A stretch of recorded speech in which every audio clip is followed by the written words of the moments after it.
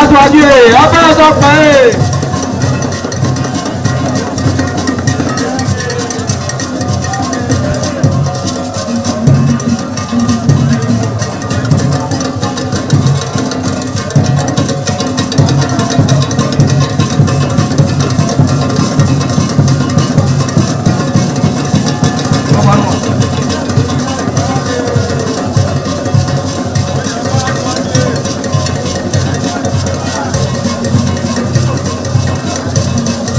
Ayaba aṣáájú ẹ̀ abẹ́rẹ́ sọ pé.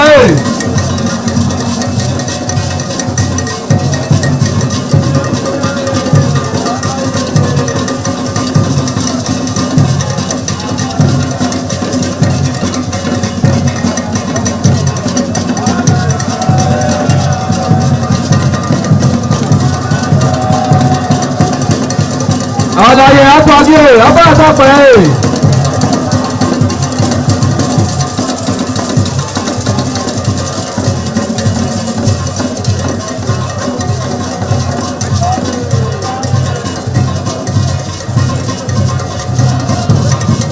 Ẹgbẹ̀júwà.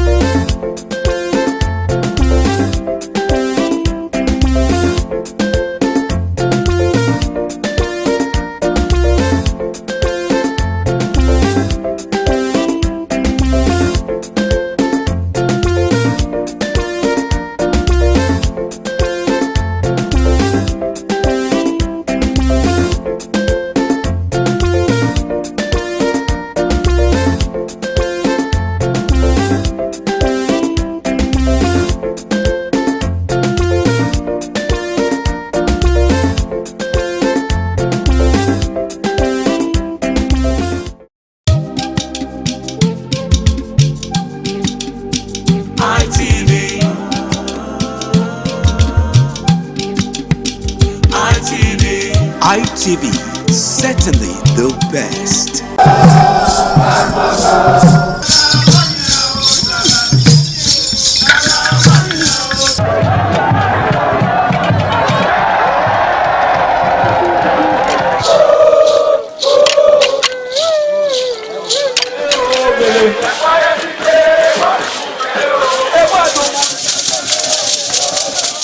The Ugewe is the final ceremony of the series of festivals. It is one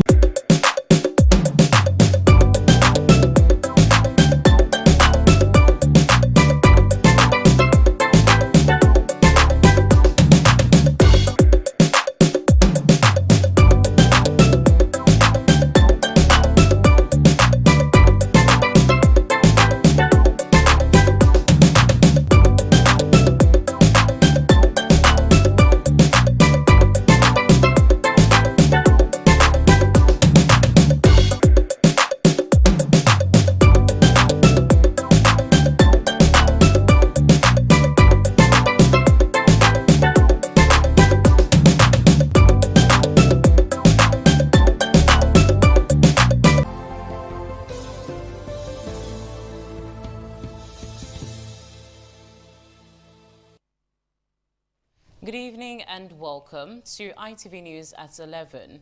I am Chukufum Nanya Digwe. Now, concerned medical doctors in Edo State under the aegis of the Nigerian Medical Association, NMA, have staged a peaceful protest march along Saple Road in Benin City, demanding urgent action over the kidnapping of a house officer of the Edo State University Teaching Hospital, Auchi.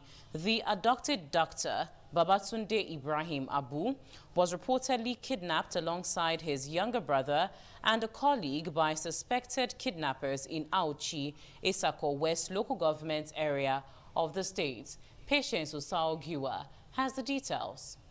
Clad in white lab coats and carrying placards with inscriptions such as demand unconstitutional release, deploy technology for security reforms and strengthen community policing, the medical practitioners marched from the Edo State Specialist Hospital through major streets along Saple Road to the Edo State Police Command headquarters. Addressing journalists during the protest, the Edo State chairman of the Nigerian Medical Association, Dr. Eustace Osegili, described the adoption as alarming and unacceptable, noting that medical doctors are increasingly becoming targets of criminal activities in the state. We have told them that in 72 hours, we want our colleagues released to their families, to their loved ones, and to the association.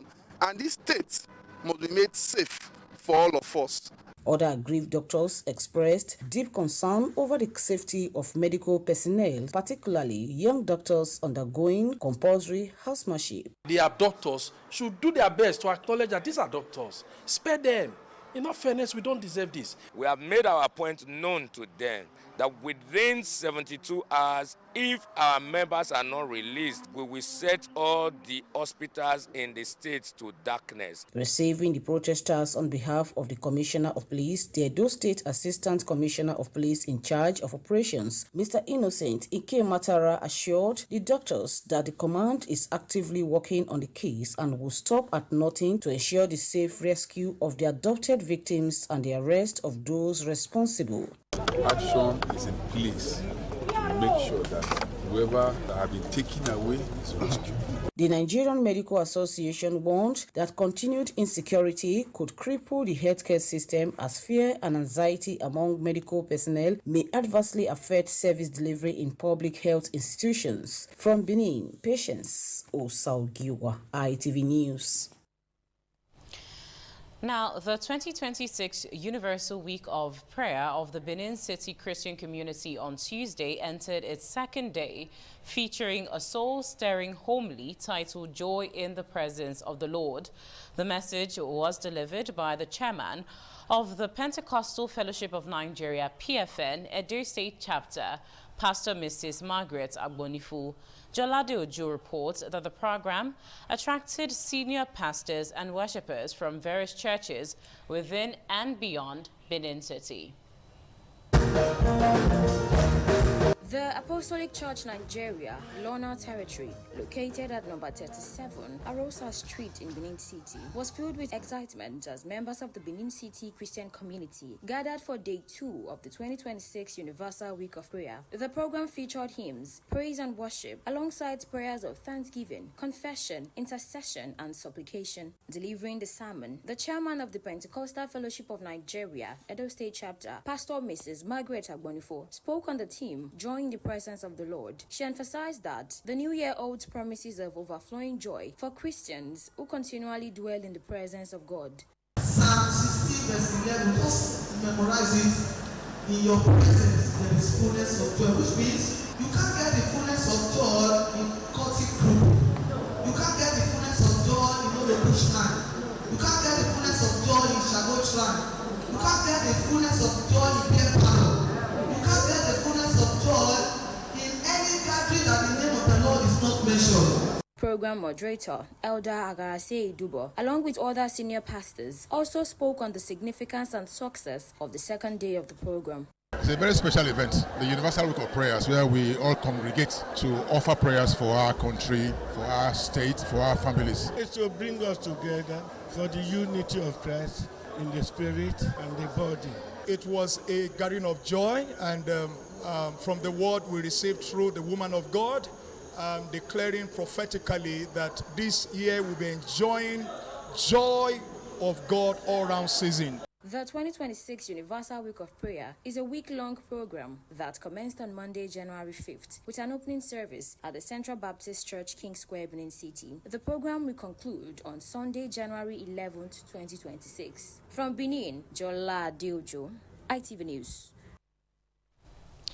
In a need and bid to bring together his friends during the Yuletide, a Benin-based entertainer, Nusa Obaseki, organized a concert tagged Ekwe Mwehia in Benin City, which has in attendance artists and musicians to light up the city center.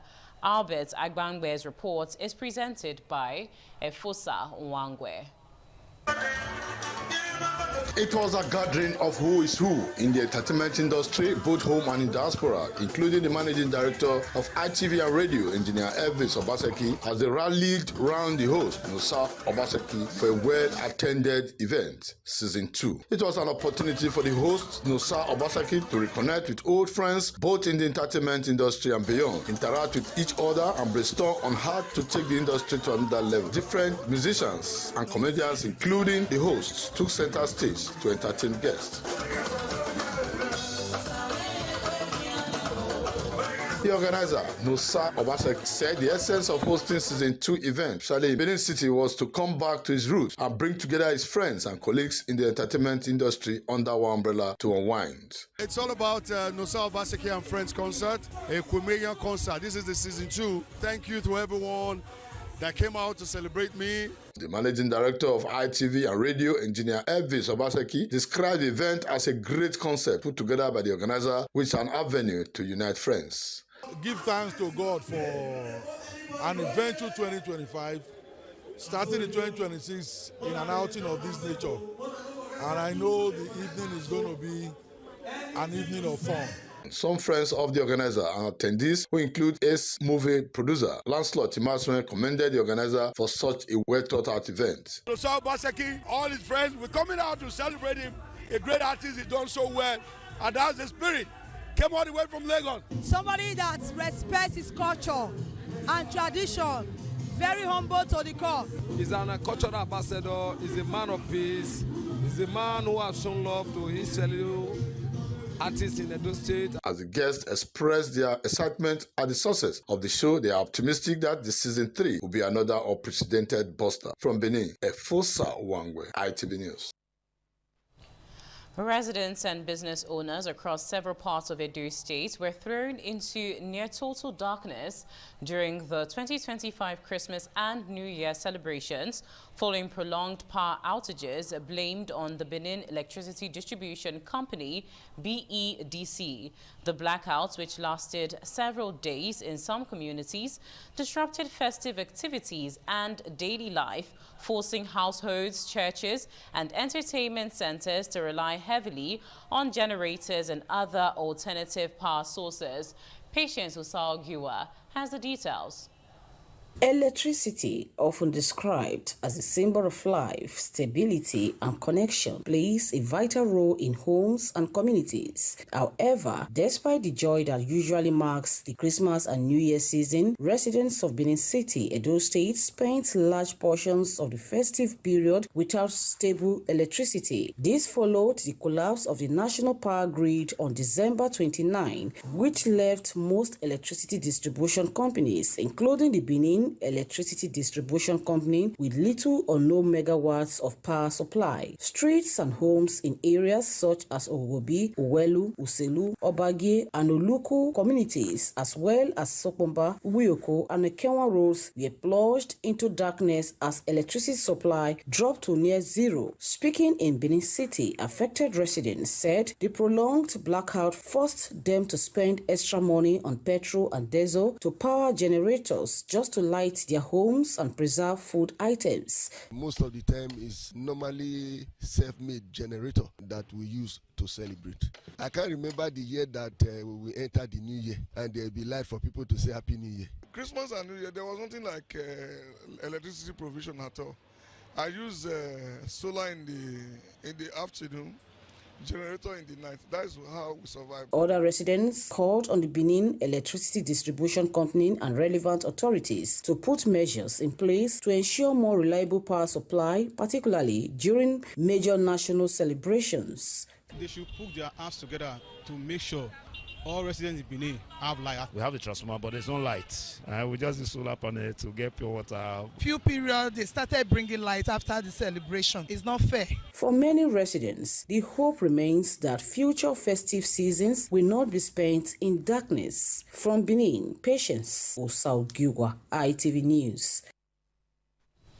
Now, the need for unity among the Bagi-speaking people to uphold their culture, irrespective of background, religious or political affiliation, has been stressed. This forms the center stage as Bagi-speaking communities of Niger, Kaduna, and FCT, Abuja, converged on the playing ground of Lawal Gwadabe Primary School, Gawu Babangida Lambata, in Gurara local government area of Niger State to celebrate the 2026 Cultural Festival and Awards to deserving sons and daughters of Bagi descendants. Correspondent Umar Muhammad was there and now reports. The event, which held at the playing ground of Lawal Gwadabe Primary School, Gawu Babangida Lambata, in Gurara local government area of Niger State, is the second of its kind and put together by the Big Brothers Association of Gawu Babangida Lambata, attracted participants from all Bagi-speaking communities of the aforementioned state.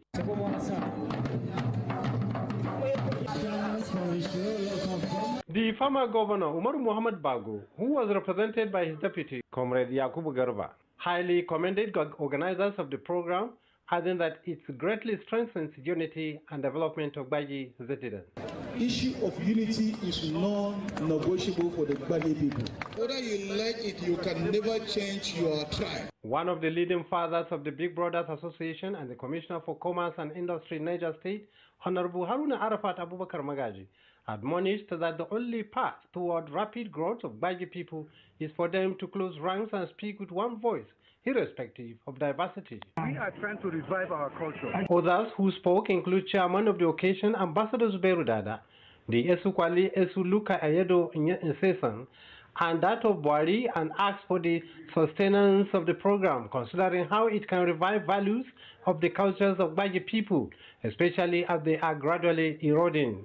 Some of the awardees include former Governor Muhammad Umar Bagu, Professor Abubakar Sadauki, Mrs. Mary Giwa, among others. From Mina, Niger State Capital, Umar Muhammad, ITV News. Moving on, Chairman of Akoko-Edo Local Government, Right Honorable Alabi Bliss Oshonogwe, has assured the residents of adequate security of lives and property. He gave the assurance shortly after visiting victims of a recent kidnap attempt. Donald Demie has the details.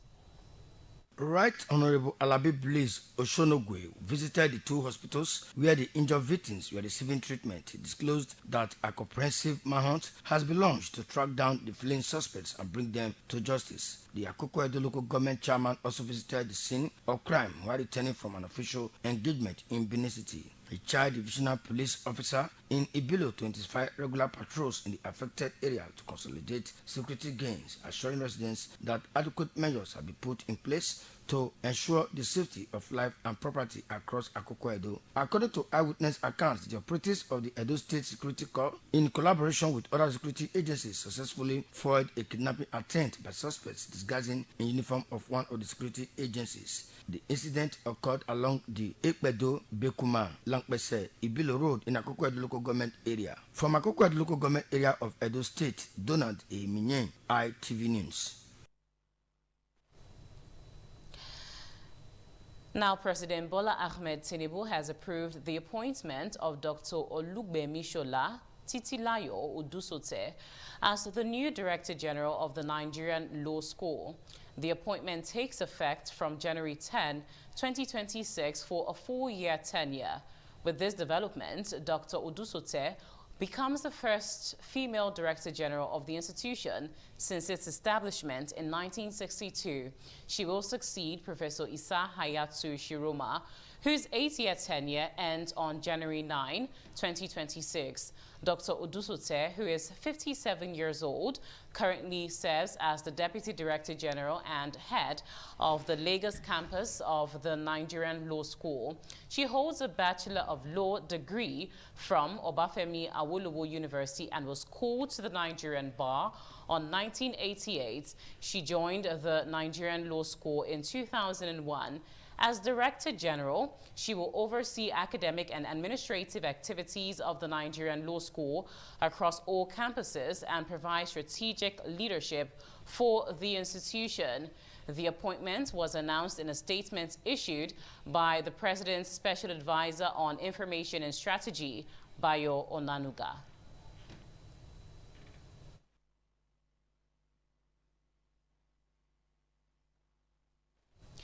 And with that report, we've come to the end of ITV News at 11. I am Chukufum Nanya Digwe. Thank you for watching. Good night.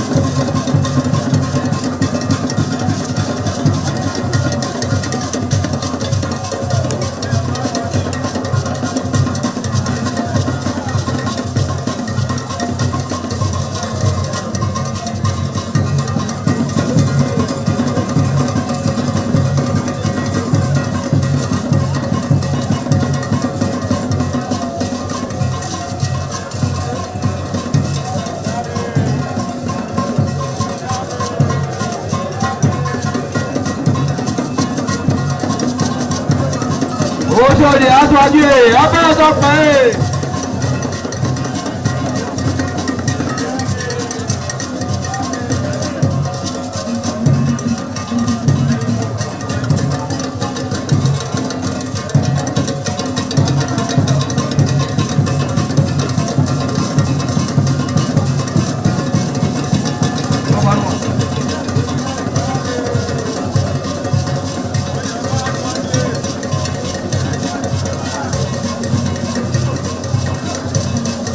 Àyàbá sọ́kè abẹ́ẹ̀dọ́ pé.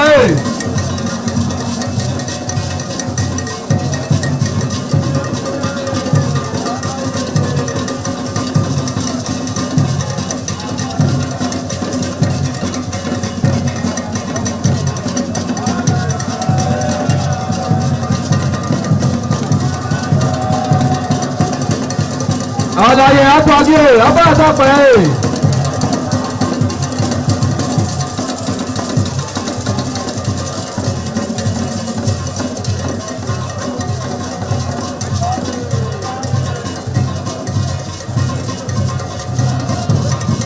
Ẹgbẹ̀dúwà.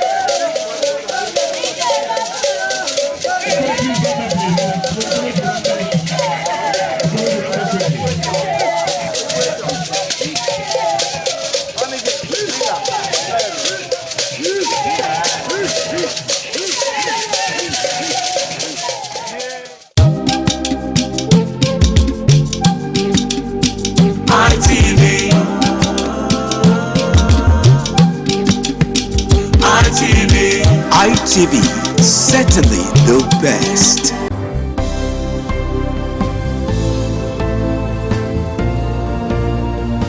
Thank you very much for joining us on the program Healthy Living. What is the kidney? The kidney is an excretory organ in the body, which is for metabolism. Tuberculosis affects many organs in the body, but the common ones it usually affects is the lungs. Epilepsy is a neurological problem. Okay. It is an injury in the brain which causes someone to begin to convulse, to go into fits. It is curable, but the cure is a long-term thing. If you eat well and avoid those risk factors that will make your immunity to be down, then the risk of contracting tuberculosis will be reduced. If you're healthy, then you're wealthy.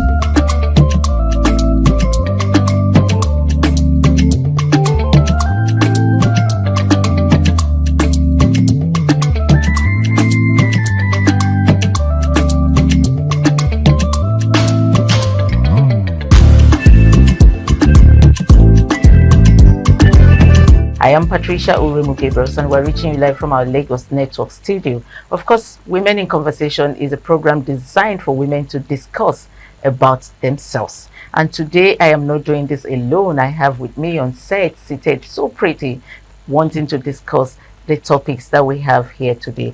I have with me on the left, on my immediate left, Abiodun Dejawo. Abiodun Dejawo is a trained social worker in the UK and she's the CEO of Abigail Court Limited. And on to the far left is Princess Edith Madejemo. Princess Edith Madejemo is a CEO of Freight Gold Global Limited. You girls are welcome. Let me call you girls because you're all sitting pretty. Welcome to the program. Thanks for having me. Thank you for finding time to come here. And so let's go straight to the program. We're going to be talking about women, talking about marriage, the pressure on women to get married before 30. And there's this trend of women acquiring a lot of education and financial status, which scares men. That trend started some few years ago, because in our mother's time, I don't think that was happening. When it is time for you to get married, you get married. But now the women wants to acquire all the certificates, all the education before they get married. And then they will tell you, I want to be financial independent. So they make money before getting married. And that brings us to the question. What would you say is the right age for a woman to get married? Abiodun? To me, I don't think there's any right age, a particular right age for a woman to get married. I believe that is when you're emotionally ready, financially, knowledgeable, and also at the right time. And definitely, if you meet the right person, you shouldn't be rushed to get married because of your age or because of pressure or culture or your family. It should be based on when you're ready and time and chance, and when you've met the right person that share similar dreams, passion, or vision. It has to be compatible. So whatever age that is, you shouldn't be like a limit at age. If it's like at the age of 50 you meet that right person that you're compatible with, that that it will work and you can partner with, and so to me, I don't believe that there's a particular age. It all depends on each person is different, each person's needs when they're ready. Some people are more matured, some people are not. Some people, because of whatever their background is, it take them longer to settle down in their minds, in their financial, in their mental state or social. So to me, there's no set time for you age for marriage. Abiodun says there's no set time for age to get married as a girl. But Edith, now when people talk about menopause, and medically we hear some women get into menopause at the age of 35, and now there's a pressure. Families begin to pressure a woman that is up to 30 that is not married yet. Do you think this pressure on these women is right? No, it's not right if you ask me. There, like my Biodun rightly said, I don't think there's the appropriate time or right time for a lady to get married. We're talking about ladies now, right? But there is this thing that is going around that a lady should be ready or ripe for marriage at the age of 25. So it's going on around, and I don't think so. A lady should be married when you are, like she said, when you are financially, emotionally, physically ready for marriage. Because marriage is not just about the married thing. After the marriage, there are things, a lot of things that made up marriage. You have to be physically and emotionally ready and wired for it. You understand? I don't like the idea of whether it's parental pressure that make people to rush into marriage. I like this. I usually use this word that it's better to get it right once and get it right. A lot of us got it first and we got it wrong, and we regretted it. Why not just wait and wait for the right time? I would say the appropriate time for marriage is when you meet the right person that have the same vision with you, that believe in what you believe in, that have the same passion. There should be compatibility between a couple. You understand? So the right time for marriage should be when you meet the right person, when you have the money, and as a man, when you are going into marriage, you should have the physical knowledge and the spiritual too to have control over the home. Okay, you have just said there's no right time for marriage, or there's no particular age for marriage. That's what Edith has just told us now.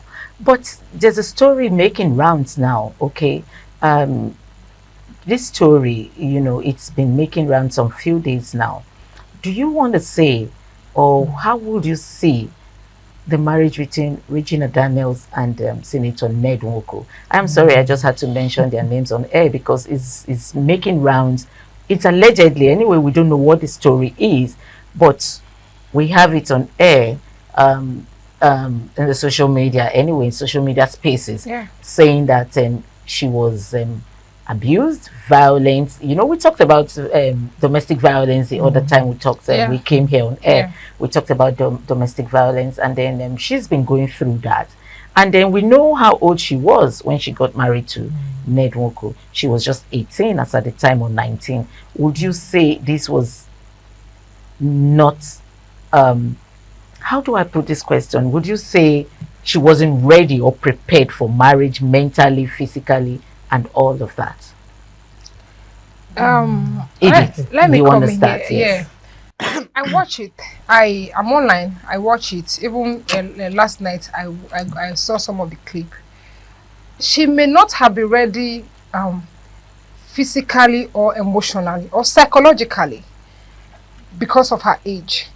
But there is this maturity that she carried over the years. I give it to her.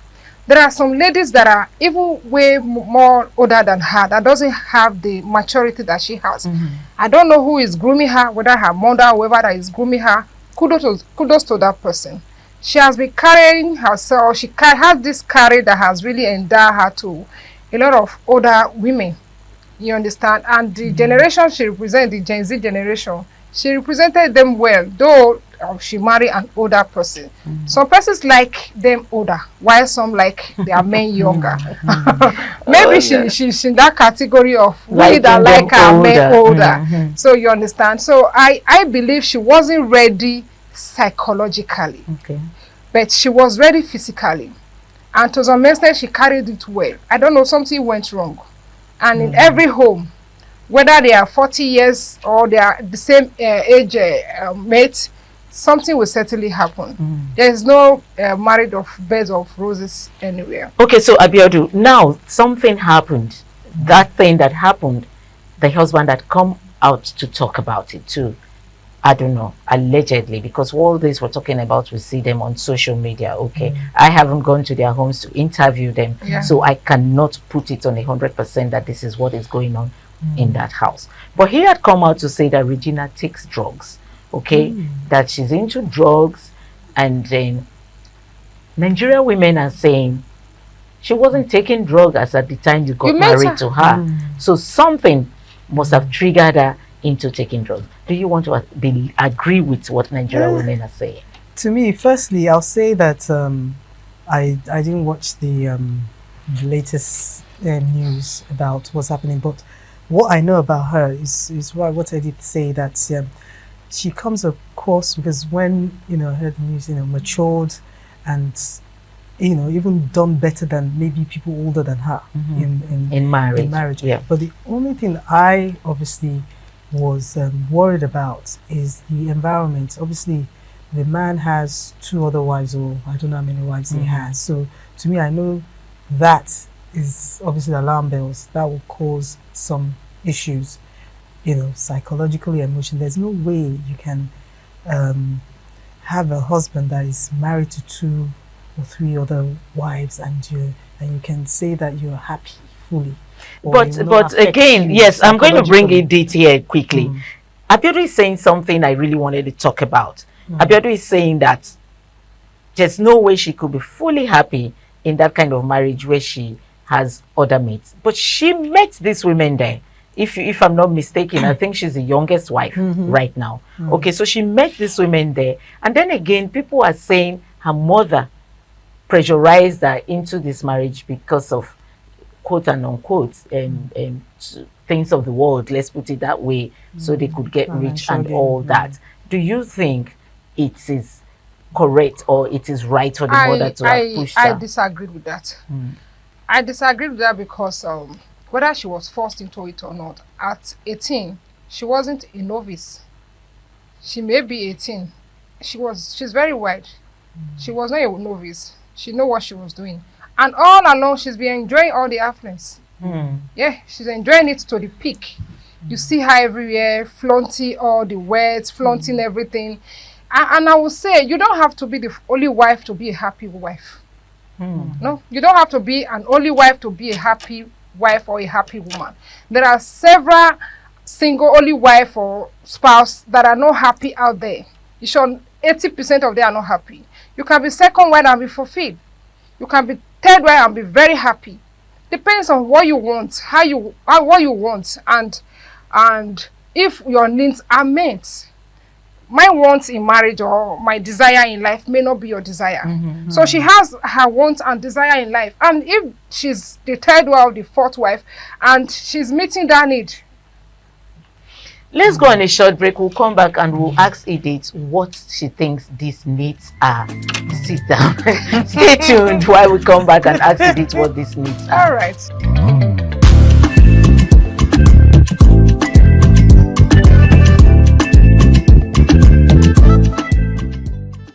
Okay, welcome back. We're still on Women in Conversation on ITV, and I'm still seated here with Edith and Princess. Edith and Abiodun, actually. I'm sorry about that. Edith, you were saying something before we went on the short break. Okay. Please go ahead. I was talking about the lady and how she carried herself. That all of a sudden, Ned is coming out to tell us the wife, Regina Daniel, is into drugs. When she got married to her, we didn't hear anything about drugs. She wasn't into drugs. How suddenly you are now telling us she's into drugs?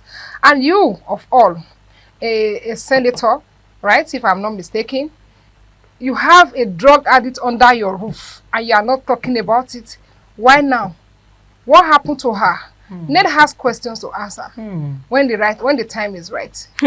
Ned has questions to answer. My God, Ned, you have a lot of lawyers out there waiting for you to come and give them answers to why Regina Daniels is doing drug now. Because you married her as a very young girl and she wasn't into drugs as at the time you married her. So, Abiodun, what do you think led her into doing drugs? Yeah, as I said that, I know that you said that many people are probably married because they have, they're settled and happy in polygamy, with 2 or 3 wives. But I don't think, from my experience personally, that it's a happy environment, because we don't know what she's going through in that house. We don't know what the other wives, because I've seen in cases where one of the other wives went away. She was quite upset because she felt that the husband was paying more attention to Regina at one point. I don't know why I read. I don't know, and then there's another time, so to me, as you said, she wasn't into drugs before she got into the marriage. And then secondly, she's young. We all know that she was young, but she was carrying it with confidence and maturity. But I'm not sure what took place before the marriage, but one thing, especially when you're marrying an older man in that age, is that there should have been proper counseling and support, and for her to realize that what she's getting into and the advantages and disadvantages. I know that she was happy at a certain point, but things change, life change, and then as she matures, maybe she's now realizing maybe she's made a mistake or she's regretting certain things, and she's probably not happy. Because what are the results of people going into drugs? It's either issues in the home or about themselves. We don't know what to. She's obviously not happy. This boils down to the question: when is the right time for a lady to get married? If she was psychologically ready, there are certain things she would have outgrown before now. She's just growing. She's growing in the marriage. She's mature. Her maturity is coming in the marriage. She was supposed to be matured before getting to the marriage. Okay, so that's why we have asked the question, what age exactly do you think a woman is ready to be married? And my response was, there is no age in particular. Even at 18? But yes, at 18, she's still a baby. I would say that. At least at my age, I should be able to differentiate between a baby and adult. At 18, my child, I still look at that child as a baby. Okay, so but she got married at that age. She got married because she had counsel. She has counsel and a mentor from her mother, per se. She had a mentorship from her mother. And her mother was guiding her all along. So that's what people are saying. Okay. That her mother gave her wrong counsel. Because how would the mother allow her to go marry such an old man? And then again, the father had come out to talk. I mean, he also said he has never been in support of this marriage. That he has been grooming Regina from childhood to go to nursing school. Okay? And then Regina's mom started taking her for movie shootouts and all that. And so from there, Regina joined her into acting. And then one of the days, Regina came back home and was very excited. And he asked her, why are you this excited? What's happened where you went to? And she said to him, Daddy, I flew in a private jet for the first time. And I'm very happy. You see why people are saying Regina's mom gave her wrong counsel. You took your child to this man's house and the man flew her in a private jet for the first time. And she got very excited. And she loved the life. And she loves the life. She moved with the mother made her to love the life. And she moved with and the flow. father told her, this is not what I want for you. And of course the man said all he got was to be shut up and be quiet. Yeah. And then he did. He kept quiet and was watching. So this wasn't the plan for the father, for the daughter. And now Regina, like you said, Abiodun, do you think Regina is actually regretting it? Because for crying out loud, a lot of people have said on the social media that if the mother didn't rush her to marry this man, she would have also been a successful girl. Of course. With the kind of life that she has set for herself, the foundation she's having. So this life that the mother thought, oh, it's good for her daughter, on her own, she would have been able to build herself to this extent. And I mean, she's in her 20s, maybe not even up to 25. Okay, so these are the times she would have sat down to say, okay, I am ready. I love this person. Do we think she married Ned Nwoko out of love? Because if she had waited and, had friends, relationship, it doesn't have to be sex relationship. It could just be friends. And then you take it from there. And you're like, okay, I like this person enough to live the rest of my life with this person. Do you think she has a regret right now, marrying Ned Nwoko? Well, I feel with what is happening, because how would you be in a happy, loving marriage and now be on drugs and things are going wayward? Because unless you married somebody that you're compatible with, as I said, if to me the age is not really, because I've seen people get married and I've heard people got married at age 18 and the marriage has been successful. Yes. And they've married their kind and the person where they share the same dreams and values and the the love of their sweetheart or the love. So with me, I'm not, I'm trying to put myself in Regina. At the time, as you said, the father was not happy, the mother groomed her into it, and now maybe she's coming into herself, her own identity, who she is, her purpose, and she's probably seeing that it does not align with what she has married to. Because as you said, she would have been a successful star. She was doing well in the movie industry, and she would have done well, but she was captured early, so it seemed as if her destiny was like hindered, even though at first she might have liked the lifestyle, the money and everything, but after you've had it all, is that all to it? That you've got, is she fulfilled? Emotionally, is she fulfilled? So, out of love, I'm not sure she married out of love, and she might have enjoyed the glamour, the glittering, the financial stability and all, but after that, after you've had it all, would you exchange that for your peace of mind, your desire to go in life, your purpose? Because I'm sure herself, she must have a dream and a vision. Yes, you're supporting your husband, because I see that she supports him in his political visits and things. And when I see her, she has a lovely charm. She's beautiful. She would have married somebody very good as well and very great. So I don't know, at this time she's, probably trying to see, maybe she's regretting a lot of things and she's probably not happy for the choices she's made. And to me, I know you keep saying you might, but another thing on top of that is the many women, around and the polygamy. I don't think. Okay, Biodu, are you not saying when a lady marry at maybe at, I don't know the right age now, from 25 or between 25 and 30, they will not have or encounter any problem in their marriage? Is that what we are saying? No, I don't. I feel that as we said age is not, age. Of course, 18, you have to be, I don't be anything lower than that is not, that 18 is the legal age. So from 18, because before they they named 18. They must have done research to see that some people grow differently, but it's not that it's got to be that 18. But I'm just saying is when you're emotionally ready, when you've had the right counsel, because financially, for Edith, I think you're more in support in the marriage. You believe that, or rather, let me phrase the question this way: do you believe and think that she married Ned Nwoko because she loves him or because of the financial gains? Oh, financial gain, of course. It was financial gain initially. That's obvious for everyone to see.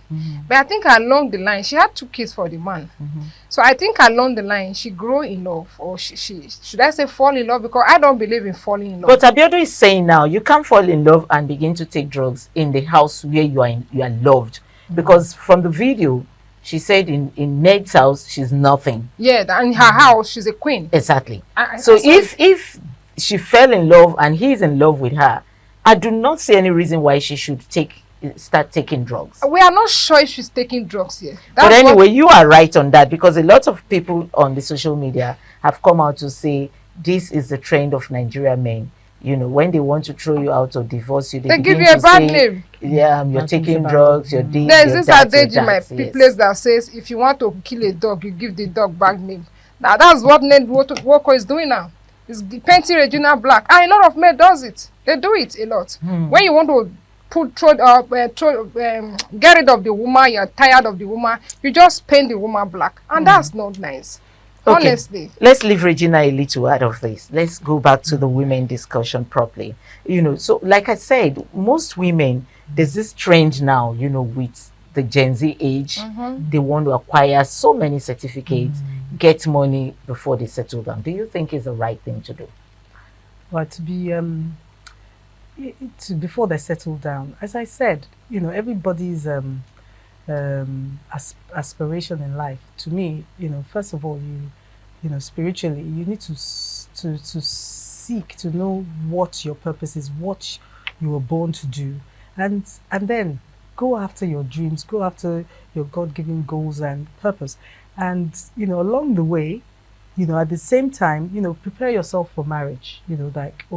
If you meet chance and time, and you meet someone along the way, you could be 18, 19, 20, 30, but my own is that just settle for less than the best that is for you. Don't just marry or because you're under pressure, because you put an age limit. Marry because the time that you meet the right person and everything is just seems to flow. So your question was, if we should seek your ambition, you should do what you need to do. Don't wait for anyone to thank you, girls, for joining us. Yes, I keep calling you girls because you are sitting pretty. I'm a baby girl. Yes, I'm a baby girl. Thank you, girls, for joining me today. We're going to be doing the same time tomorrow. Sit back and enjoy yourself. I am Patricia Urum Gabriels.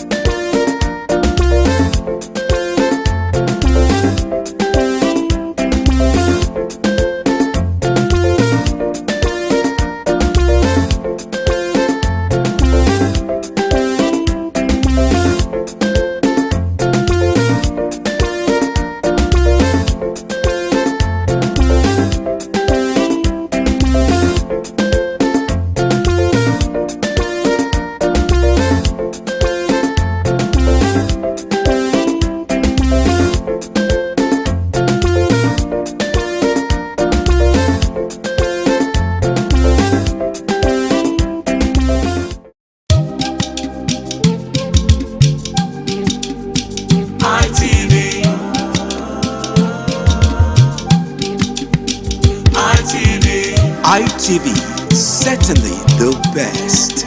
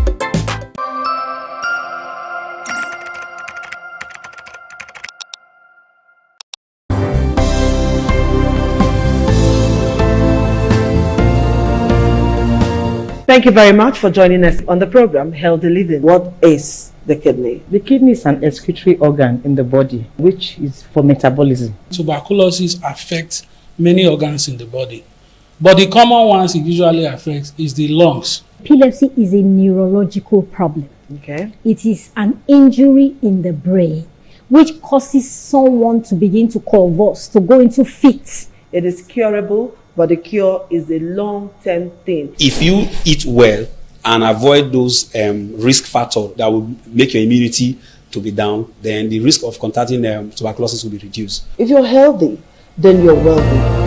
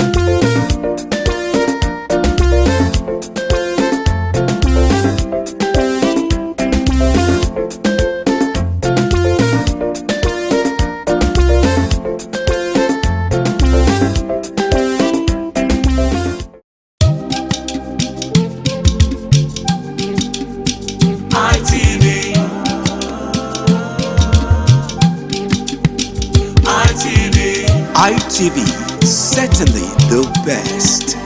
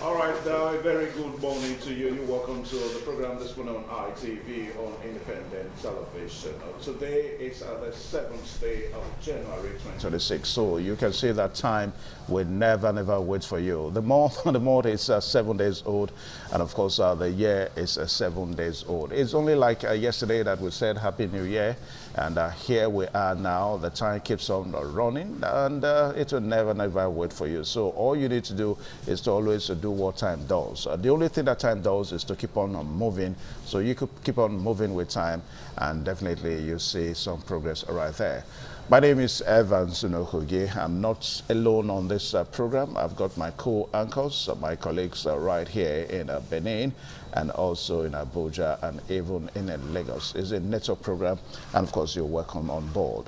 All right, so our discussion segment this morning in Benin is going to be hinged on 3 issues. First and foremost, we're going to be looking at the continuous voter registration exercise, voters registration exercise that has been going on, and the need for people to key into the issue. Talking about the need for people to get themselves registered, and also to update yourself in case if you have left one locality and you need to go to another, you need to update yourself so that you can also update your ability to vote. We're not going to be having the presidential election this year. It's 2026, but all that will snowball into the presidential election next year actually starts this year. Talking about the party election, the primaries and all that, the political parties are going to be having their primaries, and their candidates are also going to be mentioned and named this year, 2026. So you can see that this year is almost as important as next year. So for the political parties and their candidates, they'll be doing themselves, making sure that they get ready. So for you as the electorate, you and I, that's, we've got a job to do to choose who becomes the next president, who becomes the next senator, members of the National Assembly and all that. We've got some jobs to do. So that's the reason why that we must key into the ongoing continuous voters registration exercise that is being done by INEC. So we're going to be looking at that this morning from Benin. And also, we also see the constitutional amendment that is going on. We understand that is going on, but there seems to be a little issue now. I mean, the delay that seems to be involved for the National Assembly to transmit it to the state, houses of assembly, so that they can have their input. So we're going to be talking along that this morning from Benin. Then also we just cap it up with what seems to be very, very important now, because our children are going to be writing examinations of this year. You talk about the major, you talk about the NECO examination, and of course you talk about the joint admissions examination. Now the federal government, you know, is really trying to cut down on examination malpractice in the country. We understand that there are new modalities. You know, it started about 2 years ago now, whereby the federal government came up with the idea of trying to serialize questions, you know, in examination halls. A situation whereby candidates cannot, even if you are sitting for the same subject, but you cannot be answering the same, you may be answering the same questions, but the answers will not come up the way they have been. So that's one method that the federal government with examination bodies have put in place to ensure that they curb examination malpractice in the country. So we are going to be looking at the practicability of that on our program this morning as we get on this show. So we'll take a little pause now so that all the segments will come your way. Inwagata Nosaka is there. And of course, we have my co-anchor in Lagos. Patricia is right there in Lagos, and Tolokbe Oguntume is in Abuja. Patricia, a very good morning to you. Good morning, Evans. It's good to see you this morning. How are you doing, and how is Benin? I'm fine. Benin is fine. Happy New Year to you. Happy New Year, Evans. Happy New Year. All right, so I was just talking about 3 things that we're going to be doing in Benin. So what are you looking at in Abuja? Okay, it's Lagos. I'm here in Lagos, Evans. Okay, so we'll be looking at Wike and his cross-carpeting from one party to other, yet he's still in the other party, in any party per se. But he's neither here nor there. So we're going to be taking a look at the implications of this in the party, the PDP and the APC, because it's in between the two parties, and I don't know if I can say he's causing trouble in both parties. So we're going to be taking a look at it to know what implications this will cause for the two parties. Just as we're also going to be looking at in Benin here, the election preparation for next year's election actually starts this year. The continuous voters registration exercise that is going on, and the need for voters to actually key into the exercise so that they can actually take part in next year's election. All right, so let's go to Abuja now. We'll have Tolokbe. Tolu, a very good morning to you. Morning to you. So good to be with you this morning. Morning to Patricia and also to you, Evans, right there. From the Abuja Network Studio, we are not forgetting the fact that the local government elections will be in February this year, and preparation is in top gear, with a lot of candidates moving from one place to the other in a bid to campaign and see whether they can be able to qualify votes to their side. We'll surely be taking a look at that, and also the spate of defections that has been happening right there as we're looking forward to 2027 election. What deeds we have on the masses, do they have a role in the scheme of things to determine who is going to be their leader, who will be their leaders? These are some of the things we'll be looking at from the Abuja Network Studio as we are looking towards 2027 election right there across the nooks and crannies of this country. But most importantly, the local government election in the Federal Capital Territory slated for February, and preparation is in top gear. These are some of the things we'll be looking at from the Abuja Network Studio this morning, Evan. Okay. All right, so we'll take a short pause now so that we'll join the corporate trainer, Inwagata Nosaka, and after which other segments of the program will come your way. Please stay tuned.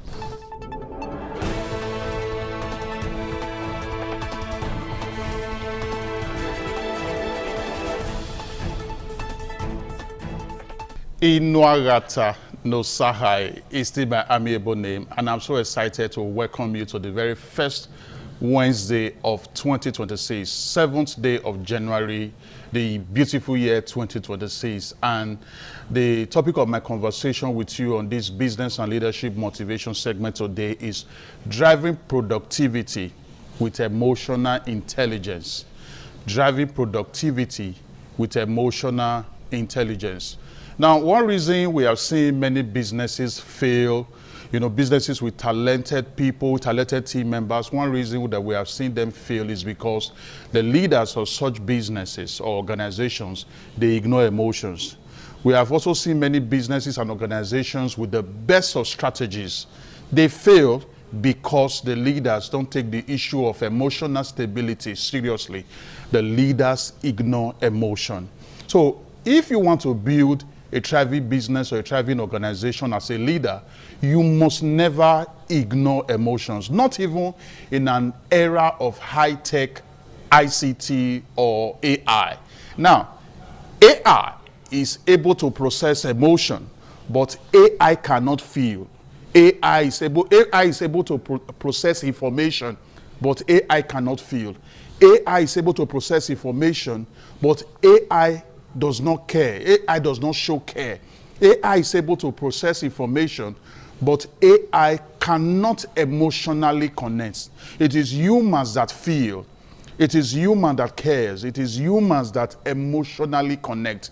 This is very important. So emotion is what drives decision. Emotion is what drives teamwork. Emotion is what drives leadership. And at the end of the day, all this affects productivity. And that is why this morning it's very important we look at this topic, driving productivity with emotional intelligence. As a leader, you have the responsibility to ensure workplace emotional stability. It is a responsibility you must take seriously as a leader to ensure workplace emotional stability towards achieving business and organizational productivity. So, what is emotional intelligence? What is emotional intelligence?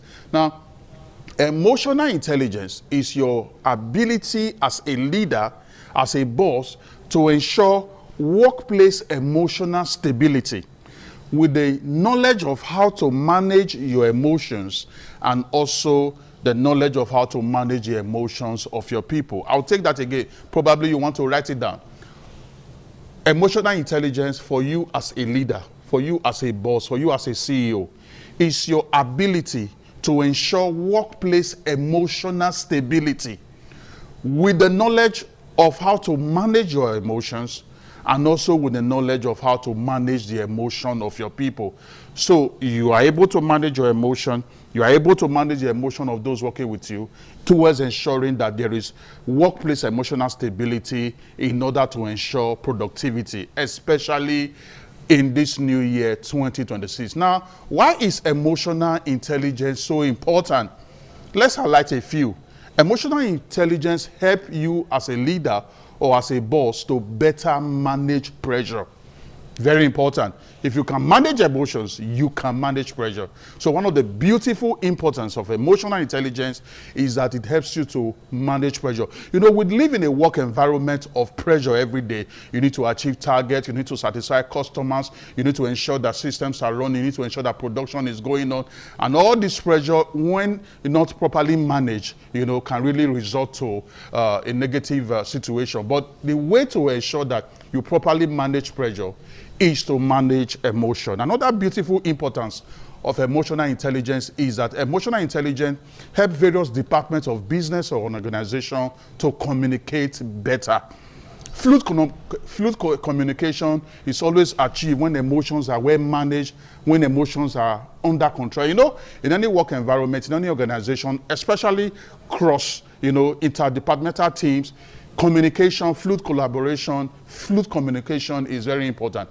And it is your ability to manage emotions, it is your ability to keep emotions under control that help you to ensure that fluid communication, you know, amongst departments or between departments in that work organization, in that workplace or in that system. Emotional intelligence ensures constructive conflict management. Very, very important. Now, poorly managed conflicts in any system or in any organization is very detrimental to the growth and advancement of that business. You don't want to see a business or organization that will be swallowed up by conflict. So you need to bring emotional intelligence into the conversation. Emotional intelligence ensures that conflicts are properly managed. Another benefit of emotional intelligence is that emotional intelligence helps build positive organizational culture. Culture is everything. Now, A poor culture can destroy a business with the best of structures. You may have amazing structures. You may have, amazing team members. You may have, amazing infrastructure in place. If there is poor culture, you will not be able to maximize the best of the potential that you have, whether it is human resource potential, whether it is material resource, financial resource potential. So it is very important that we ensure, positive culture. And one thing that helps us to ensure that positive culture is emotional intelligence. Now, let's recall, what is emotional intelligence? Emotional intelligence for you as a boss, emotional intelligence for you as a CEO, is your ability, to ensure workplace emotional stability with the knowledge of how to manage your emotions and the knowledge of how to manage your emotions of your team members, of the people working with you. You may have amazing resources, you may have amazing infrastructure, you may have, lots of, resources at your disposal. If emotion is not stabilized in that work environment, you may end up not achieving the desired productivity or achieving your set goals and objectives. This is very, very important. Now, we have 5 pillars of emotional intelligence, or 5 components of emotional intelligence. The first one is self-awareness, very important. The second one is self-regulation, which we also call self-management. The third one is motivation. The fourth one is empathy. And then the last one is, social skills. I want to repeat that for you. Probably you are writing. 5 components or pillars of emotional intelligence. The first one is self-awareness. The second one is self-regulation, which we also call self-management.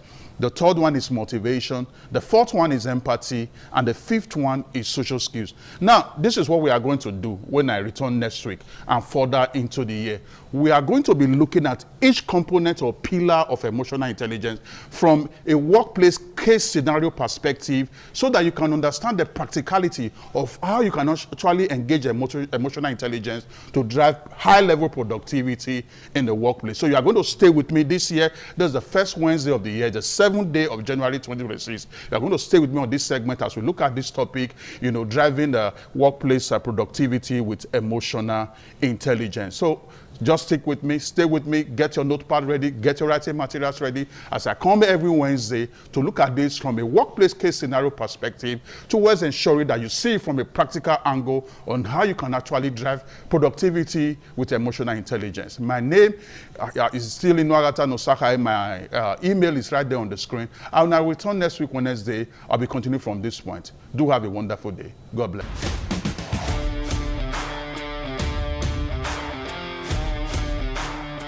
Thank you for joining us this morning on TMI here from Lagos Network Studio. I'm Patricia Uremu Gabriel. We're so sorry for the network disruption. It is newspaper review time, and then we have Dr. Victor Ohai here that will be dealing with the newspaper headlines. Dr. Victor, good morning. Good morning. Okay, we have The Guardian. The Guardian newspaper will be displayed on your screen. And the big headline from the Guardian newspaper says, Nigeria's fuel crude importation consigns defiles price. And that's on page 6. And we also have APC has no right to complain about Wike, says PDP. Then we also have the chief of Armed Forces Staff pledges normalcy in polity amid calls for state policing forest guards. Residents, doctors bicker over negotiation, begin strike January 12th. And we also move on. Government suspends Oyo Monarch over alleged illegal mining. And the IGP orders mobilization of withdrawn VIP efforts, deploys DG and 17 CPs. Poor interagency cooperation misstalled Joshua's vehicle crash investigation. I'm sorry about that. Okay, Dr. Victor, let's just go straight to talking about the APC. APC has no right to complain about Wike, says PDP. What's your take on this? Yeah, I mean, you're quite right, because APC has taken on Wike and they've used him as a tool against the PDP all this while. And now he's proving to be like a bone in the throat of the APC. He's neither here nor there, as you know. So and APC is finding him too much to handle. So it's like PDP is saying, why are you complaining? There's nothing to complain about. This is, you wanted him, and it serves you right. Whatever you get, you see. And like I said, it's proving too much to handle. You hear the secretary of the party, the chairman of the party, and then what is going on in between, and the total disregard for the leader of the party in the state, who is traditionally the governor, who is now an APC member. Then, as we say, what you see is what you get. So I think that's what the PDP is trying to say. Okay, let's move on to resident doctor. You know, it's a big concern. That's why I want us to move on to it quickly. It's a very big concern, and now they are trying to go back on strike January 12th. How? I don't know. It's a big concern. Like I said, most hospitals right now don't have doctors that are attending to patients. I've heard patients complain they went to the hospital and there were no doctors. What do you think the government of today can do to avert these strikes? I think that our priorities are a bit upside down. We have, recently I heard about the reversal in, if you like, medical tourism and all that. That's not even a function of government, it's more of the private sector, because there are a lot of people in the private sector right now that are setting up medical facilities. But the government has not treated, government generally has not treated our medical doctors right. If you look at what the emoluments they're getting, their allowances, and the fact that they're treated with total disregard. And yet, when these people go outside, they are some of the best. The reason is probably because our people don't take, our politicians don't get treated here in this country. At the smallest excuse, they're out of the country. And even if you say no visas and all that, they travel with diplomatic passports, so they can go out at will. So whatever happens to the common man here is not their business. But I think that there's a need to change that, because you never know when an emergency will occur. Look at what happened to Joshua, for instance. It could have been a politician. And if the nearest place that can save your life, because sometimes the medical emergencies can just, the difference can just be minutes. And so you never know when it will happen to you or your family. I was going to bring in the family. If they could travel abroad, but they have, you know, the common people too, who are also their family. Leave family, it can happen to them as well. A medical emergency might just require minutes. You can't mobilize an air ambulance and fly to the UK or to France or to the US within minutes. It's not possible, okay? And so if the nearest emergency facility is not good enough, what happened to Malami in the area of judiciary, I mean of the legal system, will happen to them in the medical, you know? So what you neglect will come back to haunt you. Okay, so let's move on to the Nation. We have the Nation, the big headline that says, students rally support for tax laws, shaves protest plan. And we also have supporters base swells for Tinubu in Rivers. And we also have on the top newspaper, Sheriku backs Abba Yusuf against Kwankwaso.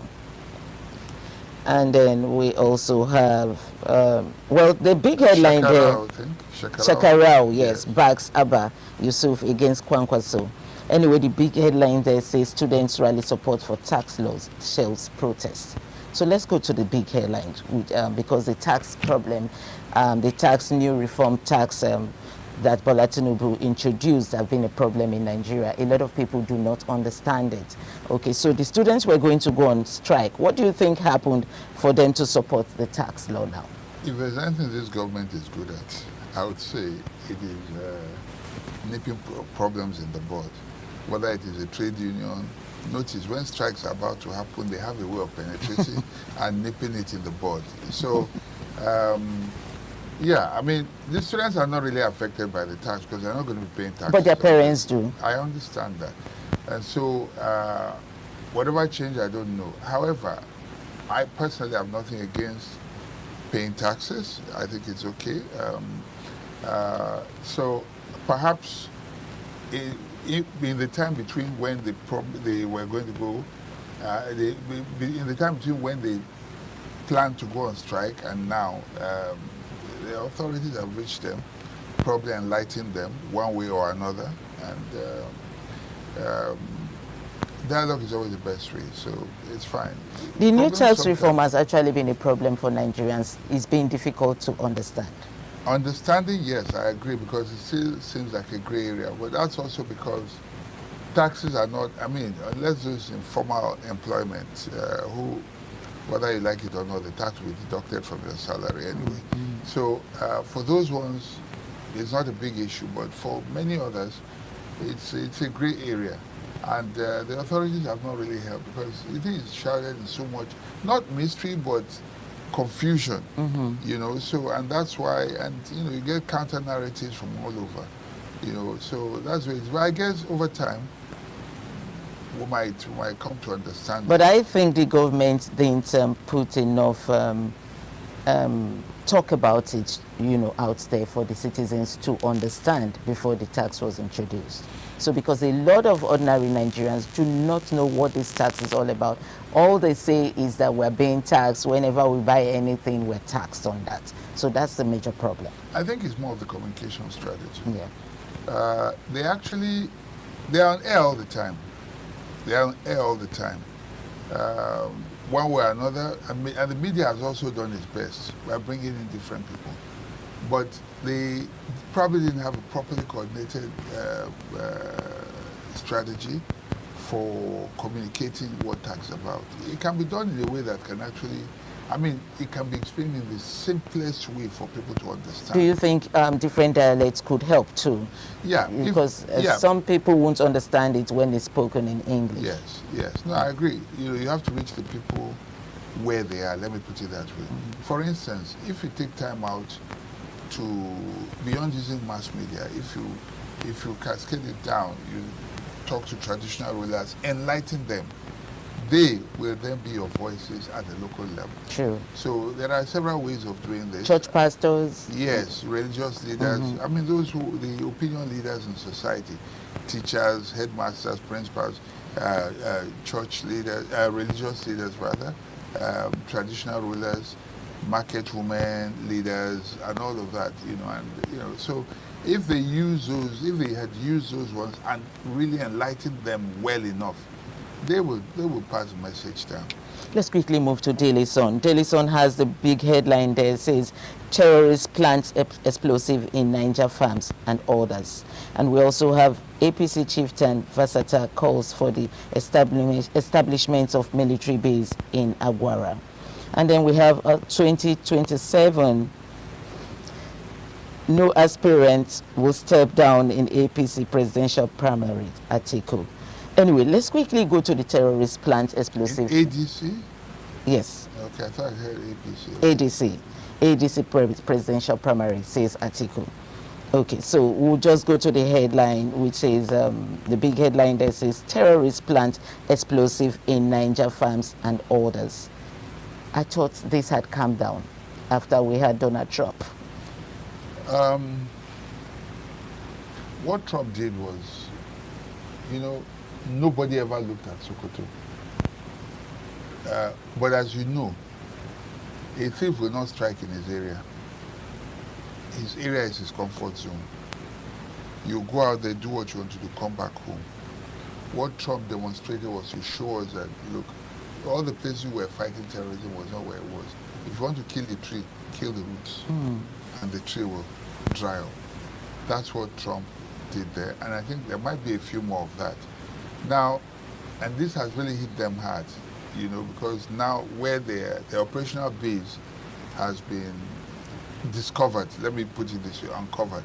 I don't know if they've been completely decimated, but they've been exposed.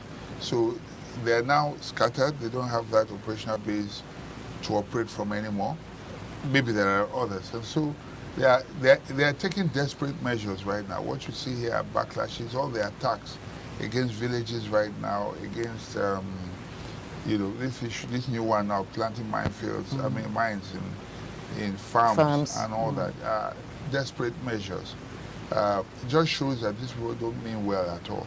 They just want to wreak havoc, and they're not well-meaning in any Don't way. you think it would have been wise that the federal government takes over from where Trump stopped? I mean, he had been able to identify where they are, and we were expecting that Nigerian military will move in immediately. I think the cooperation should continue. I'll tell you why. Because our military, let me use street language, our military is not pure. sorry to use that language, it's been infiltrated. There have been recruitments, not the fault of those in power right now, but there have been recruitments. People, they have infiltrated through recruitment. They have modes, they have agents within the setup. Because from what I gather, even when the Americans struck, they had gotten advance notice.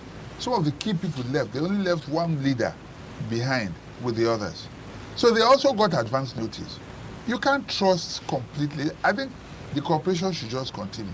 If you leave it entirely to our military, the military high command may be as sincere as whatever, but there are people within who are modes, who are agents, and that is not. I don't think we have confidence in them absolutely. But the cooperation, since it's a good cooperation between Nigerian government and Americans, it's fine. We are not surrendering our sovereignty completely. We are collaborating against a common criminal. And you think that will work for us? If we sustain that, I think it will work. Hopefully it will work for us. But we have the big headlines on Daily Trust, which also says Castina killings, kidnappings, return. You know, and then on the top of the Daily Trust newspaper, we have PDP alive and strong. That's from Jonathan.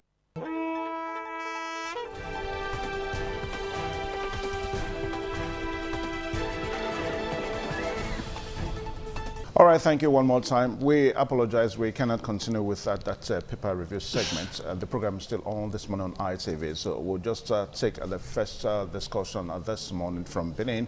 And that is where we're going to be talking about things that are happening in this brand new year, 2026, whereby the federal government has, introduced or is introducing new strategies to curb examination malpractice in Nigeria. And it's a good one to know that the Federal Ministry of Education is following all that. Well, to discuss all these new strategies this morning, and let's see the practicability of these new strategies, and let's see how they are necessarily different from the one that we've had in the country. We are so privileged to have Honorable Ruben Ekoswe. He is the zonal Vice President South-South of NAPS. NAPS stands for National Association of Private Proprietors of Secondary Schools in Nigeria. Honorable Ekoswe, you're welcome to the program this morning on ITV.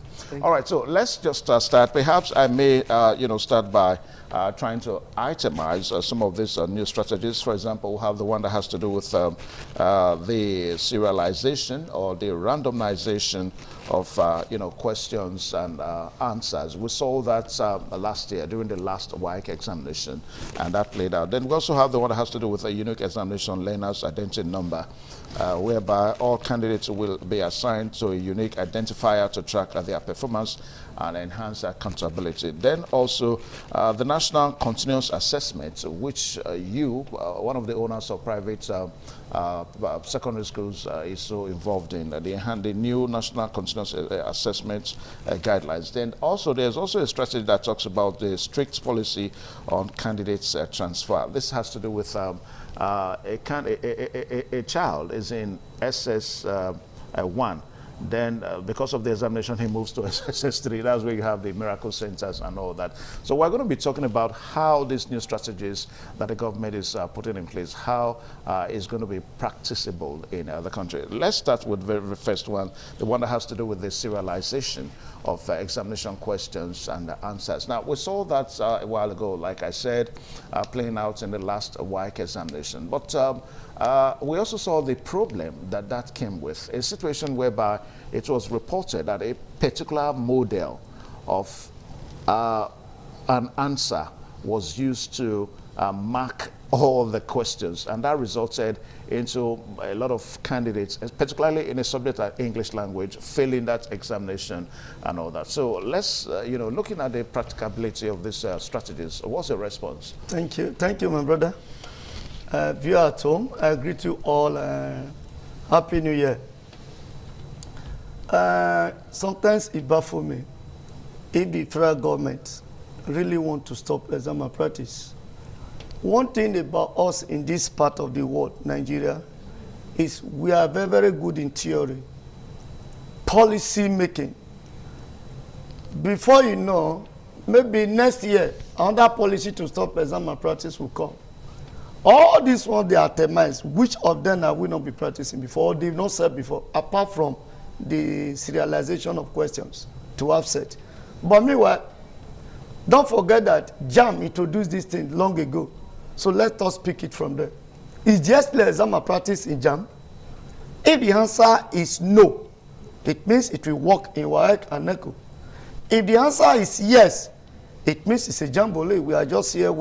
It's just to formulate theory, policy for formulating sake. So let's pick it from there, because JAM, I said no, is not free from exam malpractice. And this is even before JAM enter CBT.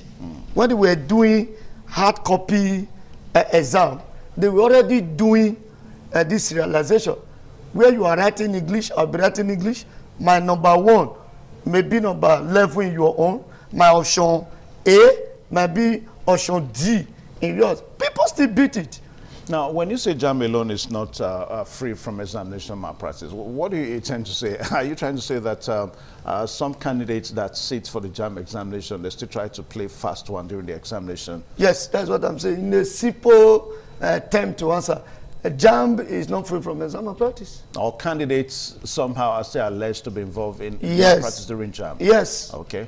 All right. Now, but don't you think that these new strategies, that they will have a way of helping? Because what we saw last year, perhaps it was a litmus test to, this strategy, a situation whereby you and I may be attending to the same subject, but we are not necessarily answering the same question. So don't you think that it will enhance, curbing examination malpractice? Fine. If you see what happened that last year, it's a sign of there's what we call fair, pass, merit.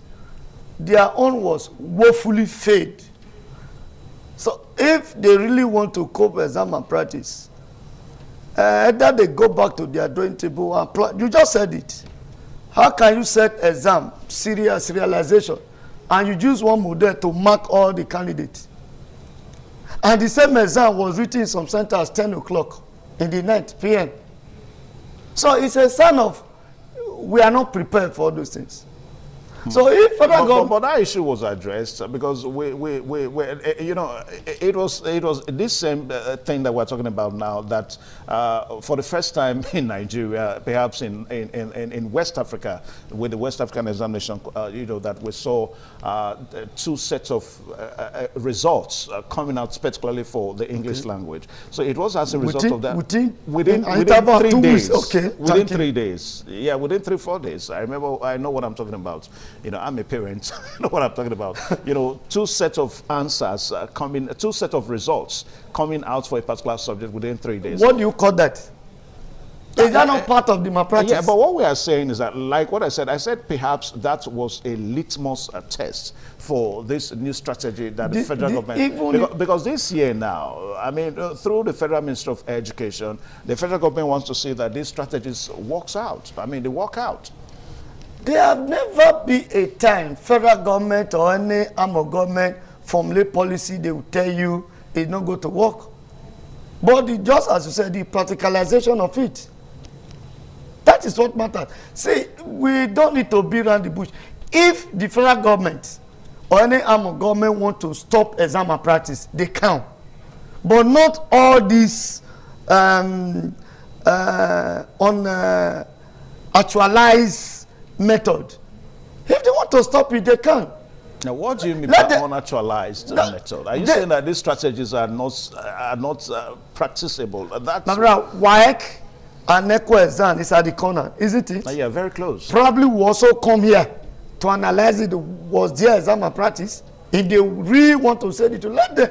They are not ready to stop exam malpractice, my brother. It's not by serialization.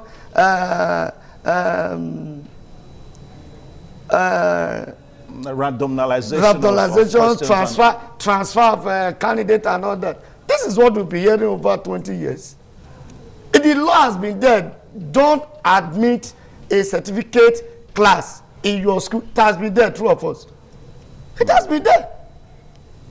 Is there no still exam malpractice? Would that correct exam malpractice?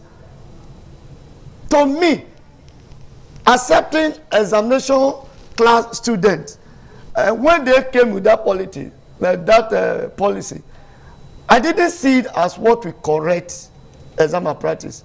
Rather, I see it as a way to standardize the school and the children, because a child might leave primary C somewhere and come to your school, or maybe leave GSS 1 and come to school B and say it's in GSS 3, simply because he want to fast forward his education. I thought that is the reason they formulated, although not really, no exam malpractice. Exam malpractice has to do with the conscience. Yeah, there was a phenomenon that was creeping into examinations in the country. I mean, a new phenomenon of what's it called now? Miracle centers. I mean, you own a school. See, listen. No, I'm coming. Now, these miracle centers, they were said to be admitting students more in a certificate classes, in the GSS 3 certificate class, and of course the SS 3. So I think that was why the federal government had to put a stop. That don't admit students into these classes. My brother, they said the identification of a problem is the beginning of the solution, isn't it? Yeah. So let the stakeholders sit down and identify the problem. What causes exam malpractice? Who promote exam malpractice? Then if you identify all these things, you know how to go. You know who to hold. You know who to pinch. You know who to, at least you now have a working a principle. Now the problem is this: if I ask now, who propagate exam malpractice? Let's start from there. Government will tell you private schools, isn't it? The other one will tell you no, the exam body. The other one will say no. So nobody today will say this is where exam malpractice come from. So how can you fight that kind of a thing? Exam malpractice, whether you like it or not, it has turned a social problem in the country. Even at that now, what would you say? Just go on, let me So if you want to arrest exam malpractice, let's identify who propagate exam malpractice. One, the government is involved. How? Two, the school owners are involved. How is the government Well, I'm coming. Three, the parents are involved. Four, the least one is the children who are involved. They are involved. Now, I can understand the one that has to do with the school owners, the candidates themselves, and of course the parents. I mean, this may be due to overzealousness and all that. But how do you think the government is involved? That is why it will be difficult to fight. You easily know that of the private school, or that of the schools, easily know that of, because they are now the receiving end, isn't it? Now, let me tell you, there was a time motorcycle ply everywhere in this city. A word stop motorcycle within 2 days. Although now they are coming up, we don't know what is happening. We are not for that. If government is ready to stop exam malpractice, let them formulate policy that will be followed strictly. Yeah, that's what we are asking. No, you just said the government is also, there are things that the government is doing to encourage examination malpractice. Now, the question I'm asking now, are there policies that you think that government has kept on, formulating or perhaps promoting that has also always encouraged examination malpractice? See, let me tell you, if government want to stop exam malpractice, bring in a law or policy. For instance, any school, don't victimize people.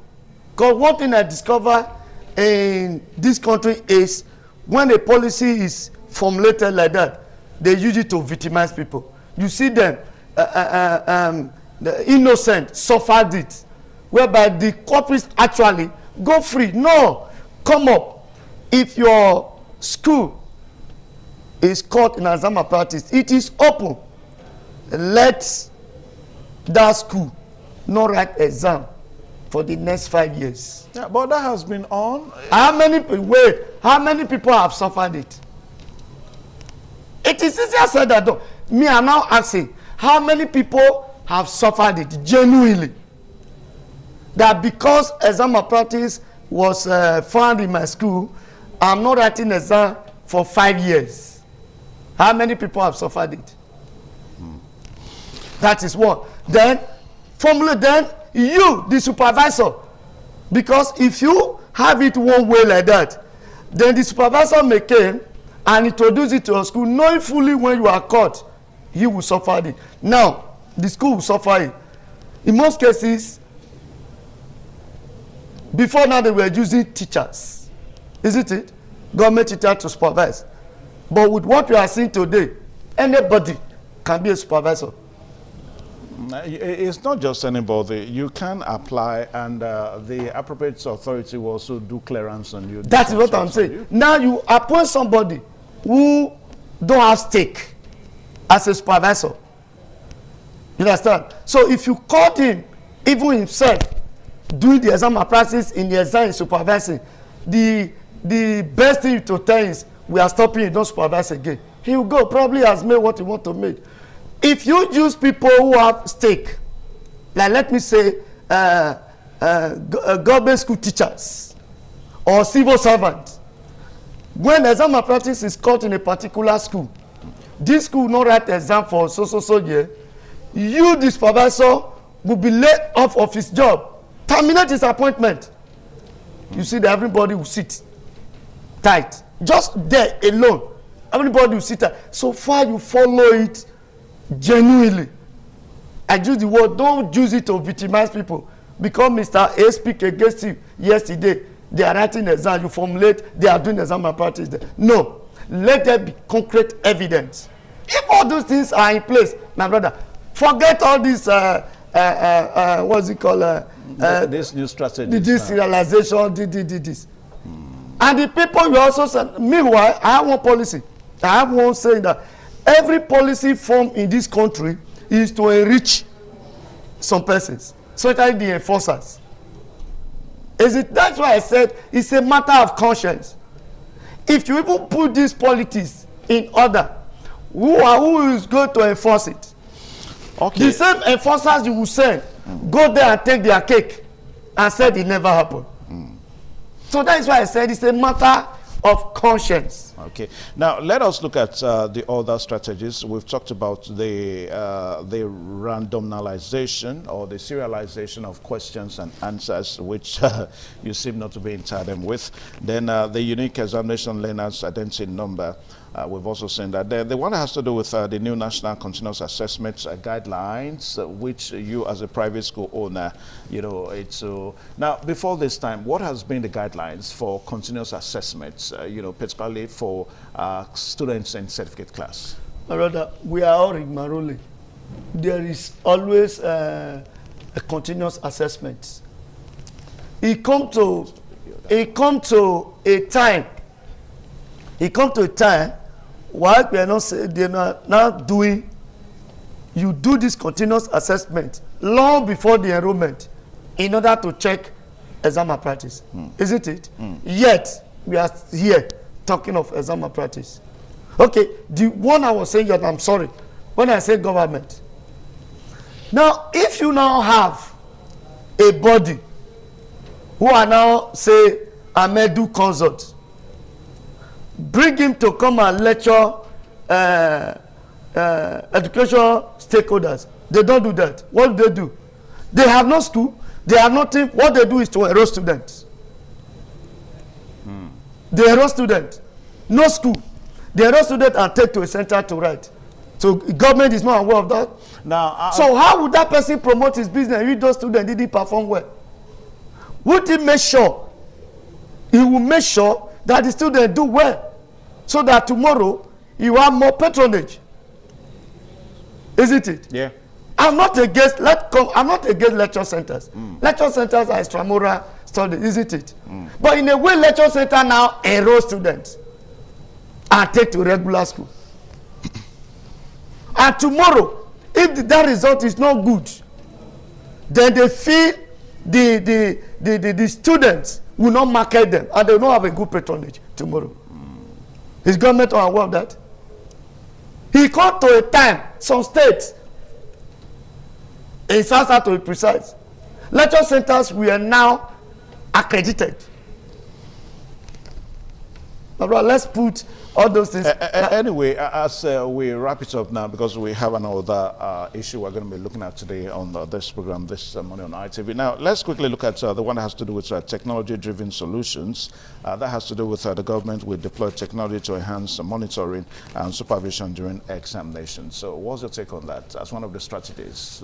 I don't really know the kind of technology, whether there's going to be CCTV in all the centers.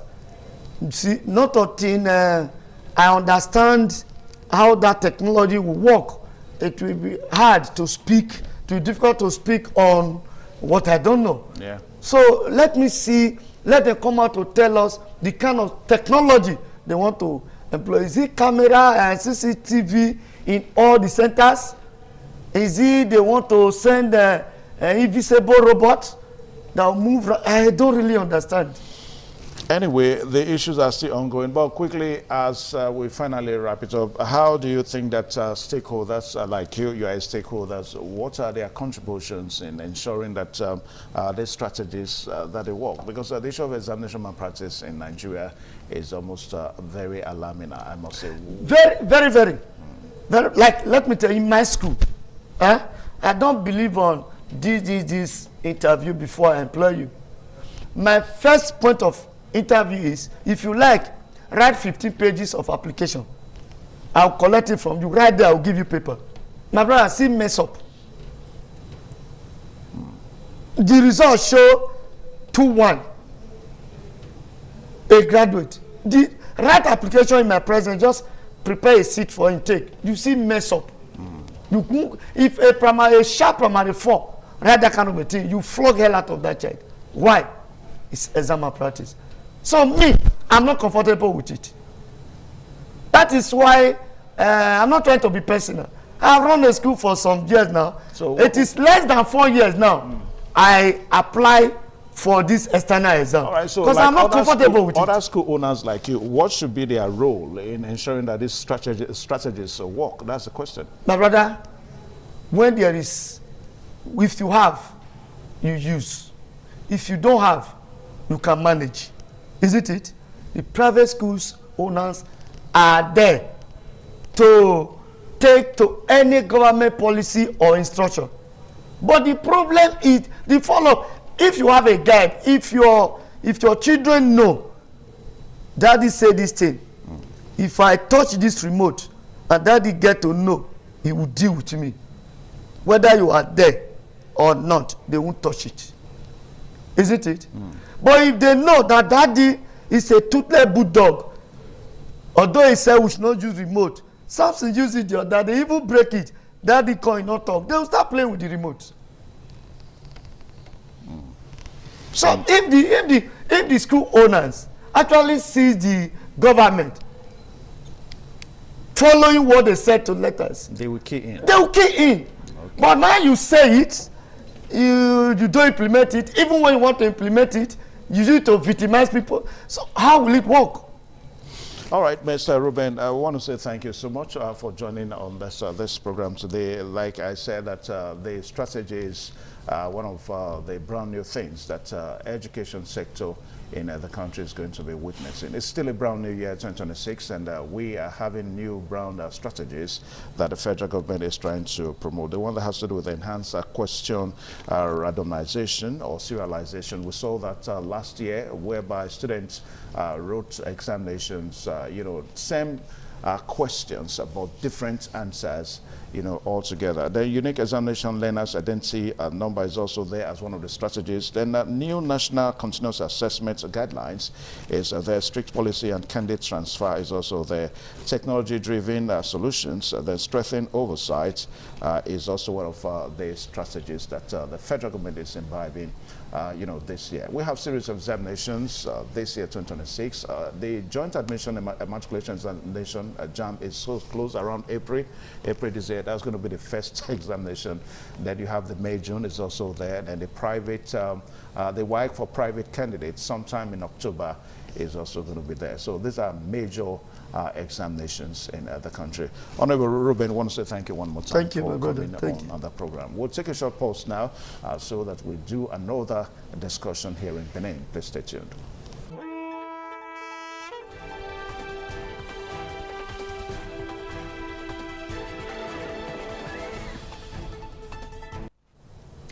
All right, thank you one more time. The program's still on your television, this one on ITV. Oh yes, the whole razzmatazz of the 2027 presidential election actually starts this year, 2026. I mean, talking about the voters registration exercise and of course party primaries. We're going to be witnessing all this year, 2026, particularly the party primaries for political parties, because by January, February next year, most by February next year, 2027, we're going to be having the presidential election.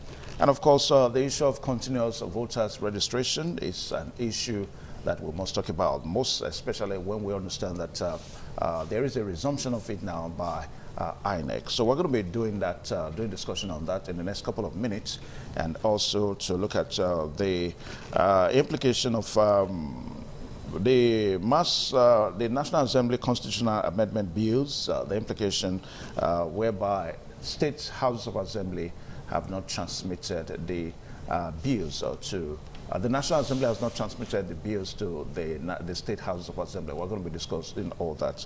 Now, to discuss all that with us this morning, we are so privileged to have Prince Israel Oreka. He is the Executive Director, Connected Advocacy. Sir, you're welcome to the program this morning on ITV. Very good morning to you all, listeners. Okay, and also join us virtually this morning, Eremosele Hiswa is also with us, a political scientist, and is joining us virtually from Ekpoma. Mr. Eremosele, you're welcome to the program. Thanks for having me. Okay, all right. Now, all right, so perhaps I will start with you, being you are joining us from afar. Now, the continuous voters registration has resumed. It's been on for quite some time now. Now, give us your take on, I mean, the perception on how you think Nigerians have been taking advantage of this exercise.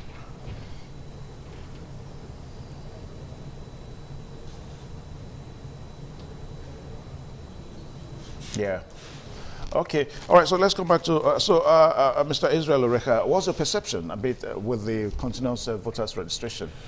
Yeah, to me, I think my perception is this.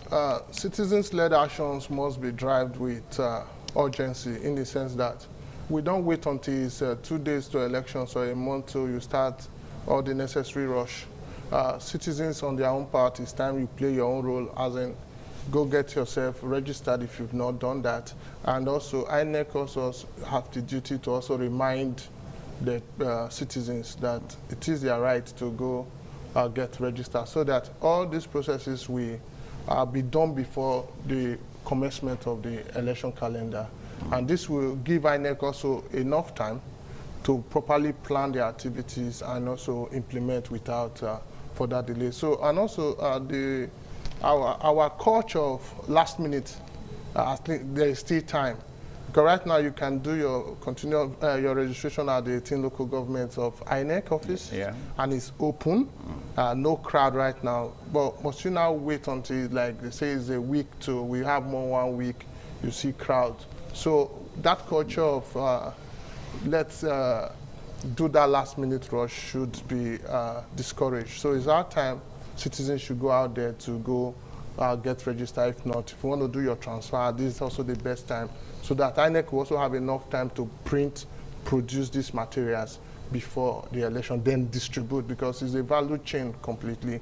So that is why there is need for increased sensitization now from the INEC office also, and also, as you guys are also talking about it, the need for citizens to come out to go do this activity. It will really help and reduce that culture of last minute. Okay. Now, Mr. Eremosele, you're joining us from Ekpoma. Now, what is the situation like? I mean, the continuous voters registration exercise. What is the situation like in Ekpoma? Well, let us look at the general aspect of it. INEC has resumed the CVR across the nation. In Edo State, we want to encourage them to make it available, to make themselves accessible by the citizens in the 192 wards and 18 local governments in Edo State. This time we have to, be re-equipped ourselves, especially the electoral umpire, the electoral body. by way of reaching out to the people. I think there should be nearness, whereby the people can easily access the areas of registration. Because at this time, we need to register massive persons. And there should be this encouragement against apolitical. How do we do that? Is to ensure that the people get to meet the electoral bodies. The electoral body, the electoral officers that have come to register the people. Because this time, there are people that have gotten to the age of 18 at this time. And there are some persons that are more than the age of 18 or up to the age of 18 that have not registered before. So it is time for sensitization. It is not just only going there to register. Let us sensitize our people on the need to register as voters. Let them know that it is not only by voting election, they also need the voters card in order for them to know that they are Nigerians, which is very, very important. Voting election is their civic rights, which is very important. Then we have to encourage them. Like I said, we have to motivate the people, mobilize them, sensitize them. That is where we have the National Orientation Agency need to come in. And the electoral body, political parties also need to come in. Because one of the functions of political parties is political education, to educate the people on the need to register. One thing political party needs to understand again, because they need these persons to vote for their candidates. Therefore, they need to go out to sensitize the people and motivate them to come and register. Like I said, lastly, in order not to miss words, there should be nearness. We should not take the area of registration far from the people. I think in those days, 2011, we were able to access different areas to register. So you check out some primary schools close to some persons, also secondary schools, and even some churches close to people. People go there to vote, to register. Not taking it to, for example, we have a place like you take it to a place that is far from the people. Then people find it difficult. You know, some persons look at it, I'm going to pay transport to go to this place. And they look at it, it is my money I'm going to spend. So why am I stressing myself? Let us make it stress-free to the people. Put it close to them so that they can register. Because we need more persons to register in this, because we have many persons in Nigeria that have not registered. So we need them. Let them come out to exercise their franchise. It will be better for the country, Nigeria. Thank you very much. Now, Prince Israel, now for me, I don't know whether you are concerned to, because when we talk about the registration exercise now, perhaps there are two aspects of it. There is the registration, and of course there is the distribution. Yeah. Now, it is one thing to be registered. It is another to actually distribute the cards. Yeah. Now, what would you say? What are your concerns? Because oftentimes we hear INEC come out to complain that eventually voters don't come to pick their cards. So how would you want to suggest to INEC to enhance this distribution exercise of the cards? First, citizens, they've lost confidence in the electoral process. So most times, they use that electoral card as means of identification. Now it's like it is difficult to get, so they now fall back to the NI. But we need to reorient the citizens. Is it that it's difficult to get, or the citizens? The process. Difficult to get? The process, like you register, wait for the process. Maybe it goes there, it tells you it's not available yet.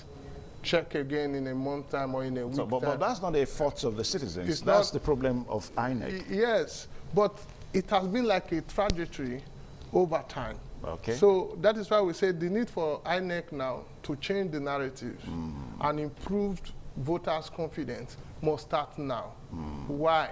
First, they must build, conscientize the citizens on the reasons why they need to go get this card, not just for personal identification, but to make them vote and let their vote count. So if that is injected into the populace with constant awareness, they will see it as imperative, okay, it's my civic duty to perform this right. And now I'm gotten to 18, I should have a voter's card. We are talking about the distribution, the distribution here, because I don't know, the way it is alleged in some other climes, whereby you have the mass distribution of the cards or distribution by proxy. It's an allegation, though. Yeah. Now, some analysts have said that perhaps INEC may do that. I mean, mass distribution, distributes by proxy, so that at the end of the day, people will be encouraged that, okay, maybe one head, a community head can give it to me instead of, you know, individual boarding to go and pick the card. What do you think about that? For that, so many lacunas are involved, because most times the community head may have an interest in a particular party. And if that citizen does not align with that particular party, he may not find his card. So that is why the need for nearness to the people is also imperative, in as much that it's the duty of INEC to ensure that everyone turn 18 or you are transferring have access to these things without stress that will enable them discourage of participation. So citizens are lost hope, interest, and like. So INEC need to build that confidence to say, okay, we are changing our modus operandi. We need to like do something differently this time. Our citizens come out now and register so we can prepare your card on time. And they can also do postal services if they want and collaborate with Nigerian Post Services for even distributions to the populate. This is what we can do. We have that resources to do that. So if you want to do something new, I think these are innovations we need to put in place to ensure, and those who are also tech savvy, they can also make it accessible online, and while they can also have it readily available on time. Because this will also help boost voters' confidence. I want to see the need to have a card. Okay. Now, Ramosele, the issue of the ongoing constitutional amendments, you know, it's generating reactions among Nigerians. I mean, the National Assembly seems to be slowing down and transferring their own version of what they have amended to the state houses of assembly so that they can have the implication. Don't you think that this is taking too much of a time? That's one question. And if eventually this is the situation now, or that is the situation as it were, what do you think are the implications of this at the end of the day? Well, concerning constitutional amendments, what I would like to say is to look at the rigidity of the system. When we talk about a rigid constitution, that is a written constitution. You see, written constitution takes time to amend, and especially in a democratic setting, where we have different areas that need to be looked into and be considered, which is paramount. Let me make it clear to you that in a democratic setting or a written constitution, a federal system, constitutional amendment does not take a short period of time to be done, unlike the unitary system of government. Why I am concerned about is that because there are many things that need to be attached to, which is very, very important. So I will not want to fault the National Assembly in that, but they should take that time to get the best for us, which is very, very important. By the time they take that time, the only thing is the consciousness, which is very important, and the mindset towards that constitutional amendment, which should be put in place. I think we'll get the best out of it. Meanwhile, let us look at our, be that as it may, like I said, let us look at the electoral system, which is very, very important. We need to get the best in our electoral process, which will be important to the citizens. Now, like we talk about distribution, I want to digress a bit. Distribution of voters' card. Why not we? Is it difficult for Nigeria or the electoral body to go to different areas that can meet the people, where we have the numbers? You understand the number, the voting place. Go there, sensitize the people. Let them come out. For example, you have a particular area, let's say a particular street, maybe adjacent to that particular area. You bring them together. Please, we are distributing voters card in so area. Then you have these people come. I think we will have people that will collect their voters card massively. Then we're telling people to come to maybe the INEC office or come to a central point to collect voters card. And you know quite well that our people find it very difficult to go to all those places because sometimes, let me use this word, sorry to say this, our people sometimes they are, in fact, they are reluctant or lazy in that particular aspect to come out. So I think INEC officials should come close to the people. Let them have this. Go to their streets. Go to the areas. They can combine 4 streets or 5 streets together. They come a place that is near to them. They can come there, collect their voters card. I think it will help us to distribute massively in this regard. So we should not sit down. We should go to the people, not let people to be coming to us all the time. You understand? Because the people are already having political indifference in the system. So it's for us to build confidence in them that this something is very important. We also love them, for them to come and vote and their vote to count. I think it will pass message to the citizens. Lastly, thank you. All right, thank you so much. Thank you so much, Eromusele. Now, the program is still this morning on ITV, and we are looking at 2 key issues. First and foremost, the resumption of the continuous voter registration exercise, the distribution of these cards amongst Nigerians, and of course, things that we should do to enhance the distribution of these cards. Then we are also looking at the ongoing constitution amendments in the country. As it stands now, the National Assembly is being faulted by state houses of assembly that they are yet to receive copies so that they can have their input in this ongoing process. Now, Prince Israel, because we hear, I don't know when the phenomenon of pardon came into, Nigerians, 1st of January 2026, we were greeted with the new tax policy regime, how it was not what was gazetted that was in the public space and all that. Now, all this may happen as a result of delays and all that. Now, we have a situation at hand now. The 36 houses of assemblies, they are forcing the National Assembly that, hey, let us see what you have done. Let's see so that we can have inputs. Now, don't you think that at the end of the day, we may be having a situation of whereby we have a padded constitution, and that will generate another bouts of, arguments and, debates and all that in the country? Evans, my take here is, one thing, what will you be remembered for? Citizens are losing confidence in the 10th House of Assembly now because of this amendment has started since 2024. Yeah. And Section 9 of the 1999 Constitution as amended says that it requires for any amendment to third majority. Yeah. And 24 state houses of assembly must assent to those amendments before it can become a law. Right now, this delay tactics has serious implications for this current National House of Assembly. Now, what do you think is necessitating the delay? Yeah, it could be based on political reforms that they don't actually want to come to bear. The houses of assembly? Yeah, the national houses of assembly, because the state houses of assembly. The state houses of assembly cannot work without the transmission of this particular bill. So the issue now is National Assembly passed the Constitutional Amendment Bill to the states so that they can work. Right now, we don't even have time. We are now in the eve for elections, but you still are through dragging to pass an amendment you started since 2024, yeah.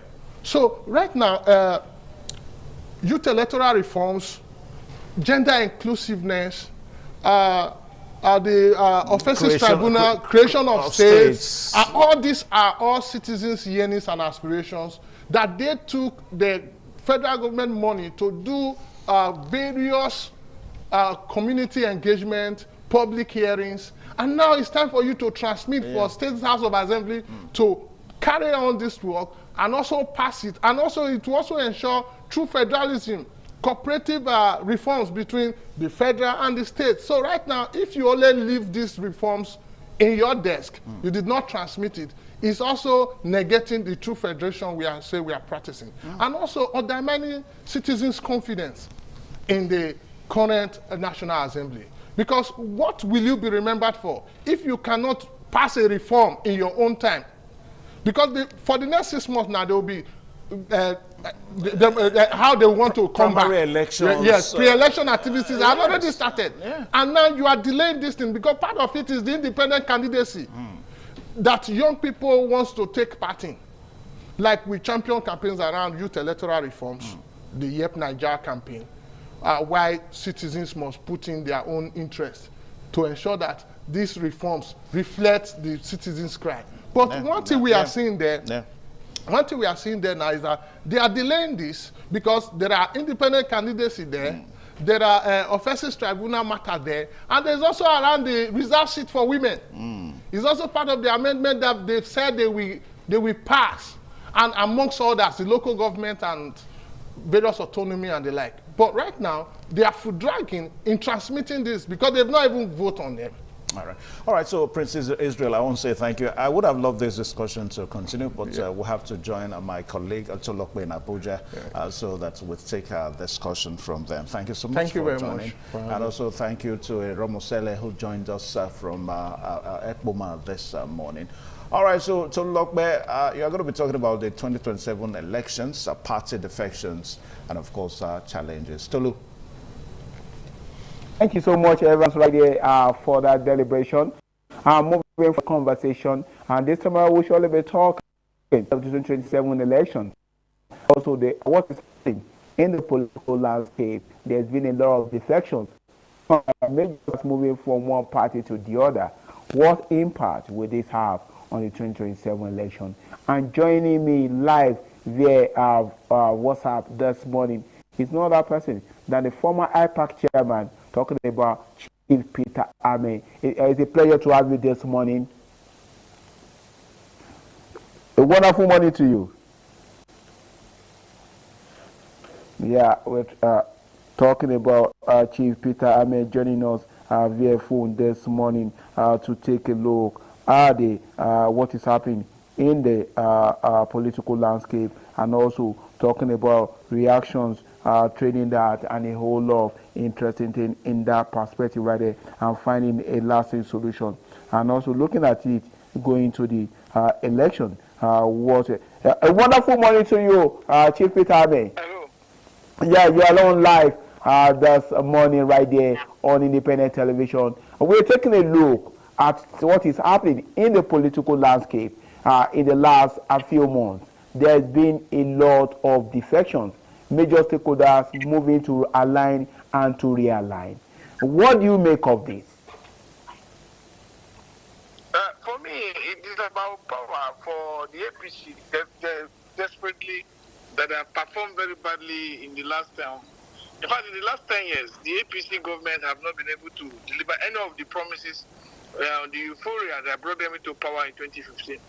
They have, the Nigerian economy's, how they call it, outlook has been downgraded on several occasions and continues to, affect the poor and that road on a daily basis. So them, they believe by, consolidating through defection or try to, in this,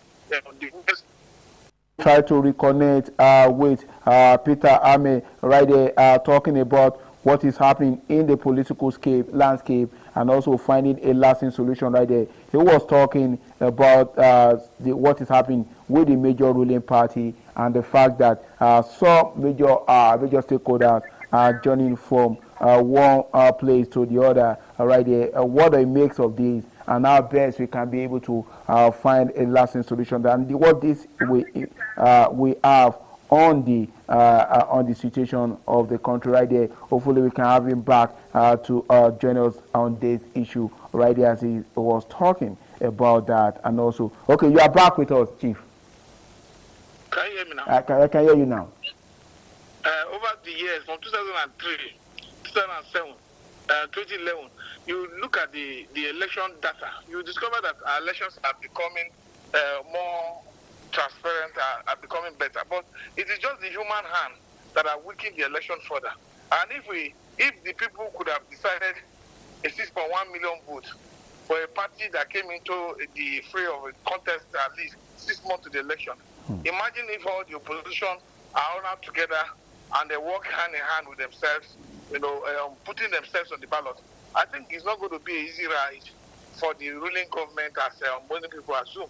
This is judging from my own understanding of the political dynamics of this country. Okay. In light of what you have, there's something you said that is very, very germane, and it has to do with the fact that it seems majority of the opposition are swinging to APC. The story about Kano State Governor, also the campaign to join APC, not to talk about the other states happening there. Fubara recently joined APC. Does that mean it's a guarantee that APC will sweep the presidential election come 2027?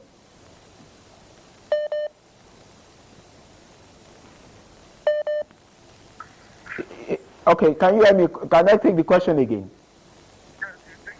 Okay, I was talking about the fact that in the last few months, we've seen situation where governors have decamped from their party to the other. Recently, there's so much talk about Kano governor also joining APC. Now talk about Fubara, who decamped recently. Is there a guarantee that APC will totally sweep the presidential election in all states in 2027? That guarantee does not exist. If you talk of Kano, the Abba you are talking about had to ride on the back of Kwakwaso's movement. Yes. And that Kwakwaso movement is a red cap movement in Kano that talks about the Talakawa interest and the interest of the, not the interest of the bourgeoisie. So it's going to be difficult if Abba leaves. Nobody knew Abba until he started contesting under the umbrella of Kwakwaso. Nobody, they could know him in the state, but he wasn't popular across Nigeria. So at the end of the day, Kwakwaso gave him that cover that made him the governor eventually, coming from a very unknown party. So you should see the power behind the movement and stop looking at individuals who became governor and benefited fans. They are covered by the power that they hold. So they do not take time to try to go around to find out the voice populi, the voice of the people, to know whether the voice of the people is aligning with their intentions to run for 2027. Interesting right there. You have opened a can of worms that a lot of people never thought it may really be rearing its ugly head come 2027. But I'm sure you're also following what is happening in Rivers State between Fubara and Wike, and also the mudslinging between APC and Wike. What do you make of this? For Wike, it's a pity. For Fubara, it's also a pity. Because at the end of the day, it is Wike that is Tinubu's man. And if you look at what Tinubu did to Ambode in Lagos, I think that same treatment, no matter how powerful Fubara I think he is today, as the leader of the party, it boils down to who will submit the delegate list that will be approved by the party. Because if the delegate list of Wike is submitted, since the state chairman is with him, and if the delegate list is accepted, then what happens to Fubara? Because you can grandstand. A lot of people can tell you all sorts of things because they could come and get money, just like, Wike, I've never been a fan of Wike, but the truth in Nigerian politics, when you start to see people, drag towards the governor of oil-rich state like this, where there's so much resources, first people go there, they can't say anything now. They can do whatever they have to do so that the governor thinks they are with him, and the governor will start to dish out some level of favors. But at the end of the day, he has to sit down and look at the delegate primaries. Who will produce those lists? Who is in charge of the party structures of the APC in the state? Can he change those party structures before the next election, before the next primaries? Because if not, he might be, working on eggshells. And at the end of the day, when it cracks, those people talking, the national secretary talking today, the national chairman was very tactical when he says that whoever win primaries, he will support. So he will call you leader of the party, but you have the strength to deliver delegates. So, but at the end of the day, there is two people who have lost.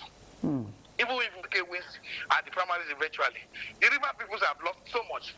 He has lost so much because today, the state that was impenetrable for people to come and be saying all sorts of things to visit, and now become available for all sorts of persons to, throw jabs at him. Because for me, democracy should be at the core foundation of our discussion. If Fubara knew that he was popular, and he knows that it is possible for his people to follow him, I do not see any reason why he wouldn't have shown enough strength and capacity to learn from what Bola Ahmed did in Lagos and stayed despite the onslaught, put against him by the PDP government or Obasanjo and co. You look at what Abia State governor is doing today, and people are staying because if you walk, You do not need cameras for advertisement. The people becomes your advertising agency. The people will carry their handphone and start to promote you. And on election day, they will also become your defender. So I do not see the reason why he has to, fall into this strife. But at the end of the day, both Wike, Fubara, and the people of Rivers State are the losing end. Because politics are eventually triumph over the governance and good governance and development of Rivers State.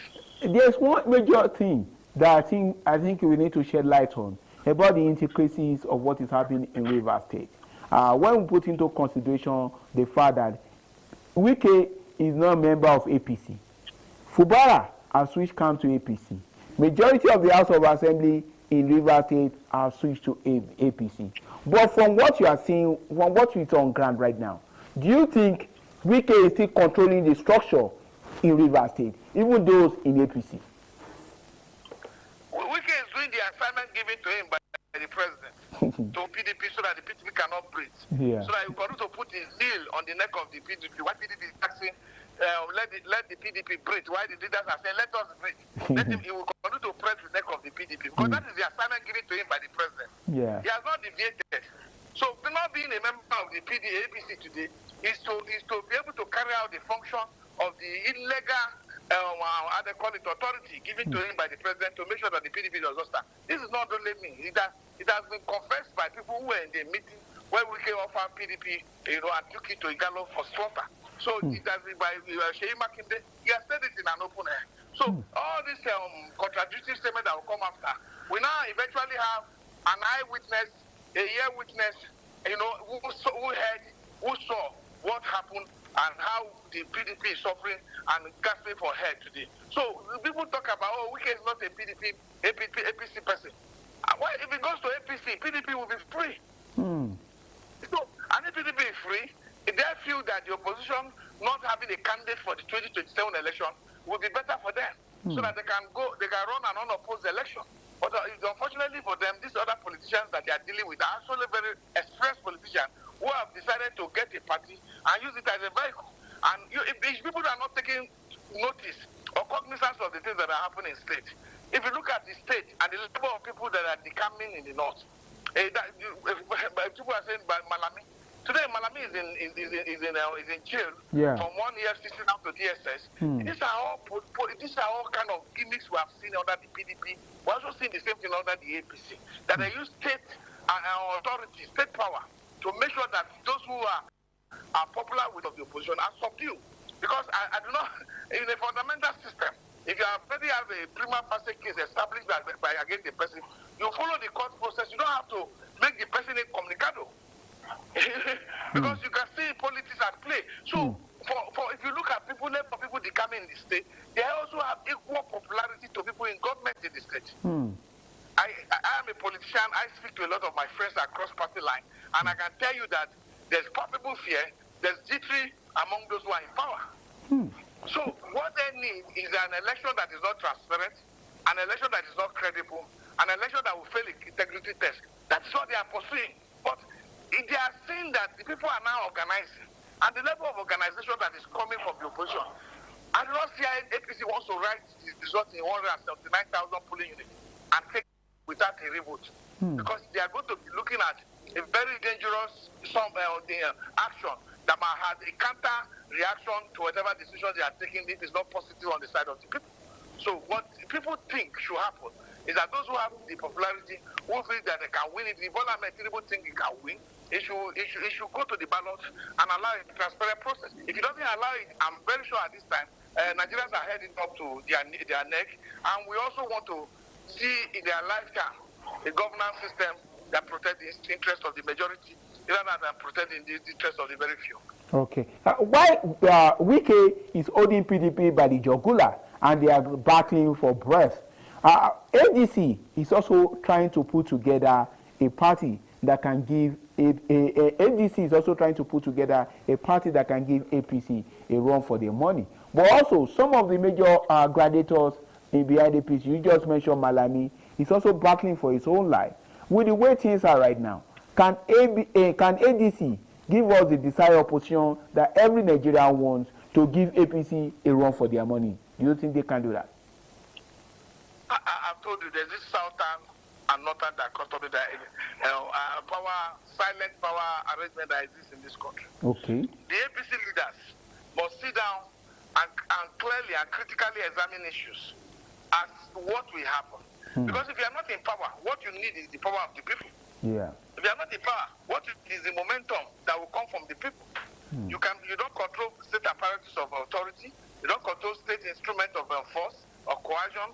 So what you need is who amongst these candidates that are running around, when Nigerians go to the polling booth, get injured like happened in Lagos, assist, stand their ground to defend their booth.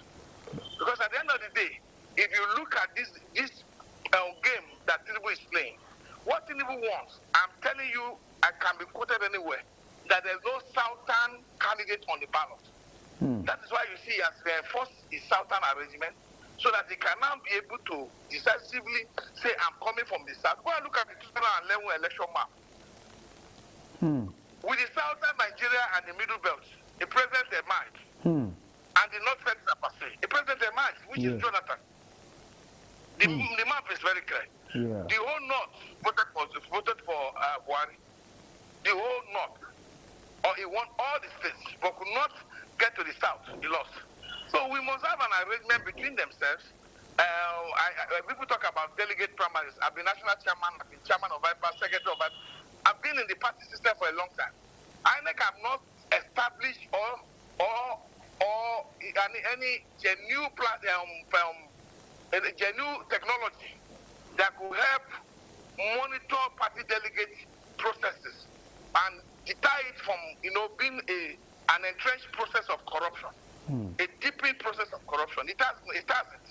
Because I was speaking to a friend yesterday who was telling me, one candidate spent 400 million per state in the APC primaries, one presidential primaries. I should tell people that I know she will hold like 1 billion per state. Imagine if you will carry 36 billion to run for primaries. You can imagine that. What is left? So this is a challenge of our primaries because those delegates will come from the state. Most of them will be trading their ballots for delegates. So I've never seen primaries as a true test of popularity. It's not as if I'm afraid, but I'm telling you, in an American system, you will see how their primaries are conducted. You will see how Donald Trump, who lost the election, where the stronger forces within the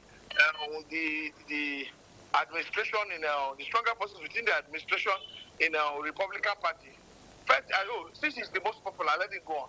But pride, what will destroy the opposition will be pride, will be ego, it will be driven by selfishness, and it will be driven by disrespect for silent arrangements that have existed, between the north and south on the issue of power rotation. Okay. I must ask you this before I let you go. I know one of your favorite politicians is Peter Obi, but he's also contesting against Atiku Abubakar on ADC for the primary ticket. And Atiku Abubakar, ADC has come out to say everybody will go to primaries. Can you beat your chest and say Peter Obi will emerge? When you are put into consideration, you are contesting against Atiku, who has never lost any primaries when it comes to PDP. Do you who have also never won any election when it comes to after winning primaries. What's your own take on this? Do you think Peter Obi can pick the ADC ticket? I really wish the ticket is given to him, but wishes are not horse, that beggars will ride. Yeah. So I really wish they should give to him. It's not because I know him. I know almost all the presidential candidates, but it's not because I know him. And you know that Obi is not driven by. Obi is not the politician you want to be with and say you want to, be getting cheap money. Obi will be telling you how to invest your money, how to help you get money to invest. So we are not there. Nobody's supposed to be based on what we get. But people have seen that Obi has character. Look at what is happening in Abia. Abia had been in darkness for all these years since 1999. But with purposeful and well-driven leadership, look at what is happening. The joy is so much. We have Nigeria has so much resources.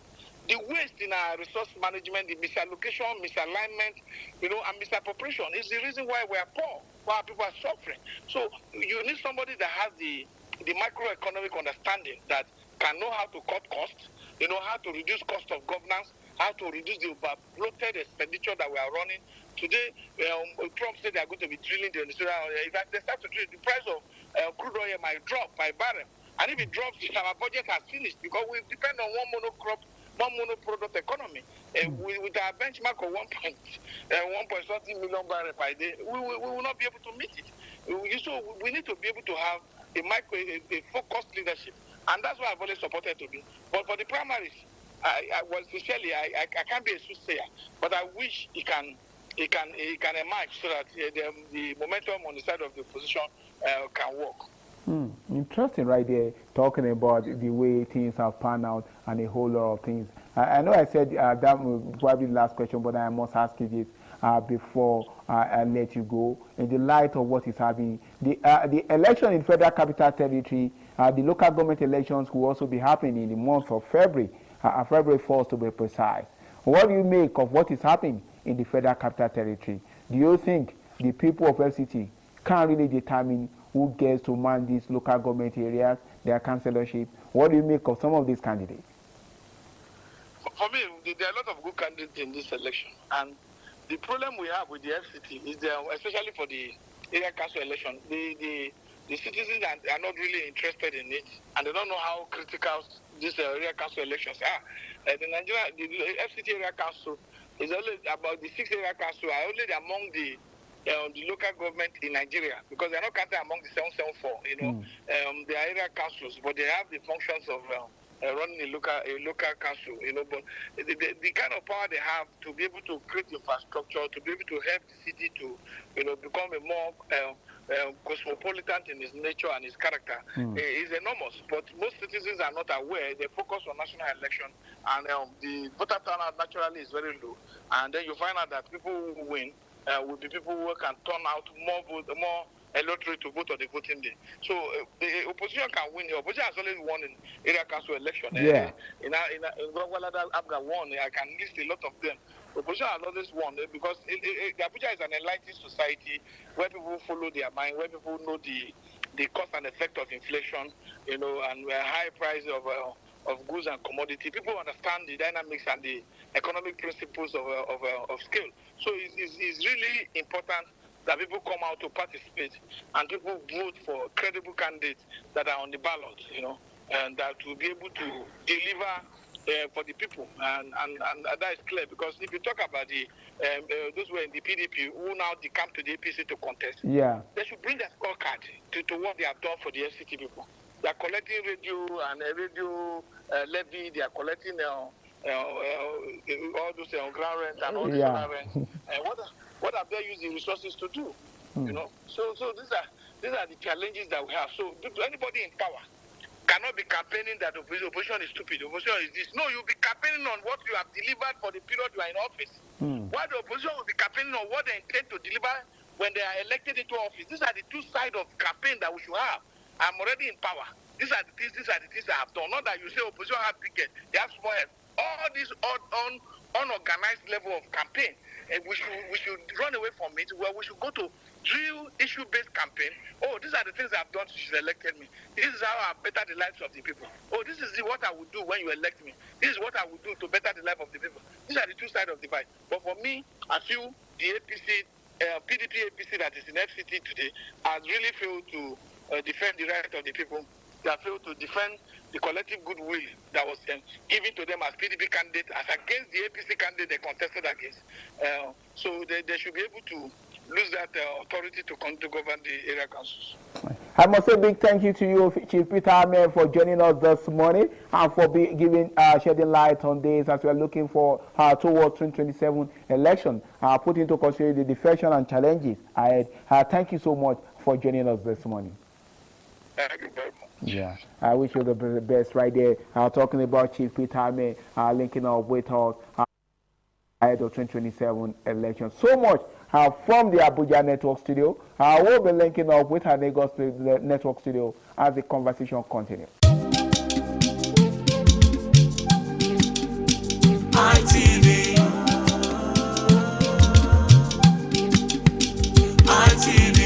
ITV, certainly the best. All right, thank you one more time. The program's still on your television, this one on ITV. Yes, we are still right here. And like what we said a while ago, that the re-election activities, start this year, 2026. Well, it is not an election year, but the razzmatazz and, of course, the big political movements, the defections and the party primaries, all are going to be happening this year, 2026. Let's say for the party primaries. For the defections, it may happen anytime. All right, so we've seen the political, development too, especially the one that has to do with the Honorable Minister for the FCT, Nyesom Wike, and the very threatening influence it continues to have, in the ruling party, the All Progressives Congress. And we've seen the reactions and counter-reactions, most especially as it has to do with one of the APC's leaders that seems to be so concerned about the way Wike has been so influential with the All Progressives Congress. And of course, he has told him that, hey, look, I rule, this is my party. And of course, as a national leader of the party, I can decide to say, to take, my influence into, anything as far as the party is concerned. All right, so we have Tolu Lokbe right there, my co-anchor on the program this morning. Now, Tolu, the continuous domineering influence of Wike in political parties now, the reason why I'm saying political parties is that Wike has not formally told Nigerians that he's no longer a member of the PDP, but we've continuously seen his influence with the All Progressives Congress, the APC. I mean, only some few days ago, we saw the reaction coming from one of the leaders of the APC that, hey, Wike, you cannot be telling us what to do in the APC. I mean, this is not your party. And Wike told him that, hey, this is a Rivers State. I reign supreme here politically. Now, Tolu, what is your concern? What's your take about this whole scenario? Yeah, Evans, I think it's like a disaster waiting to explode, and it's bound to happen at one point in time. And that probably to a certain extent will also help the party members and Wike to also realign their relationship and see where it will take them at the end of the day. The fact remains that Wike holds sway when it comes to river politics. He controls the structure. I was talking with a guest earlier on, and I talked about the fact that whether you are in APC or you are in PDP, Wike still controls the structure of everything in Rivers State. So it's going to be a tough one for Bwara to be able to shift, probably say this is where he wants to go. And to a certain extent, though he's not a member of APC, it still determines what will happen in APC. And in fact, it remains that he works directly with the president.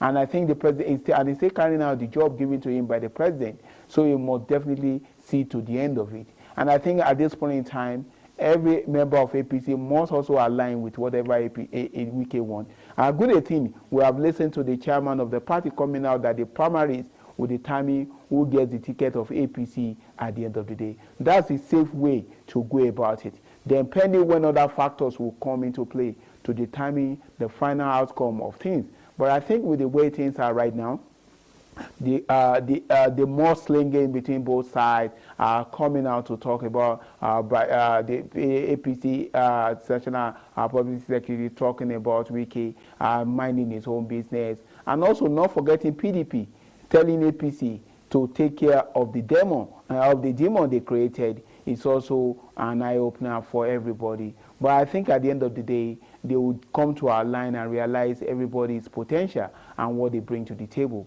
And I think it's too early for us to determine what will happen between both ends. But so far, we can still have the command of the president. It may be quite difficult for anybody in the party to say no to whatever he wants. So the 2027 election will be interesting. Whether Fubara will get the ticket or not will be a different ballgame entirely. But I'm looking forward to see how the whole thing will pan out. But there are interesting times ahead, I must tell you, Evans.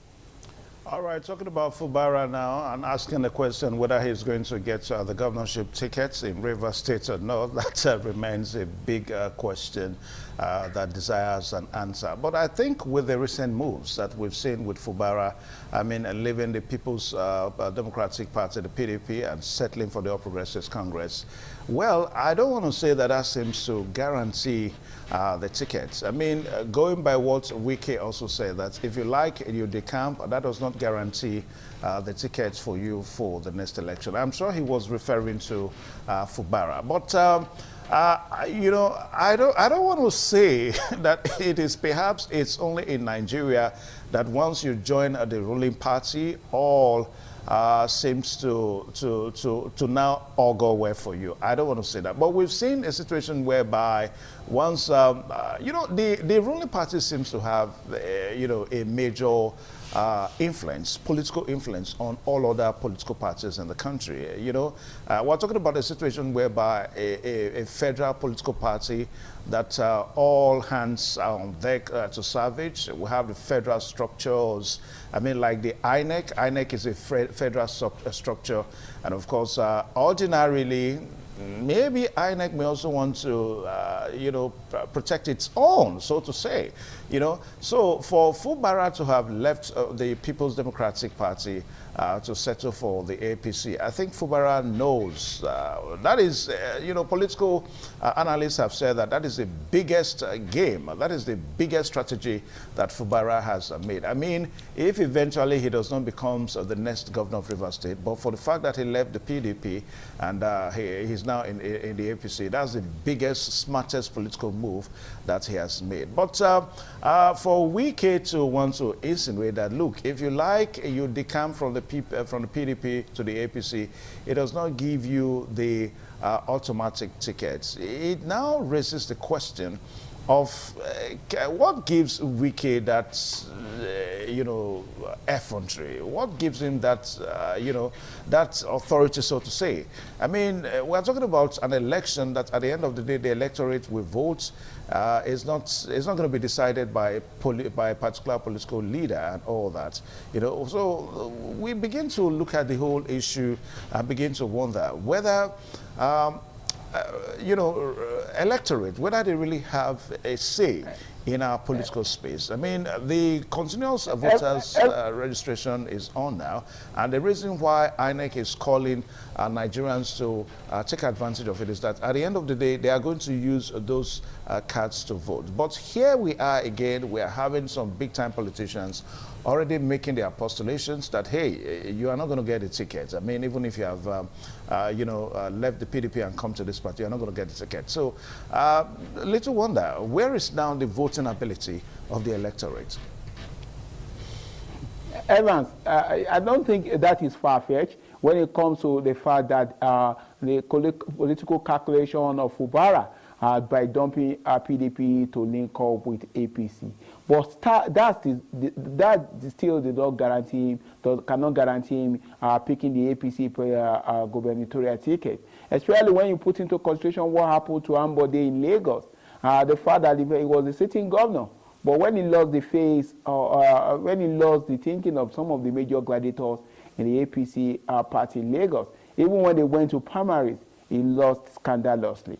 Fubara joining APC, fine to certain extent, giving him a foot at the door, but does not give him the audacity to be able to kick the door open. And that's the way what Wike is trying to tell him at this point in time. Especially when you look at the structure in place in Rivers State.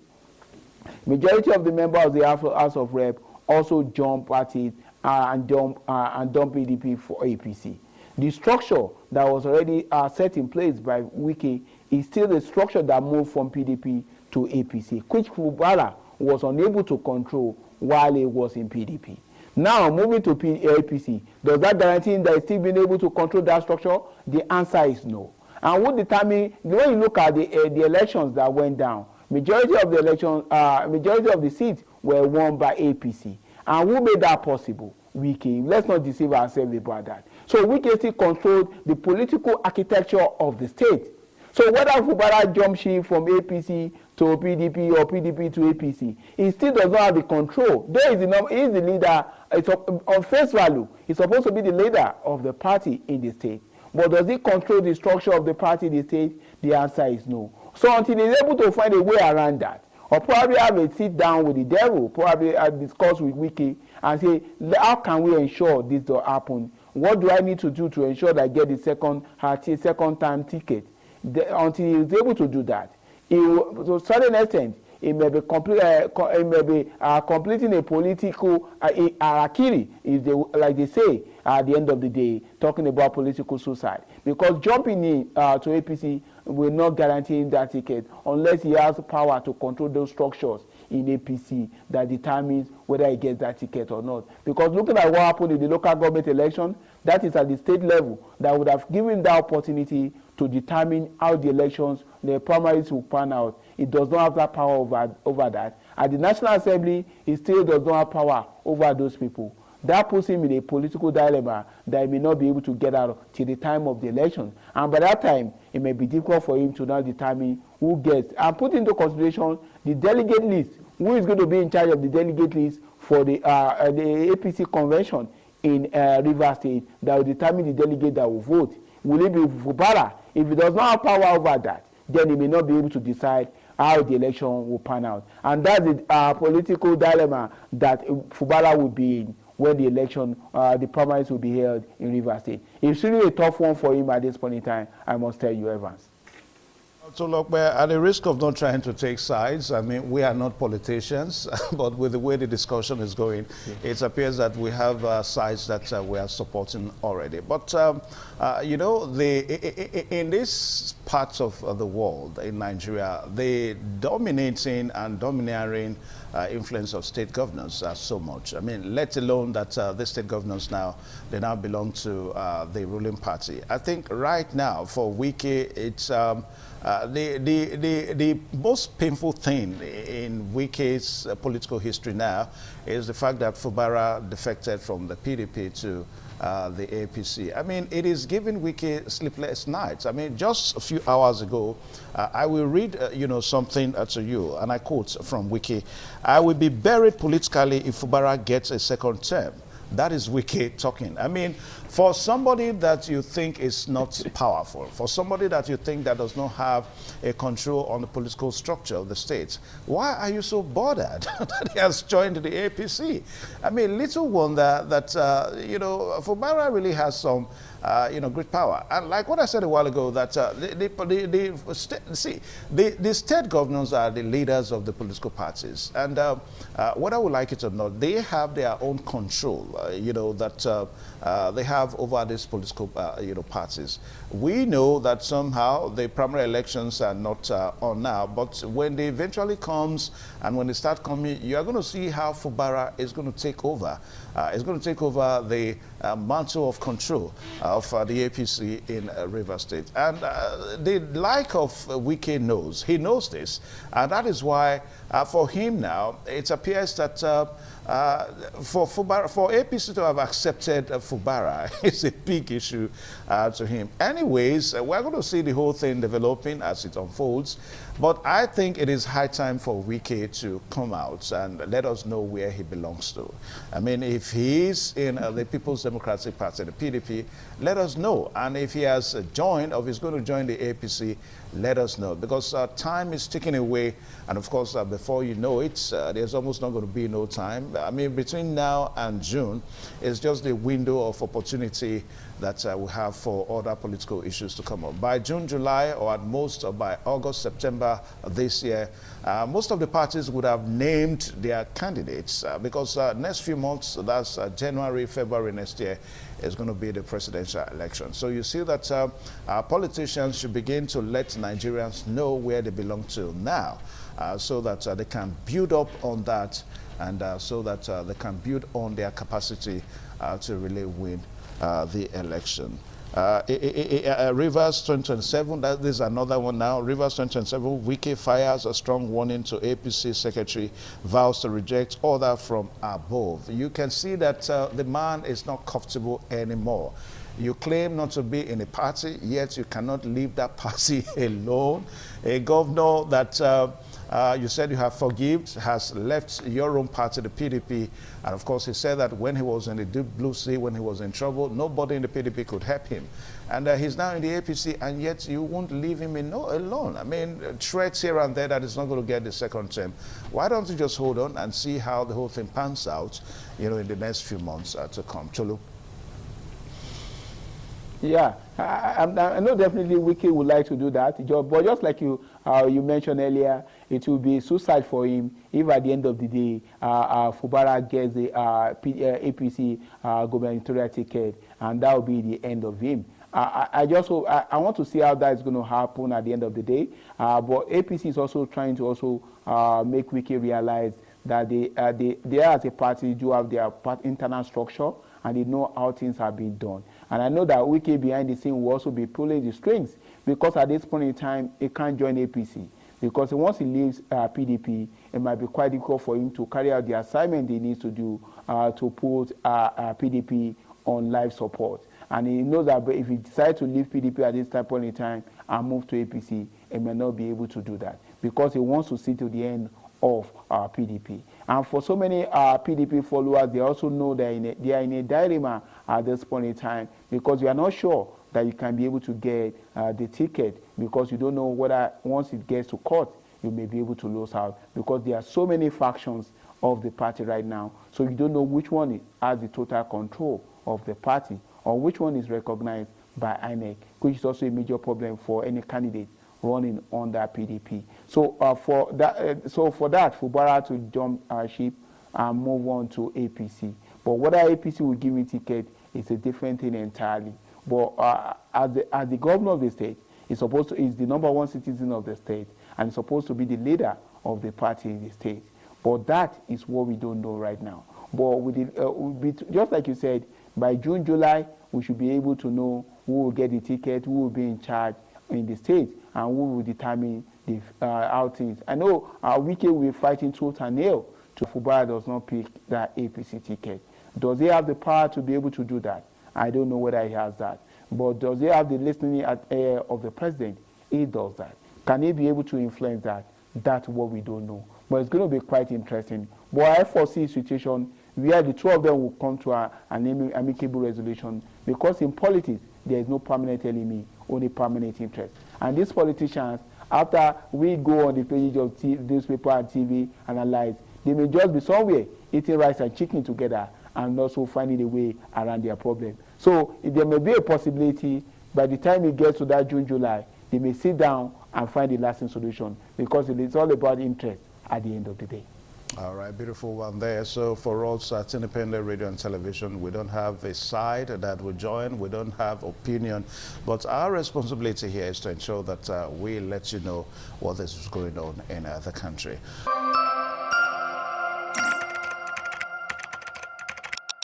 All right, so this is where we want to draw the curtain today on the program, this one on ITV, and it's been a fruitful one for that matter, the very first Wednesday for the year 2026. And I want to say a very big thank you. So like what was said, as Nigerians, please, let's do the needful. For those that are yet to, get their voters cards, I mean, the opportunities on now. The continuous voter registration exercise is on. It has resumed for this year 2026. So please ensure that you go to the nearest INEC registration center, so that you can get registered and have your votes, your voters cards. Because without the voters cards, there's no way you can participate in the next election. Then for the political parties, we know that activities are building up, and as you look forward to get your candidates, to have your candidates across the various political parties, the electorate are also looking forward to begin to know the candidates, and they will know who to vote for in next year's election. My name is Evan Sunokoge. On this same time tomorrow. Goodbye and God bless you.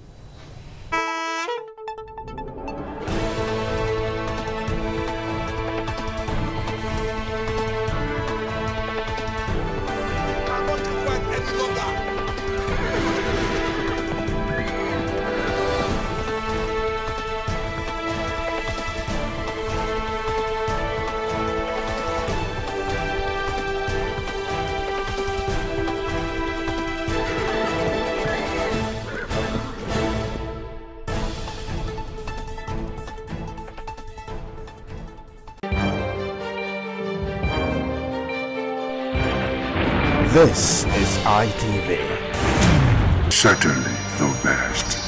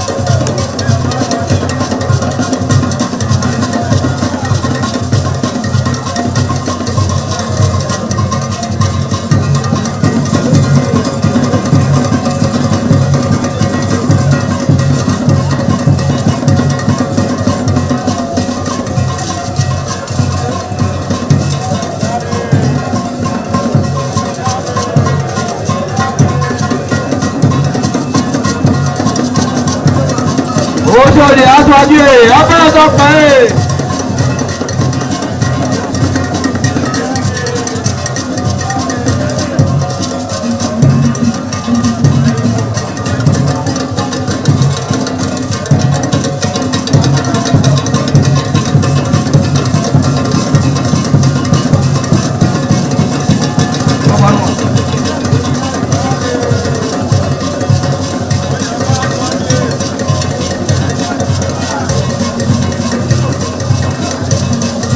Àyàbá sókè abẹ́rẹ́ pẹ́.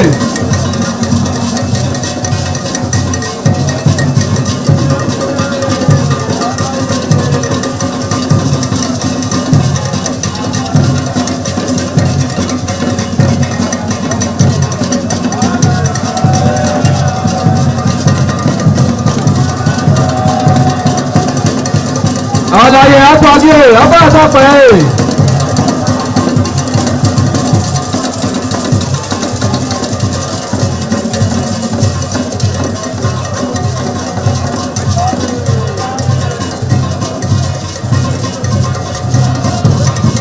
Ẹgbẹ̀júwà.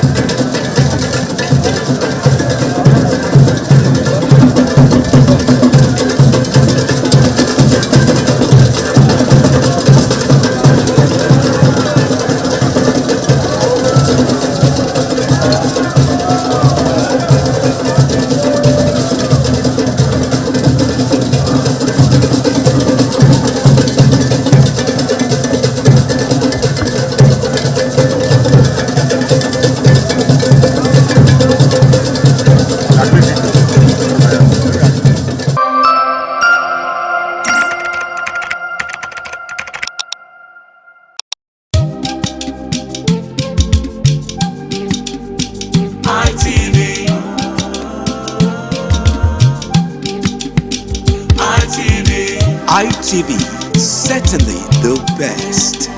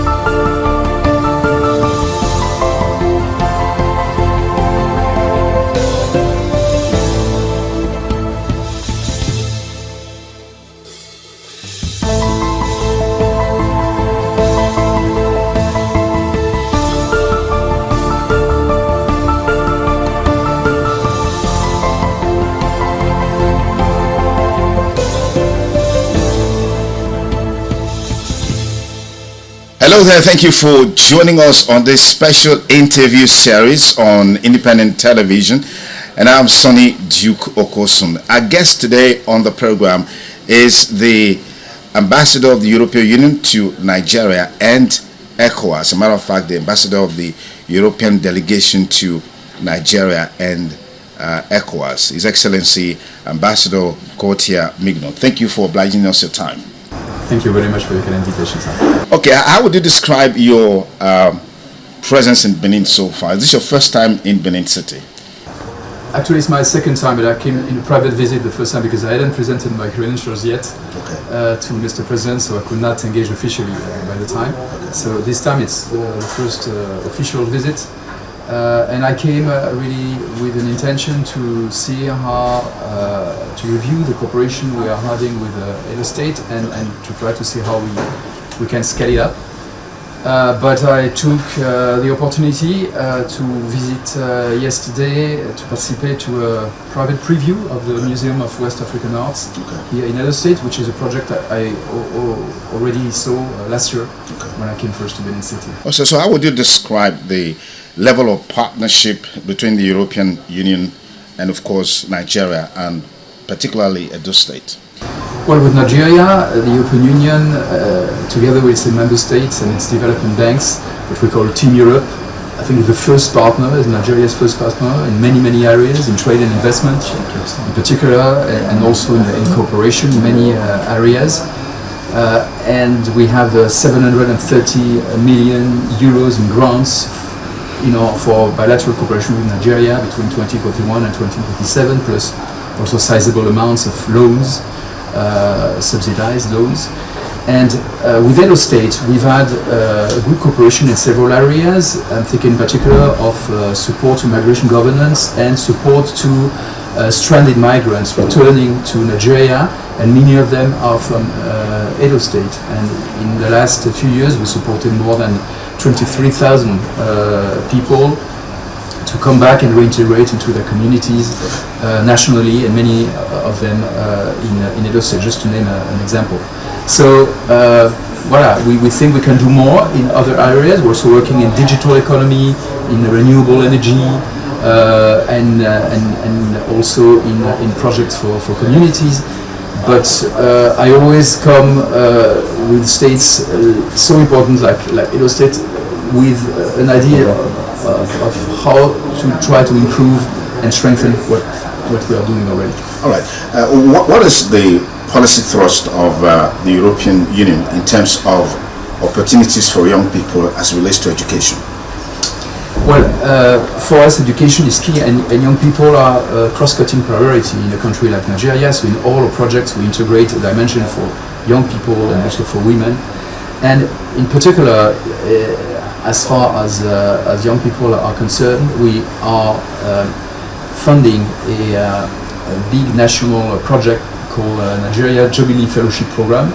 It's about helping young graduates to integrate into labor markets by funding a 12-month scholarship for having internships in medium and small size enterprises or public service to get a first professional experience, and this is something that we are now scaling up with the federal government.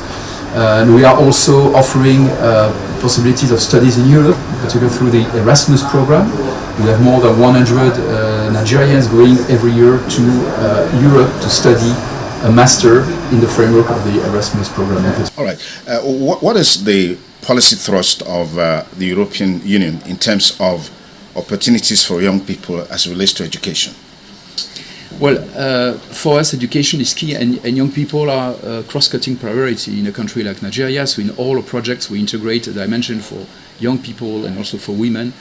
And in particular, as far as young people are concerned, we are funding a big national project called Nigeria Jubilee Fellowship Program.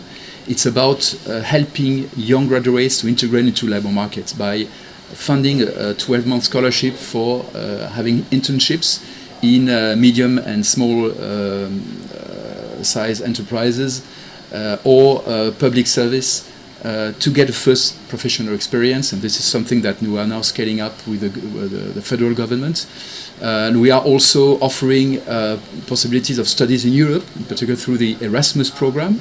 We have more than 100 Nigerians going every year to Europe to study a master in the framework of the Erasmus program in particular. Fantastic. If you just join us, we have with us the ambassador of the European Commission delegation to Nigeria and Africa, who is in Edo State currently on a private visit, engaging him on a wide range of issues, looking at the partnership between the Commission and Nigeria, and particularly Edo State. Ambassador Migno, let me quickly take you on a trending issue in Nigeria right now, which has to do with violence, extremism, and the talk around genocide against Christians is gaining momentum across the world, particularly in the US and several other places. What's the Commission's perspectives on this issue, and what is the intention in terms of helping Nigeria to deal with banditry, Boko Haram, and all other extremism that we're seeing playing up in the country right now? I think it's important not to exaggerate or oversimplify situations which are very complex in Nigeria in terms of violence and insecurity. Of course, it's a big concern for everybody, including for us. We are very much committed with freedom of religion and belief in particular, and of course, any attack against communities or individuals because of their religion must be condemned, unacceptable. But at the same time, we stand in solidarity with Nigeria, with the victims of the attacks, of course, and with the overwhelming majority of Nigerians who are willing to coexist peacefully beyond ethnic or religious differences. And so we stand in solidarity with Nigeria to fight the many drivers of violence and insecurity, and religion is only one of them. And we've been supporting Nigeria for many years through many projects of peace building, of de-radicalization, demobilization of former members of non-state armed groups, for instance. And we are ready to do more. The European Union some 12 years ago received the Nobel Prize for Peace. And so we always feel the necessity to be up to this great distinction that we received, to work on peace building, to work also and strengthen our relationship on security and defense with Nigeria, but in a spirit of partnership and of respect for Nigeria's sovereignty. Fantastic. You're here specifically because of the Museum of West African Arts, MOA, which of course was launched just a few days ago. But what's your take on the current issues surrounding the Museum of West African Arts, particularly against the background of some of the things that happened there, during the inauguration of the center? You were there. I was there. It was not an inauguration of the museum, actually. It was just a private preview, because the organizer, I think very wisely, decided, as there were some criticisms, to postpone the formal inauguration of the museum. They announced this already a few days ago. And so yesterday was just a private preview for partners, friends, diplomats like myself and other European ambassadors. The EU has no direct involvement in this project. We are not funding this project.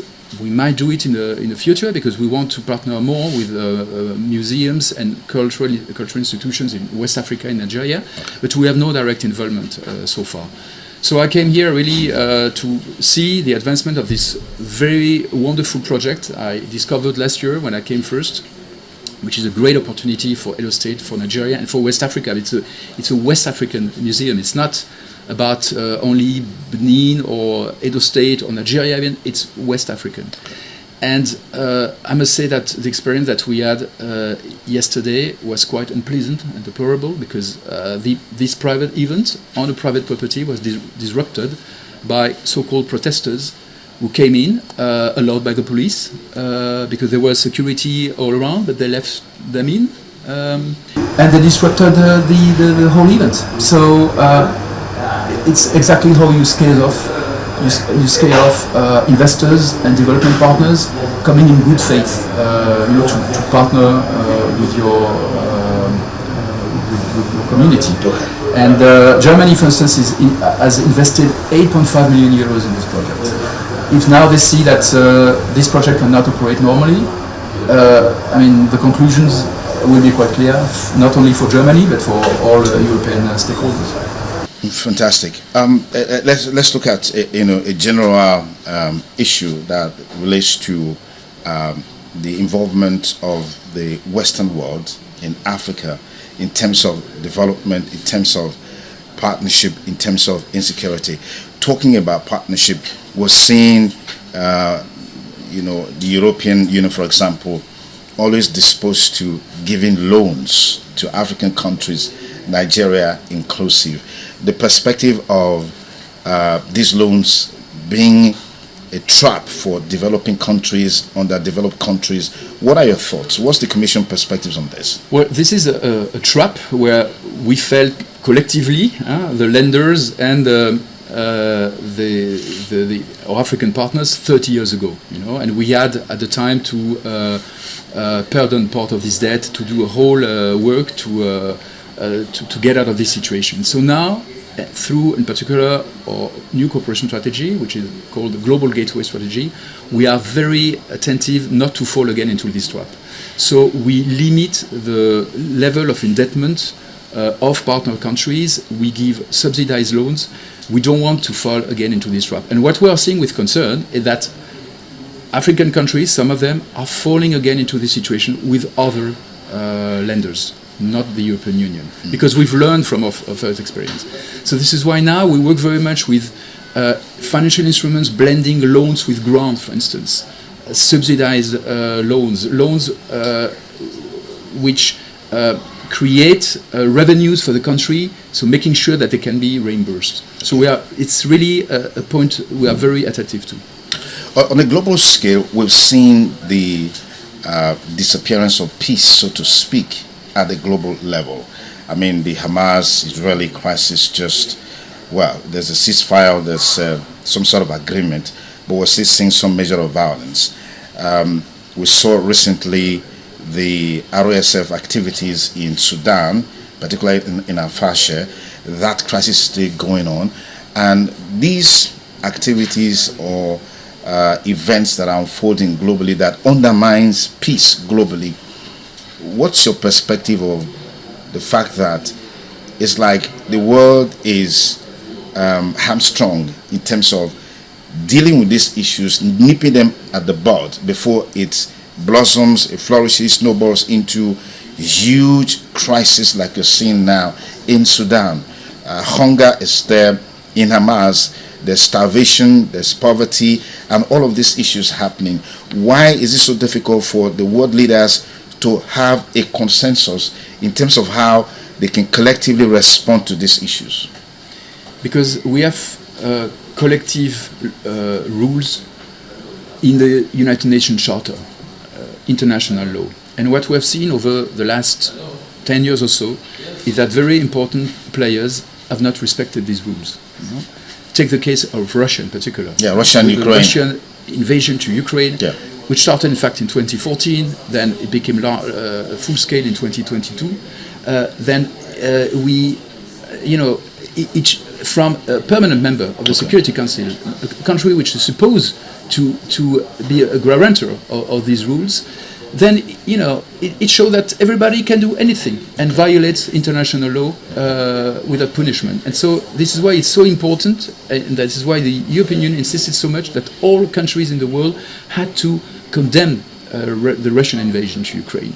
And most countries, including Nigeria, have done that. But others, including large democracies, have not done so. When you say large democracy, are you talking about the US? The US has done so, but others have not. And then, you know, other crises also popped up. And then when the law starts to be broken here and there, it just becomes contagious. Ambassador Gotna Migno, thank you so much for your time. Truly appreciate this conversation. Pleasure. Thank you, sir. Okay, I've been talking with Ambassador Mignot, who is the head of the European delegation to Nigeria and Africa, is currently in Edo State on a visit, and we've been engaging him on a wide range of issues. Thank you for staying with us, and have a beautiful day ahead. Bye for now.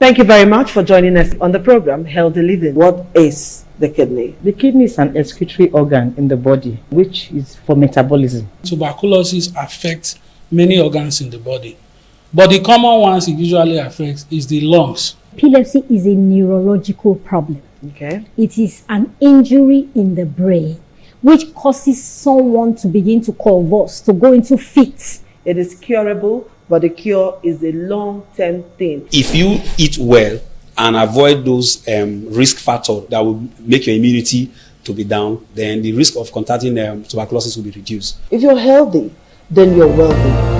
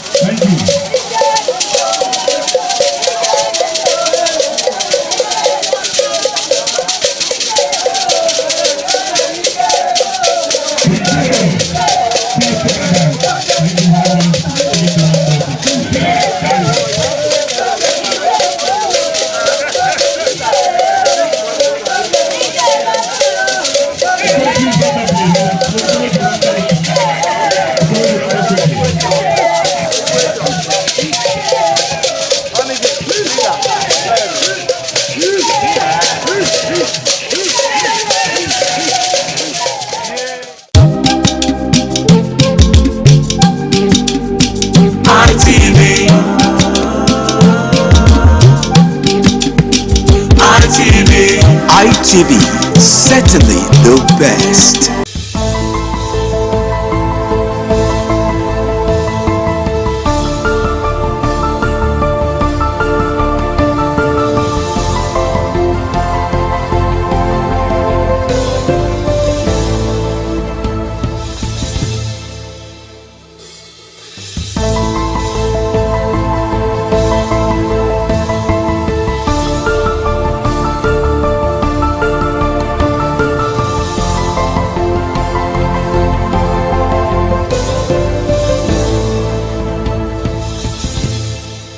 Hello there, thank you for joining us on this special interview series on independent television.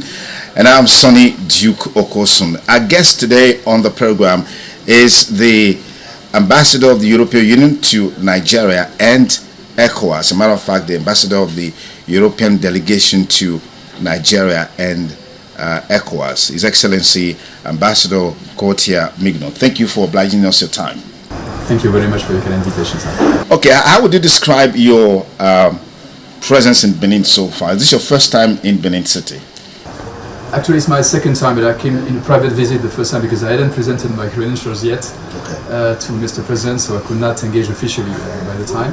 So this time it's the first official visit. And I came really with an intention to see how, to review the cooperation we are having with Edo State and to try to see how we can scale it up. But I took the opportunity to visit yesterday to participate to a private preview of the Museum of West African Arts here in Edo State, which is a project that I already saw last year when I came first to Benin City. Also, so how would you describe the level of partnership between the European Union and, of course, Nigeria, and particularly Edo State? Well, with Nigeria, the European Union, together with its member states and its development banks, which we call Team Europe, I think the first partner, is Nigeria's first partner in many areas, in trade and investment in particular, and also in cooperation in many areas. And we have 730 million euros in grants for bilateral cooperation with Nigeria between 2041 and 2027, plus also sizable amounts of loans, subsidized loans. And with Edo State, we've had good cooperation in several areas. I'm thinking in particular of support to migration governance and support to stranded migrants returning to Nigeria, and many of them are from Edo State. And in the last few years, we supported more than 23,000 people to come back and reintegrate into their communities nationally, and many of them in Edo State, just to name an example. So voilà, we think we can do more in other areas. We're also working in digital economy, in renewable energy, and also in projects for communities. But I always come with states so important like Edo State with an idea of how to try to improve and strengthen what we are doing already. All right. What is the policy thrust of the European Union in terms of opportunities for young people as it relates to education?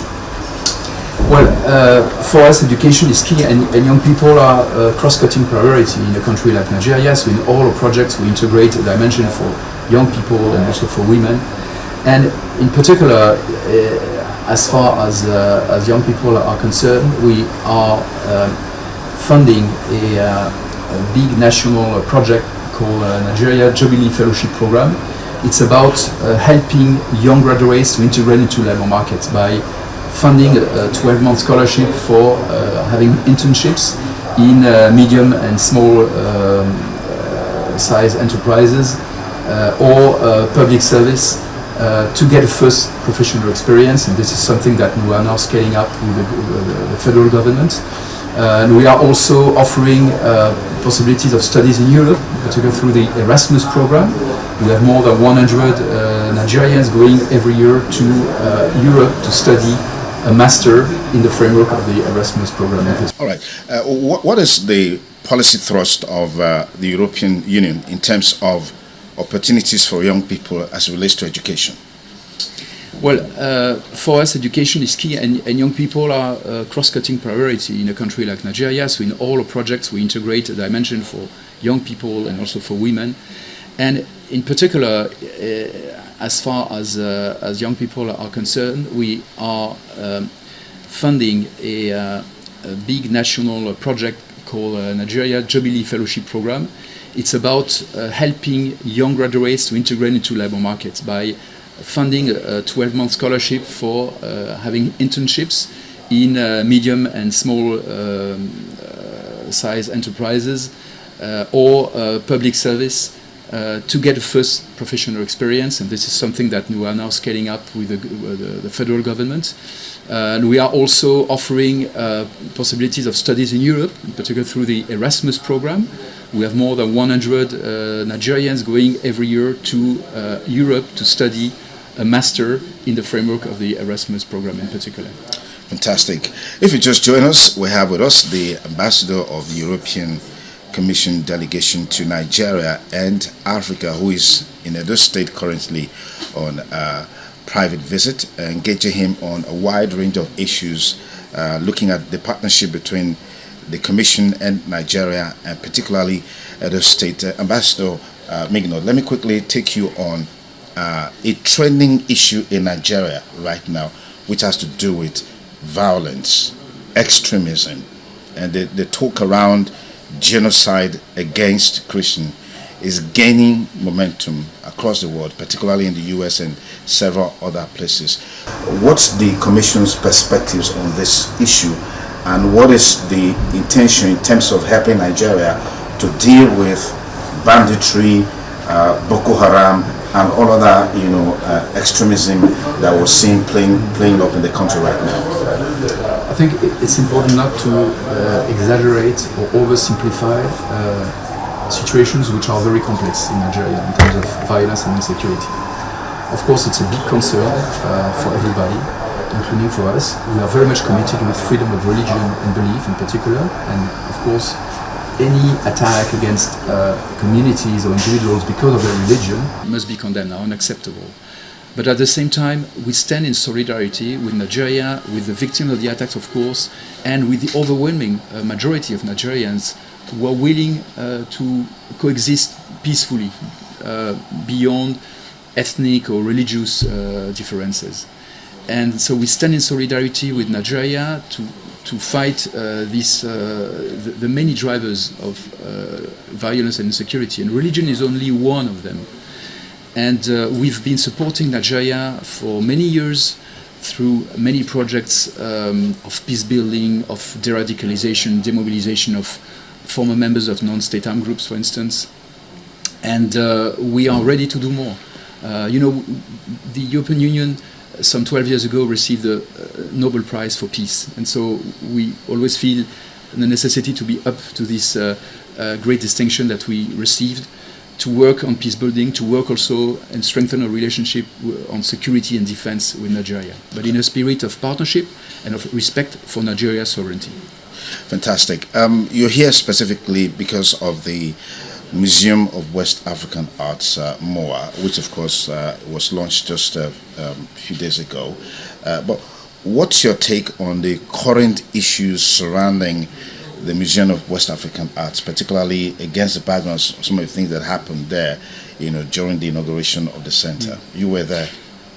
I was there. It was not an inauguration of the museum, actually. It was just a private preview, because the organizer, I think, very wisely decided, as there were some criticisms, to postpone the formal inauguration of the museum. They announced this already a few days ago. And so yesterday was just a private preview for partners, friends, diplomats like myself and other European ambassadors. The EU has no direct involvement in this project. We are not funding this project. We might do it in the future, because we want to partner more with museums and cultural institutions in West Africa and Nigeria, but we have no direct involvement so far. So I came here really to see the advancement of this very wonderful project I discovered last year when I came first, which is a great opportunity for Edo State, for Nigeria, and for West Africa. It's a West African museum. It's not about only Benin or Edo State or Nigeria, even. It's West African.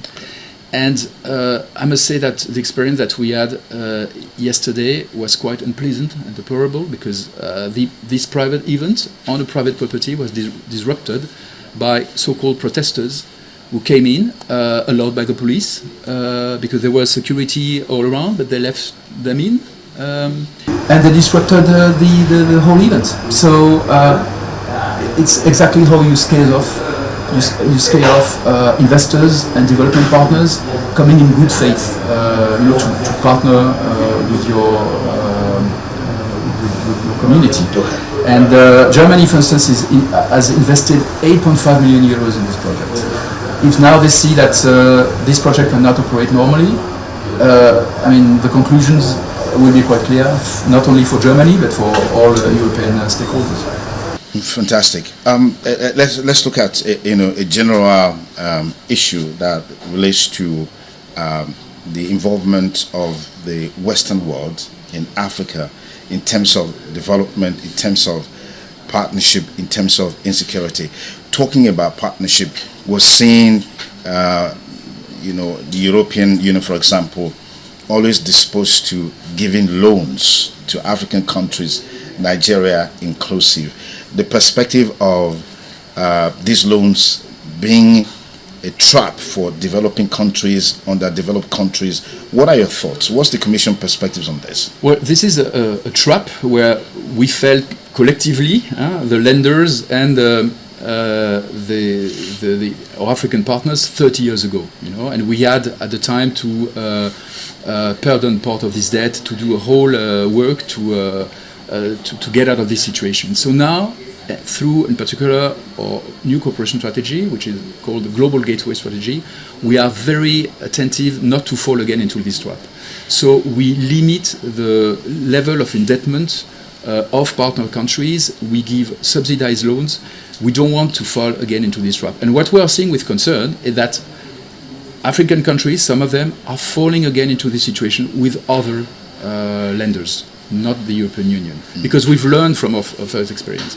So this is why now we work very much with financial instruments, blending loans with grants, for instance, subsidized loans which create revenues for the country, so making sure that they can be reimbursed. So it's really a point we are very attentive to. On a global scale, we've seen the disappearance of peace, so to speak, at the global level. I mean, the Hamas-Israeli crisis there's a ceasefire, there's some sort of agreement, but we're still seeing some measure of violence. We saw recently the RSF activities in Sudan, particularly in Al-Fasher. That crisis is still going on.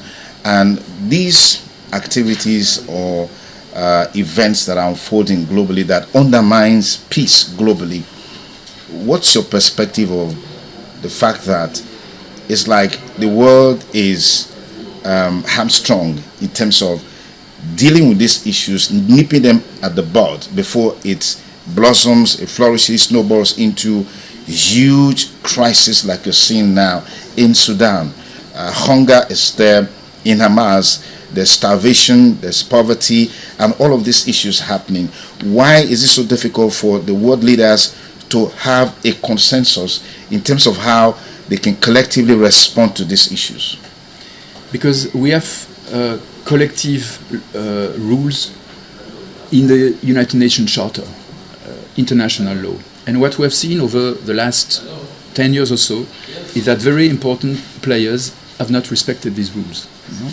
Take the case of Russia in particular. Yeah, Russia and Ukraine. The Russian invasion to Ukraine, yeah, which started in fact in 2014, then it became full scale in 2022. Then we, you know, each from a permanent member of the Security Council, a country which is supposed to be a guarantor of these rules, then, you know, it shows that everybody can do anything and violates international law without punishment. And so this is why it's so important, and this is why the European Union insisted so much that all countries in the world had to condemn the Russian invasion to Ukraine. And most countries, including Nigeria, have done that. But others, including large democracies, have not done so. When you say large democracy, are you talking about the US? The US has done so, but others have not. And then, you know, other crises also popped up. And then when the law starts to be broken here and there, it just becomes contagious. Ambassador Gotna Migno, thank you so much for your time. Truly appreciate this conversation. Pleasure. Thank you, sir. Okay, I've been talking with Ambassador Mignot, who is the head of the European delegation to Nigeria and Africa, is currently in Edo State on a visit, and we've been engaging him on a wide range of issues. Thank you for staying with us, and have a beautiful day ahead. Bye for now.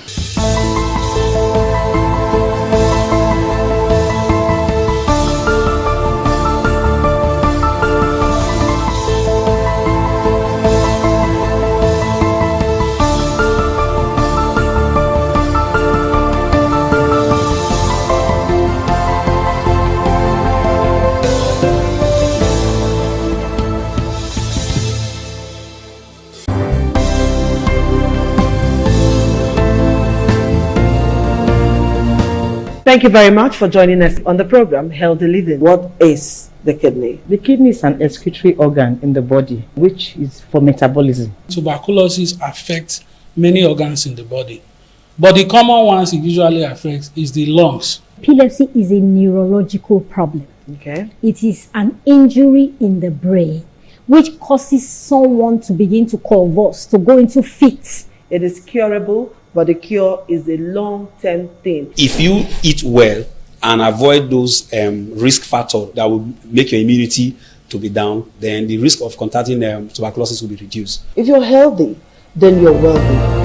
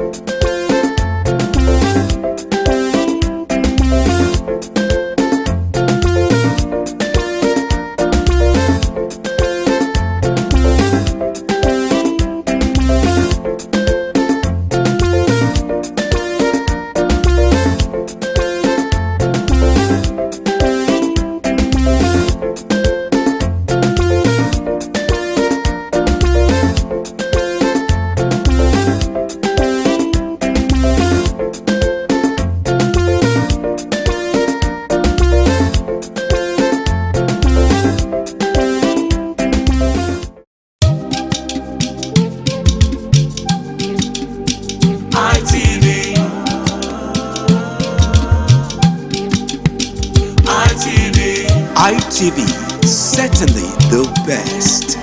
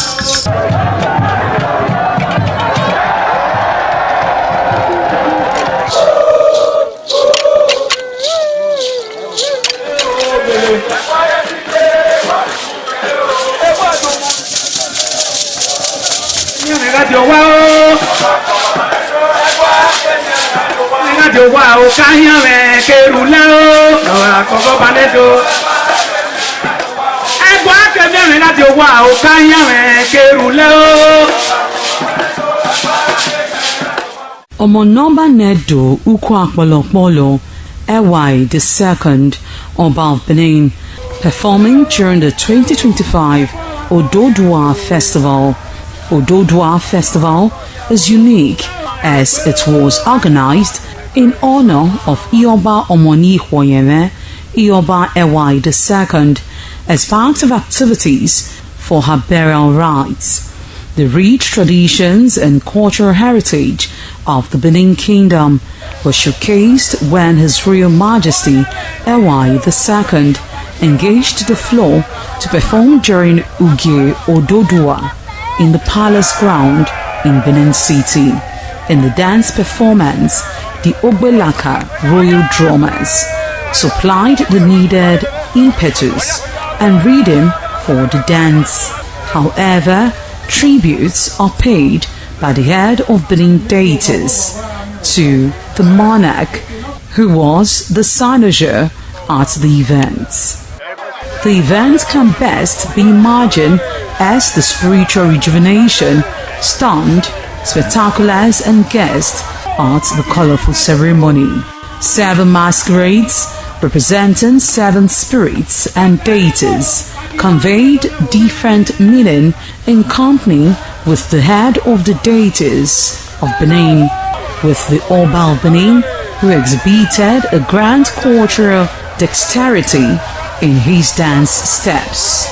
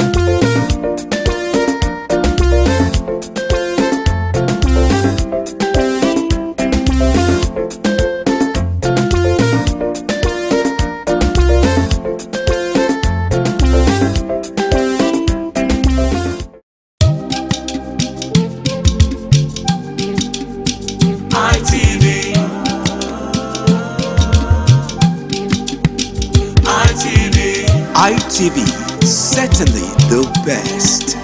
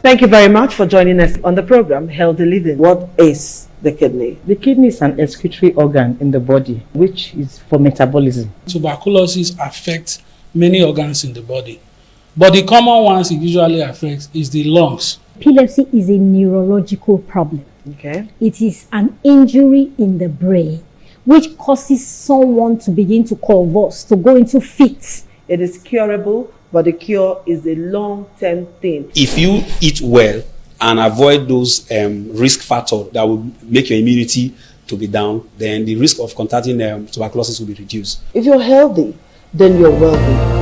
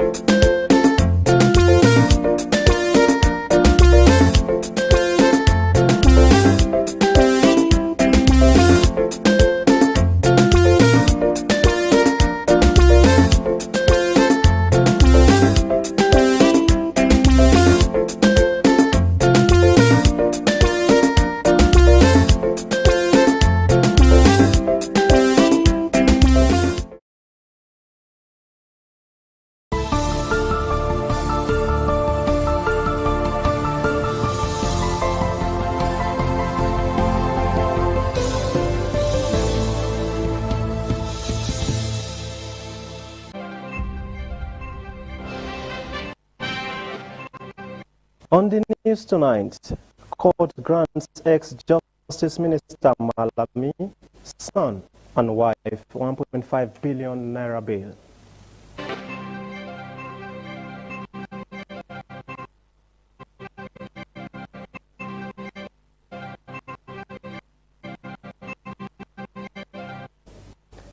ADC moves to unseat APC, sets up 20-member committee to boost party strength.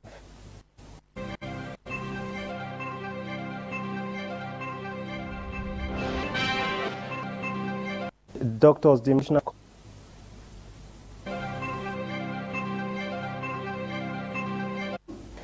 Unique 24 Club of Germany installs Isam of Benin as grand patron.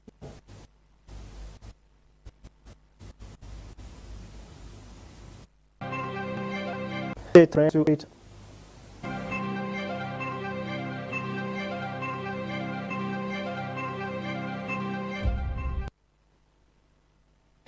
very good evening to you, our esteemed viewers. Many thanks for joining us on ITV Network News. My name from the Abuja Network Studio is Godwin Dele. And tonight from Benin, I have Shuku Funaya Adigo joining us from Benin. And also from Lagos, I have Leslie Naonko. Good evening to you, ladies. Good evening. Beautiful evening to you, Godwin. Good to see you tonight. Good to see you too. We'll move straight to the news. Justice Emeka Winte of the Federal High Court in Abuja has granted bail to the former Attorney General of the Federation and Minister of Justice, Abubakar Malami, SAN, in the sum of 500 million naira pending his trial over alleged 8 trillion naira money laundering offenses brought against him by the federal government. The ruling was delivered on Wednesday in Abuja. Judicial correspondent Joseph Kadri reports that the court ordered Malami to produce 2 shorties who will stand for a sum. Delivery the fate of Johnny and son, Justice Emeka Nwite admits them to bail in the sum of 500 million naira each. The court orders that they provide 2 shorties each who must own landed properties in Maitama, Asokoro or Gwarimpa district of the Federal Capital Territory. Justice Nwite further directs that the property document be verified by the Deputy Chief Registrar of the court, while the sureties are to depose of means. The court also orders Malami to deposit his international passport and other travel documents with the court, and rules that he must not travel outside the country without the express permission of the court. In addition, Malami and his sureties are to submit 2 recent passport photographs each to the court. Pending the perfection of their bail condition, the former Attorney General Federation has been remanded in Kuje Correctional Center. Justice Emeka Nwite has fixed February 17 for the commencement of trial in the corruption case. After the proceedings, counsel speak to press. We are comfortable with the bail conditions, and we are hopeful that within a reasonable time, we'll fulfill those bail conditions, and the defendant will be released and prepare for their defense. From Abuja, Joseph Kadri, ITV News. Meanwhile, according to a new travel restriction by the U.S. State Department, Nigerians and other travelers applying for the United States B1 and B2 visas may be required to post bonds of up to $15,000. Visa bonds are financial guarantees required by the department for certain foreign nationals from countries classified as high risk who are applying for B1 and B2 visas for business or tourism purpose. The development further tightens entry conditions for travelers following the introduction of partial U.S. travel restrictions on Nigeria a week earlier. According to information published on the U.S. Department of State's website, travel.state.gov, the fees paid without the direction of a consular officer will not be refunded and do not guarantee automatic visa issuance. And of the listed nations, Africa countries accounted for 24 of the 38, including Nigeria. The implementation dates vary by country, with Nigerian dates set for January 21, 2026. And away from that, ahead of the 2027 general elections, the African Democratic Congress, ADC, has constituted a 20-member committee to oversee membership numerical strength, revalidation, mobilization, and registration across the country. The national chairman of the party, Senator David Mark, who inaugurated the committee, urged members to show commitment in order to ensure the success of the party in the 2027 elections. Political correspondent Joseph Kadri brings us details. Speaking at the inauguration of the committee, the national chairman, Senator David Mark, urges members to ensure inclusiveness and strict adherence to the party's constitution. He says the initiative is part of efforts by the party to strengthen its grassroots presence and position the party ahead of the next general election. He charges members of the committee to discharge their responsibilities with integrity, fairness, transparency, and a strong sense of patriotism to the party. You are expected to discharge your duties with integrity, fairness, transparency, and a deep sense of patriotism to our party. You must approach this assignment without bias, favoritism, or exclusion, bearing in mind that unity and credibility are the foundation upon which the future of the ADC is built. Let me emphasize that this exercise is not about exclusion, but inclusion. It's about strengthening the party. It's about organizing the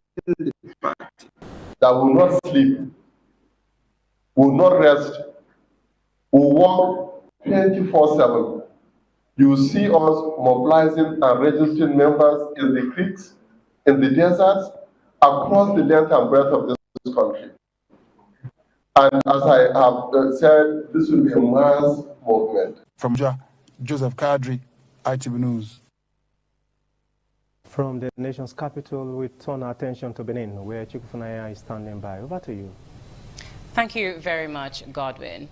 And now from our Benin Network Center, the continuation of the news.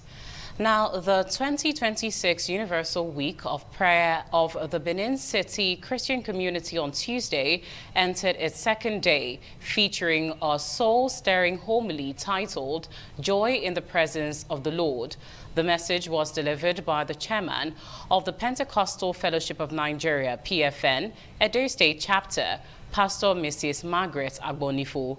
Jolade Ojo reports that the program attracted senior pastors and worshippers from various churches within and beyond Benin City.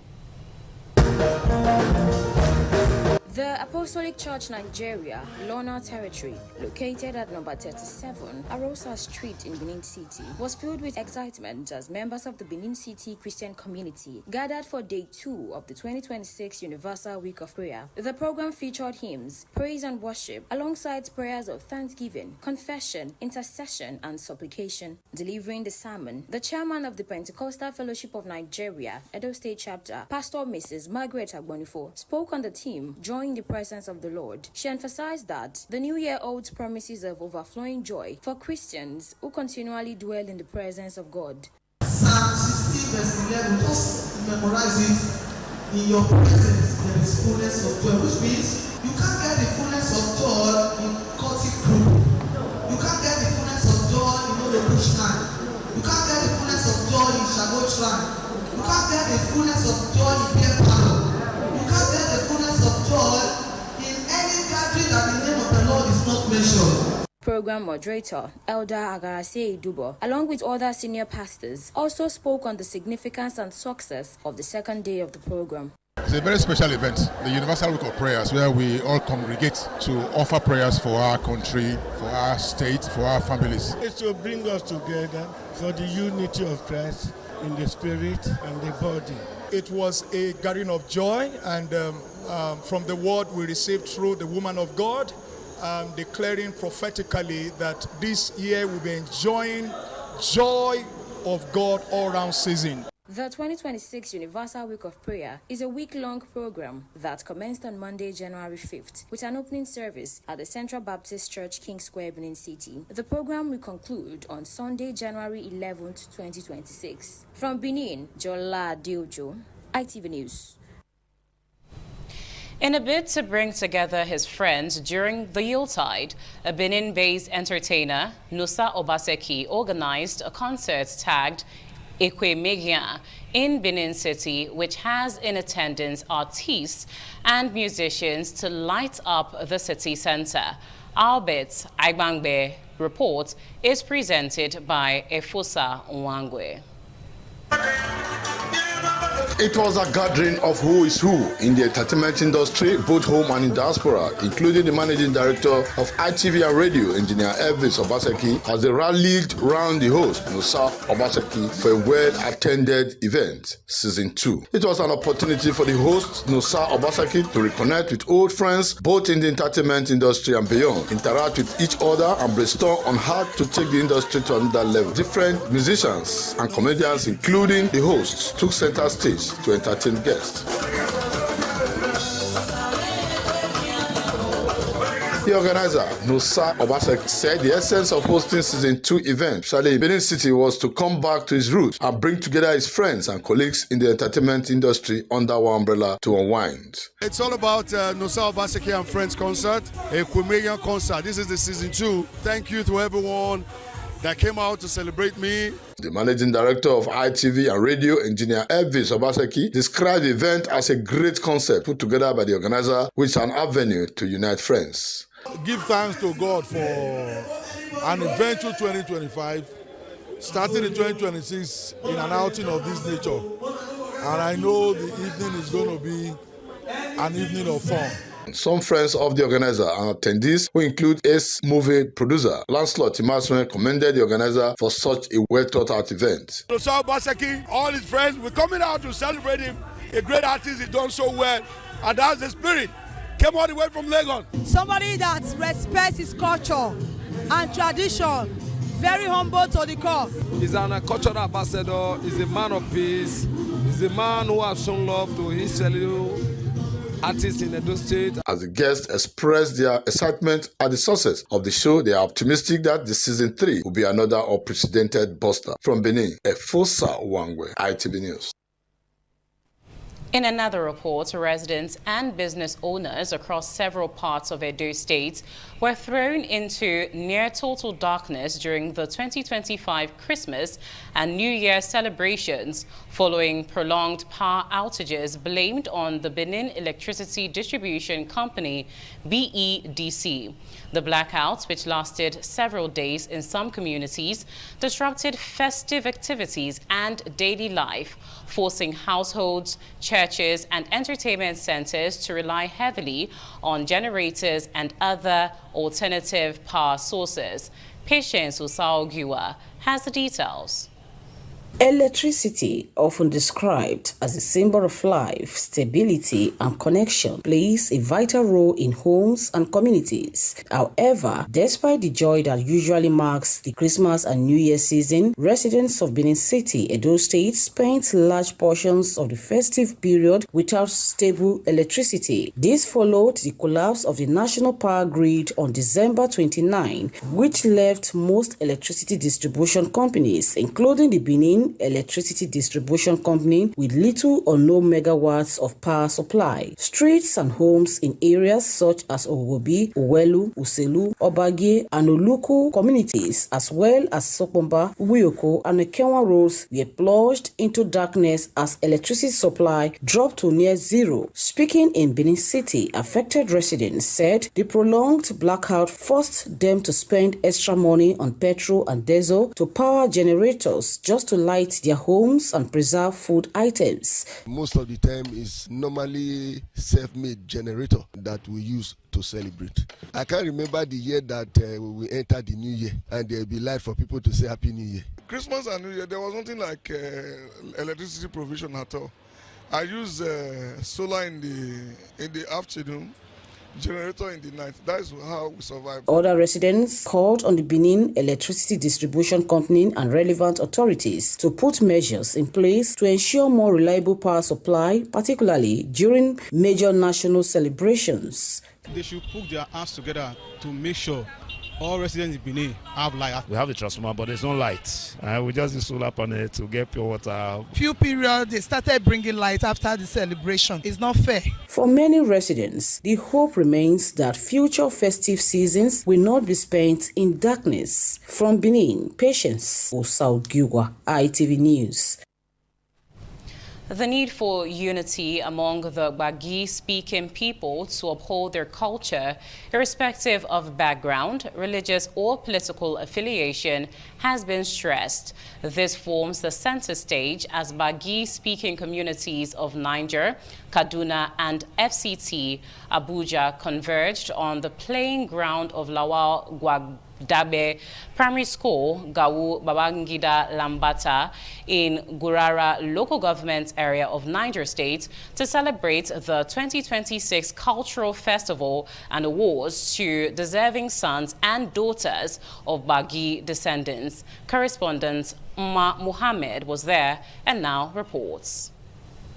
The event, which held at the playing ground of Lawal Gwadabe Primary School, Gawu Babangida Lambata, in Gurara local government area of Niger State, is the second of its kind and put together by the Big Brothers Association of Gawu Babangida Lambata, attracted participants from all Gbagi-speaking communities of the aforementioned state.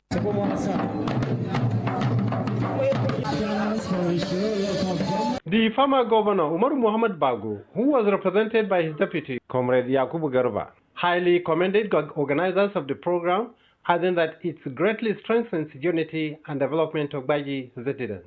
issue of unity is non-negotiable for the Gbagi people. Whether you like it, you can never change your tribe. One of the leading fathers of the Big Brothers Association and the Commissioner for Commerce and Industry in Niger State, Honorable Haruna Arafat Abubakar Magaji, admonished that the only path toward rapid growth of Gbagi people is for them to close ranks and speak with one voice, irrespective of diversity. We are trying to revive our culture. Others who spoke include Chairman of the occasion, Ambassador Zubairu Dada, the Esukwali Esuluka Ayedo Nsesan, and that of Buhari, and asked for the sustenance of the program, considering how it can revive values of the cultures of Gbagi people, especially as they are gradually eroding. Some of the awardees include former Governor Muhammad Umar Bagu, Professor Abubakar Sadauki, Mrs. Mary Biwa, among others. From Mina, Niger State Capital, Umar Mohammed, ITV News. For continuation of the news, let's turn our attention to our Lagos studio where Mercy Lina is standing by. Over to you. Many thanks, Godwin. From our Lagos Network studio, Lagos State Task Force says it has arrested 32 suspected street urchins in another coordinated operations across the island and mainland areas. The task force, led by the chairman, CSP Adetaya Akerele, said the operation followed repeated reports and concerns raised by members of the public through various social media platforms and radio stations over the growing menace of street urchins, popularly known as the Omotakun. Lagos State correspondent Aigbeje Queria has details. Chairman of the task force, CSP Akerele, said areas covered during the enforcement exercise were Akbogbon, Fadeyi, Jibo, Yaba Phase 1, Lagos Island, Pangrove, Ojuelegba, Surulere, and other adjoining roads across island and mainland. He said the task force observed illegal activities of alleged miscreants who unlawfully stopped articulated vehicles such as petrol tankers, lorries, trucks, trailers, and private cars.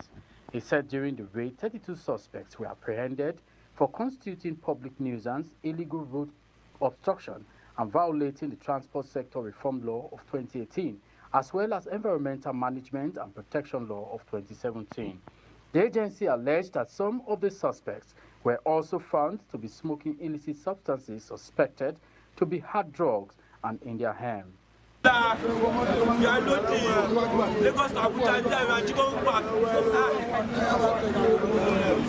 From Lagos, Aigbeje Queria, ITV News. And if you are just joining us, this is the Network News on ITV. Now it's time for a break. When we return, we'll bring you more stories on the news. Please stay.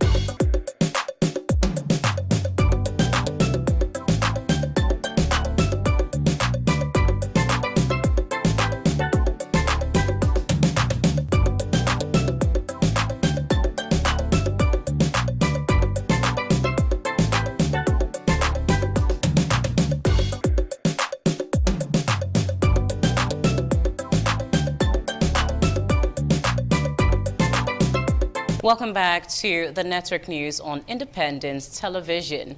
Now, in more news, the Benin Forum of Patriots, a social-cultural organization, has called on elders and leaders of Benin to broker peace among dissenting voices and ensure unity and sanity. This was part of resolutions disclosed at a press briefing held at Ozigbo Street off Ekenwa Road, Benin City. Joy Obaisiagbon reports.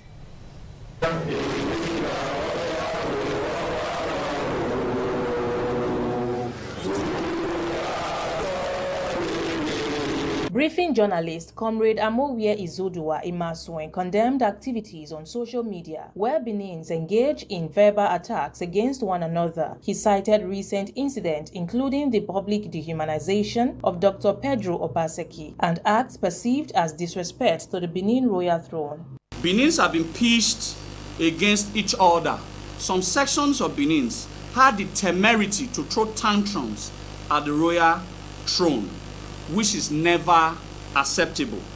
The recent dehumanization of Dr. Pedro Obaseki by some youth over an alleged sacrilegious statement took it to a fearful and worrisome dimension. The group appealed to His Excellency Mr. Lucky Imasuen, Senator Eigie Uzame, and over 70 revered leaders, elders, and businessmen in Benin to intervene. They urged them to join Chief Sam Igbe, the Iyase of Benin, and Professor Princess Adesua Imovoni Akenzua, whom they designated as elders to ensure the de-escalation of the current tension in Benin. We must understand that our oppression is to ensure that only the elders that are capable of settling whatever rancor the Benins currently have amongst themselves. The interactive press conference featured a question and answer session, during which Comrade Osaze Edigin assured that the gathering was solely for the progress and unity of Benin. He expressed optimism that leaders and elders would take responsibility and rise to defend the unity of the Benin people. It's about time the elders take up the mantle and speak to these issues so as this tension can be doused. Everybody should sheath his or her sword and let us employ diplomacy and tactfulness. Joy Obaisiagbon, ITV News. Now, concerned medical doctors in Edo State, under the aegis of the Nigerian Medical Association, NMA, have staged a peaceful protest march along Saple Road in Benin City, demanding urgent action over the kidnapping of a house officer of the Edo State University Teaching Hospital, Auchi. The abducted doctor, Babatunde Ibrahim Abu, was reportedly kidnapped alongside his younger brother and a colleague by suspected kidnappers in Auchi, Isako West local government area of the state. Patience Usaogiwa reports. Clad in white lab coats and carrying placards with inscriptions such as demand unconstitutional release, deploy technology for security reforms, and strengthen community policing, the medical practitioners marched from the Edo State Specialist Hospital through major streets along Saple Road to the Edo State Police Command headquarters. Addressing journalists during the protest, the Edo State chairman of the Nigerian Medical Association, Dr. Eustace Osegili, described the adoption as alarming and unacceptable, noting that medical doctors are increasingly becoming targets of criminal activities in the state. We have told them that in 72 hours, we want our colleagues released to their families, to their loved ones, and to the association. And this state must be made safe for all of us. Other aggrieved doctors expressed deep concern over the safety of medical personnel, particularly young doctors undergoing compulsory housemanship. The abductors should do their best to acknowledge that these are doctors. Spare them.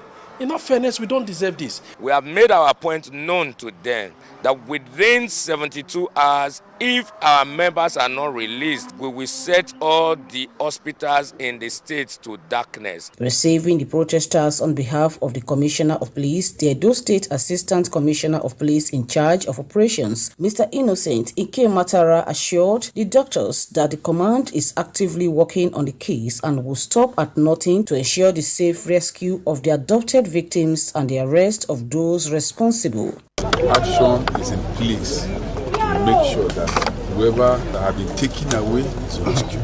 The Nigerian Medical Association warned that continued insecurity could cripple the healthcare system, as fear and anxiety among medical personnel may adversely affect service delivery in public health institutions. From Benin, Patience Osaogiwa, ITV News. Now, the entertainment industry in Benin City has recorded another boost as Obazua Omede Multimedia Concepts, in collaboration with Ahmed Media and Digital Concept, held its third series of Edo Open Mic competition.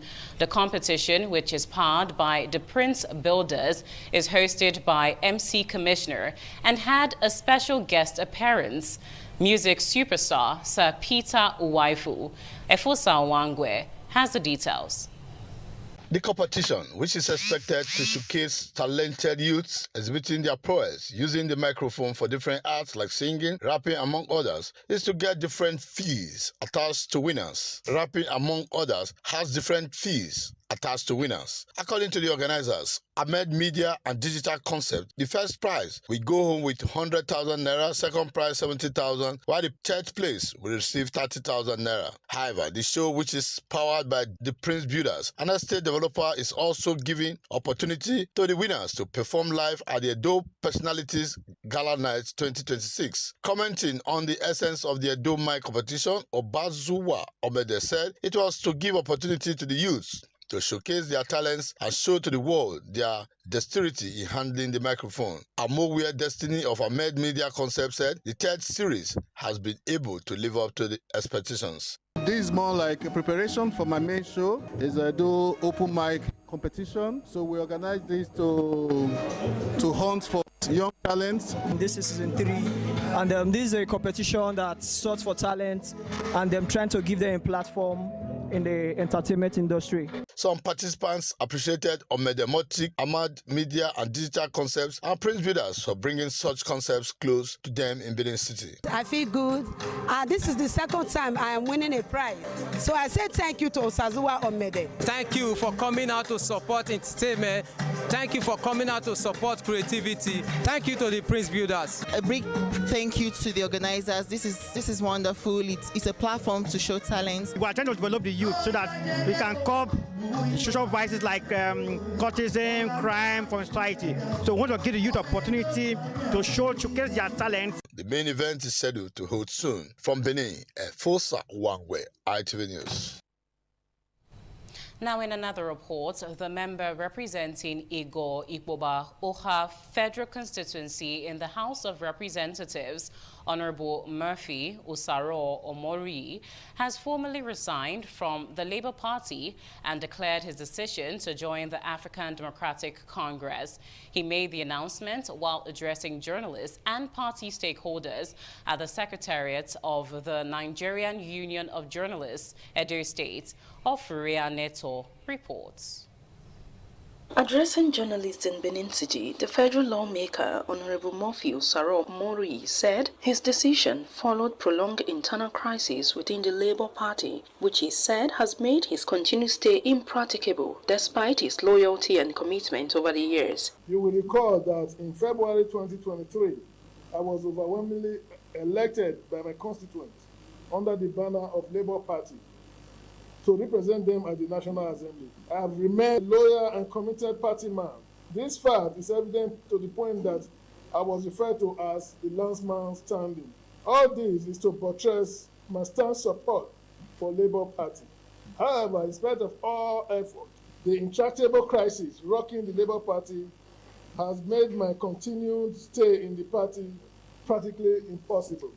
He disclosed that his resignation from the Labour Party was formally communicated to his ward leadership in December 2025 and has since been accepted, paving the way for his defection to the African Democratic Congress.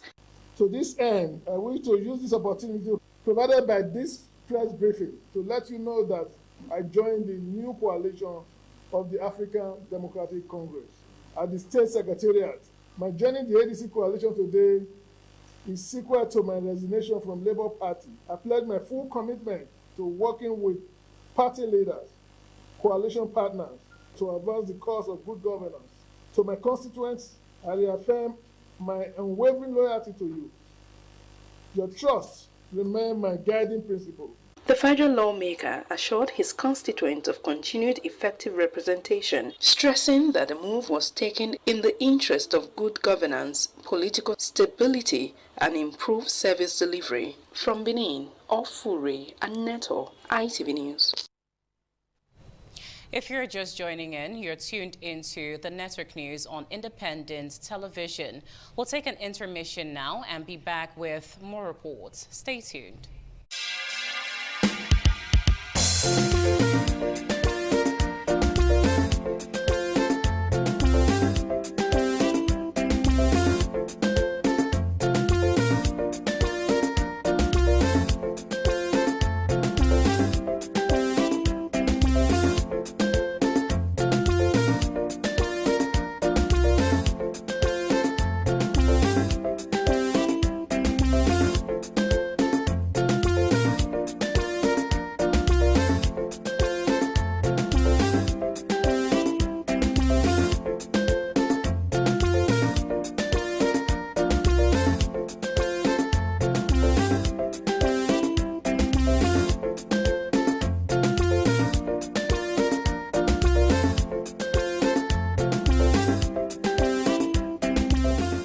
Welcome back. Now, moving on. Chairman of Akoko-Edo Local Government, Right Honorable Alabi Bliss Oshonugwe, has assured the residents of adequate security of lives and property. He gave the assurance shortly after visiting victims of a recent kidnap attempt. Donald Demie has the details. Right Honorable Alabi Bliss Oshonogwe visited the two hospitals where the injured victims were receiving treatment. He disclosed that a comprehensive manhunt has been launched to track down the fleeing suspects and bring them to justice. The Akoko-Edo Local Government Chairman also visited the scene of crime while returning from an official engagement in Benin City. A child divisional police officer in Ibilo 25 regular patrols in the affected area to consolidate security gains, assuring residents that adequate measures have been put in place to ensure the safety of life and property across Akoko-Edo. According to eyewitness accounts, the operatives of the Edo State Security Corps, in collaboration with other security agencies, successfully foiled a kidnapping attempt by suspects disguising in uniform of one of the security agencies. The incident occurred along the Ekpedo-Bekuma, Langpese, Ibilo Road in Akoko-Edo Local Government Area. From Akoko-Edo Local Government Area of Edo State, Donald A. Minyen, ITV News. Moving on, the executive chairman of the Edo State Senior Secondary Education Board, Dr. Rita Erewele, in line with her leadership responsibilities and the Edo State government's commitment to reforming the education sector, has held an interactive meeting with executive principals from the 18 local government areas of the state. The meeting, held at a hall within the premises of Idia College, Benin City, was aimed at reaffirming the chairman's readiness to address prevailing challenges and strengthen collaboration between the board and public senior secondary schools ahead of the 2026 academic session. Jolade Uju has the details. The meeting provided a strategic platform for discussions between members of the board, representatives from the various senatorial districts, and executive principals, with a focus on repositioning senior secondary schools in Edo State for greater efficiency and improved academic performance. In a welcome address, the executive chairman, Dr. Rita Erewele, expressed appreciation to the principals for their attendance, stressing the importance of the interactive session in ensuring the smooth and effective implementation of the 2026 academic program across public senior secondary schools in the state. When we enhance our collaboration, we will effectively guided with the policies and expectations of the board. During the interactive session, the executive principals highlighted several challenges confronting their schools, including inadequate funding, a demanding academic calendar, stalled promotions for teachers, and the poor state of offices and furniture, among other concerns. In some schools, some principals have to employ security guards to guard their schools. They pay from their salary. In a response, Dr. Rita Erewele assured the principals that their concerns will be addressed, noting the Edo State Governor, Senator Monday Okpewolo, remains fully committed to improving the education system in the state. So in this interactive session has given us opportunity to get feedback from the executive principals, and they were also informed about the beautiful plans our able governor has for the senior secondary schools across the state in the year 2026. She is really a mother and a leader, and she's giving us hope that solution will be profiled on every issue that we have mentioned here. Her responses are mind-blowing, has calmed all the nerves. She reaffirmed the board's commitment to capacity development and the promotion of quality education across all public senior secondary schools in Edo State. From Benin, Jolade Uju, ITV News. The Edo National Working Association Worldwide, INO, has marked a historic milestone with the official commissioning of the INO Dialysis and Diagnostic Center, a world-class healthcare facility established to improve access to quality and affordable medical services in Benin City, Edo State. The report filed by Shalom Ungara is presented by Jolade The well-attended ceremony attracted Eno executives, medical professionals, and Nigerians in the diaspora, all united by a shared vision of improving healthcare delivery for Edo people. The chairman of the occasion, Professor Dixon Idusui, described the Dialysis and Diagnostic Center as a strategic intervention aimed at addressing the growing demand for specialized renal care and advanced diagnostic services in the state. ENAW, Edo National Association, is a combination of all clubs in North America, Canada, and now in Europe. So each local club comes together to form the National Association. In her address, the president of the association, Engineer Bose Ogbefun Ovieso, emphasized that the facility was established to reduce medical tourism. As we officially commission this Eno Dialysis and Diagnostic Center, we celebrate not only a milestone but a movement, one built on compassion, collaboration, and community spirit. The ceremony was further enlivened by performances from Edo cultural troops and presentation of awards to deserving individuals whose dedication and support made the project a reality. The highlight was the official commissioning of the medical center by the Edo State Commissioner for Health, Dr. Cyril Shomole, and the unveiling of the Wall of Fame. I commissioned this dialysis center in the name of the Father, and of the Son, and of the Holy Ghost. And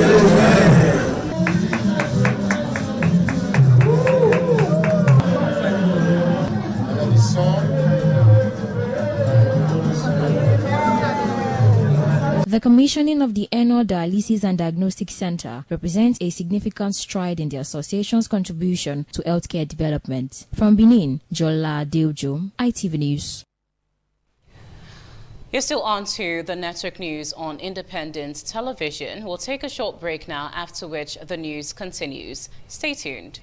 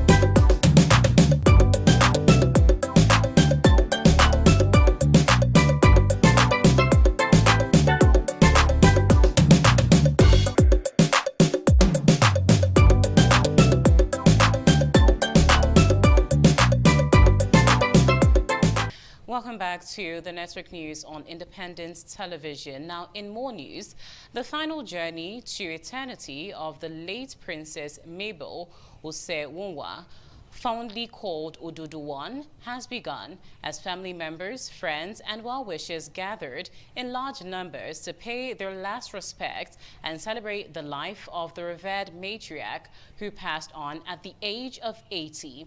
Ofuria Neto reports. It was a moment of deep emotion as the body of the late Princess Mabel Osewunwa, popularly known as Ododo-1, departed Hope Mortuary, marking the commencement of her funeral rites.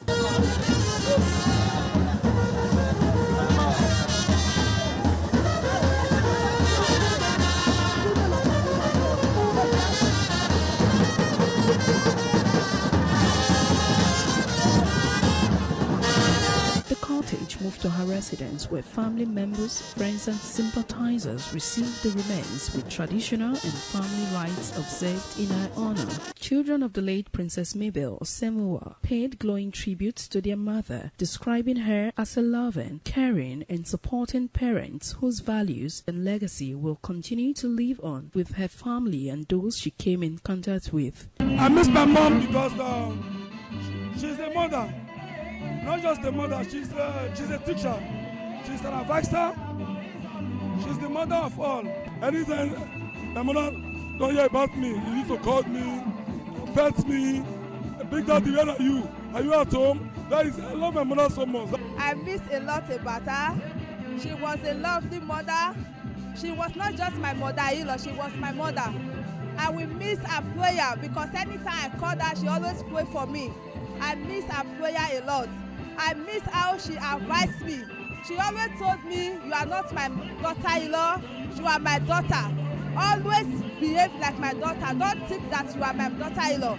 I miss a lot about her. The late Princess Mabel Osemuwa, popularly called Ododo One, is survived by her husband, 4 children, and 10 grandchildren. From Benin, Ofuri and Neto, ITV News. Let's now join Osemudiame Osage for sports reports.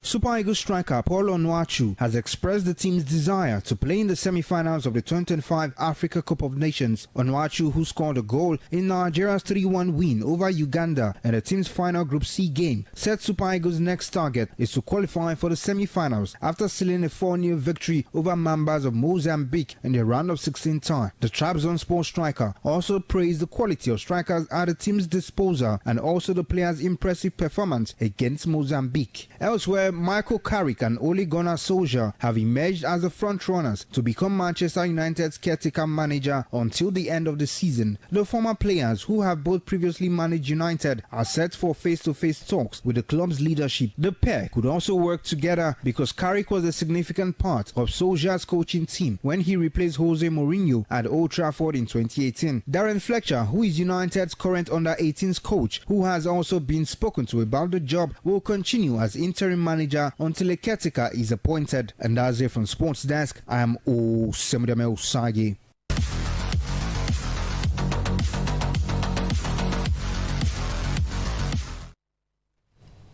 Now that's the end of the network news on Independent Television. I am Chukufum Nanya Digwe. Thank you for watching. Good night.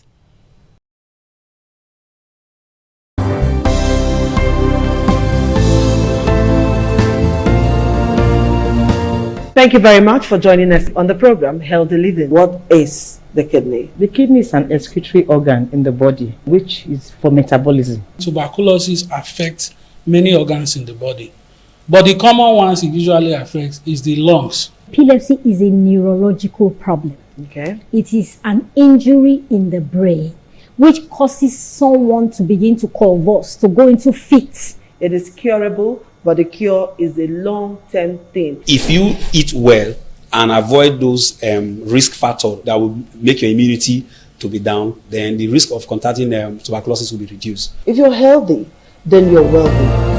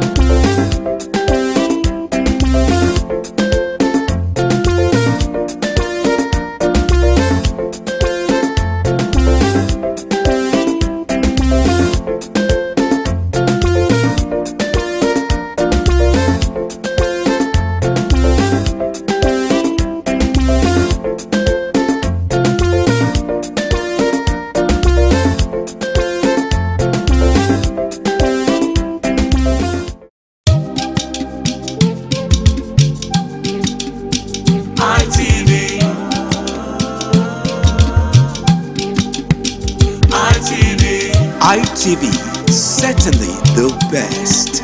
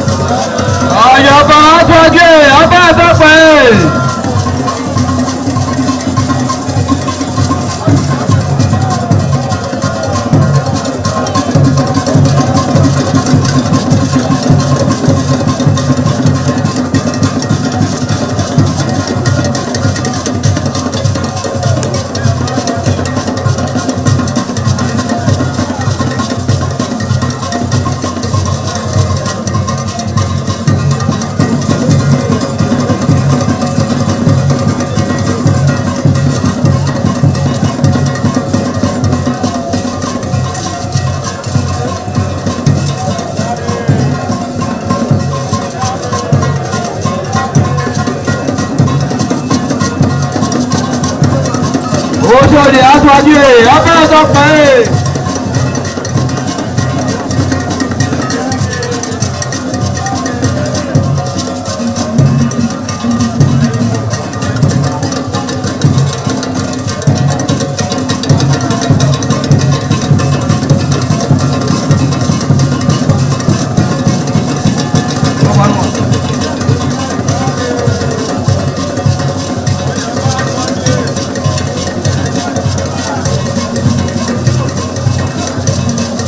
Àyàbá sọ́kè abẹ́rẹ́ pé.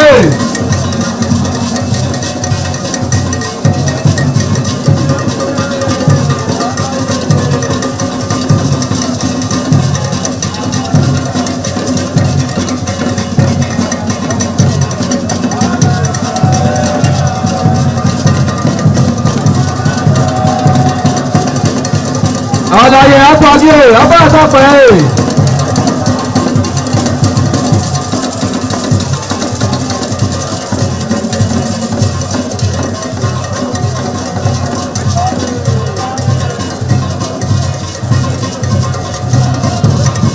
Ẹgbẹ̀júwà.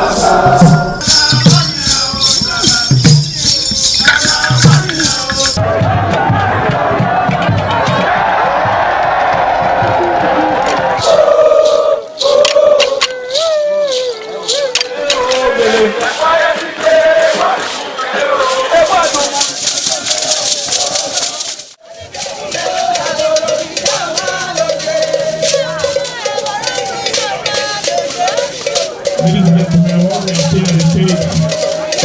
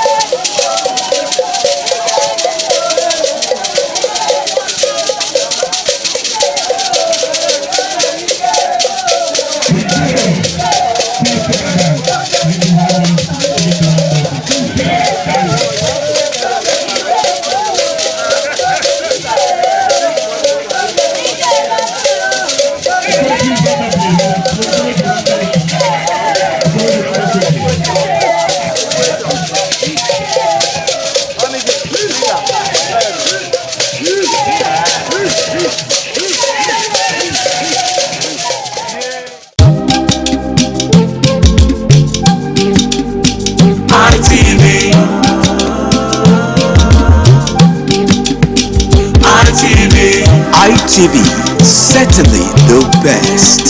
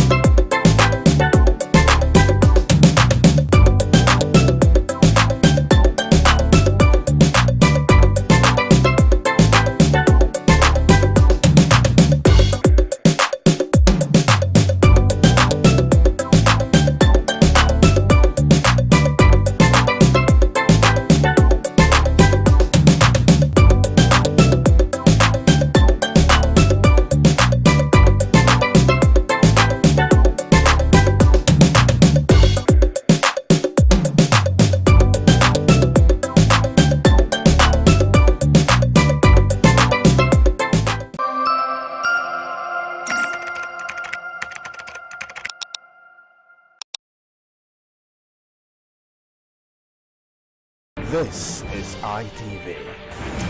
Certainly the best.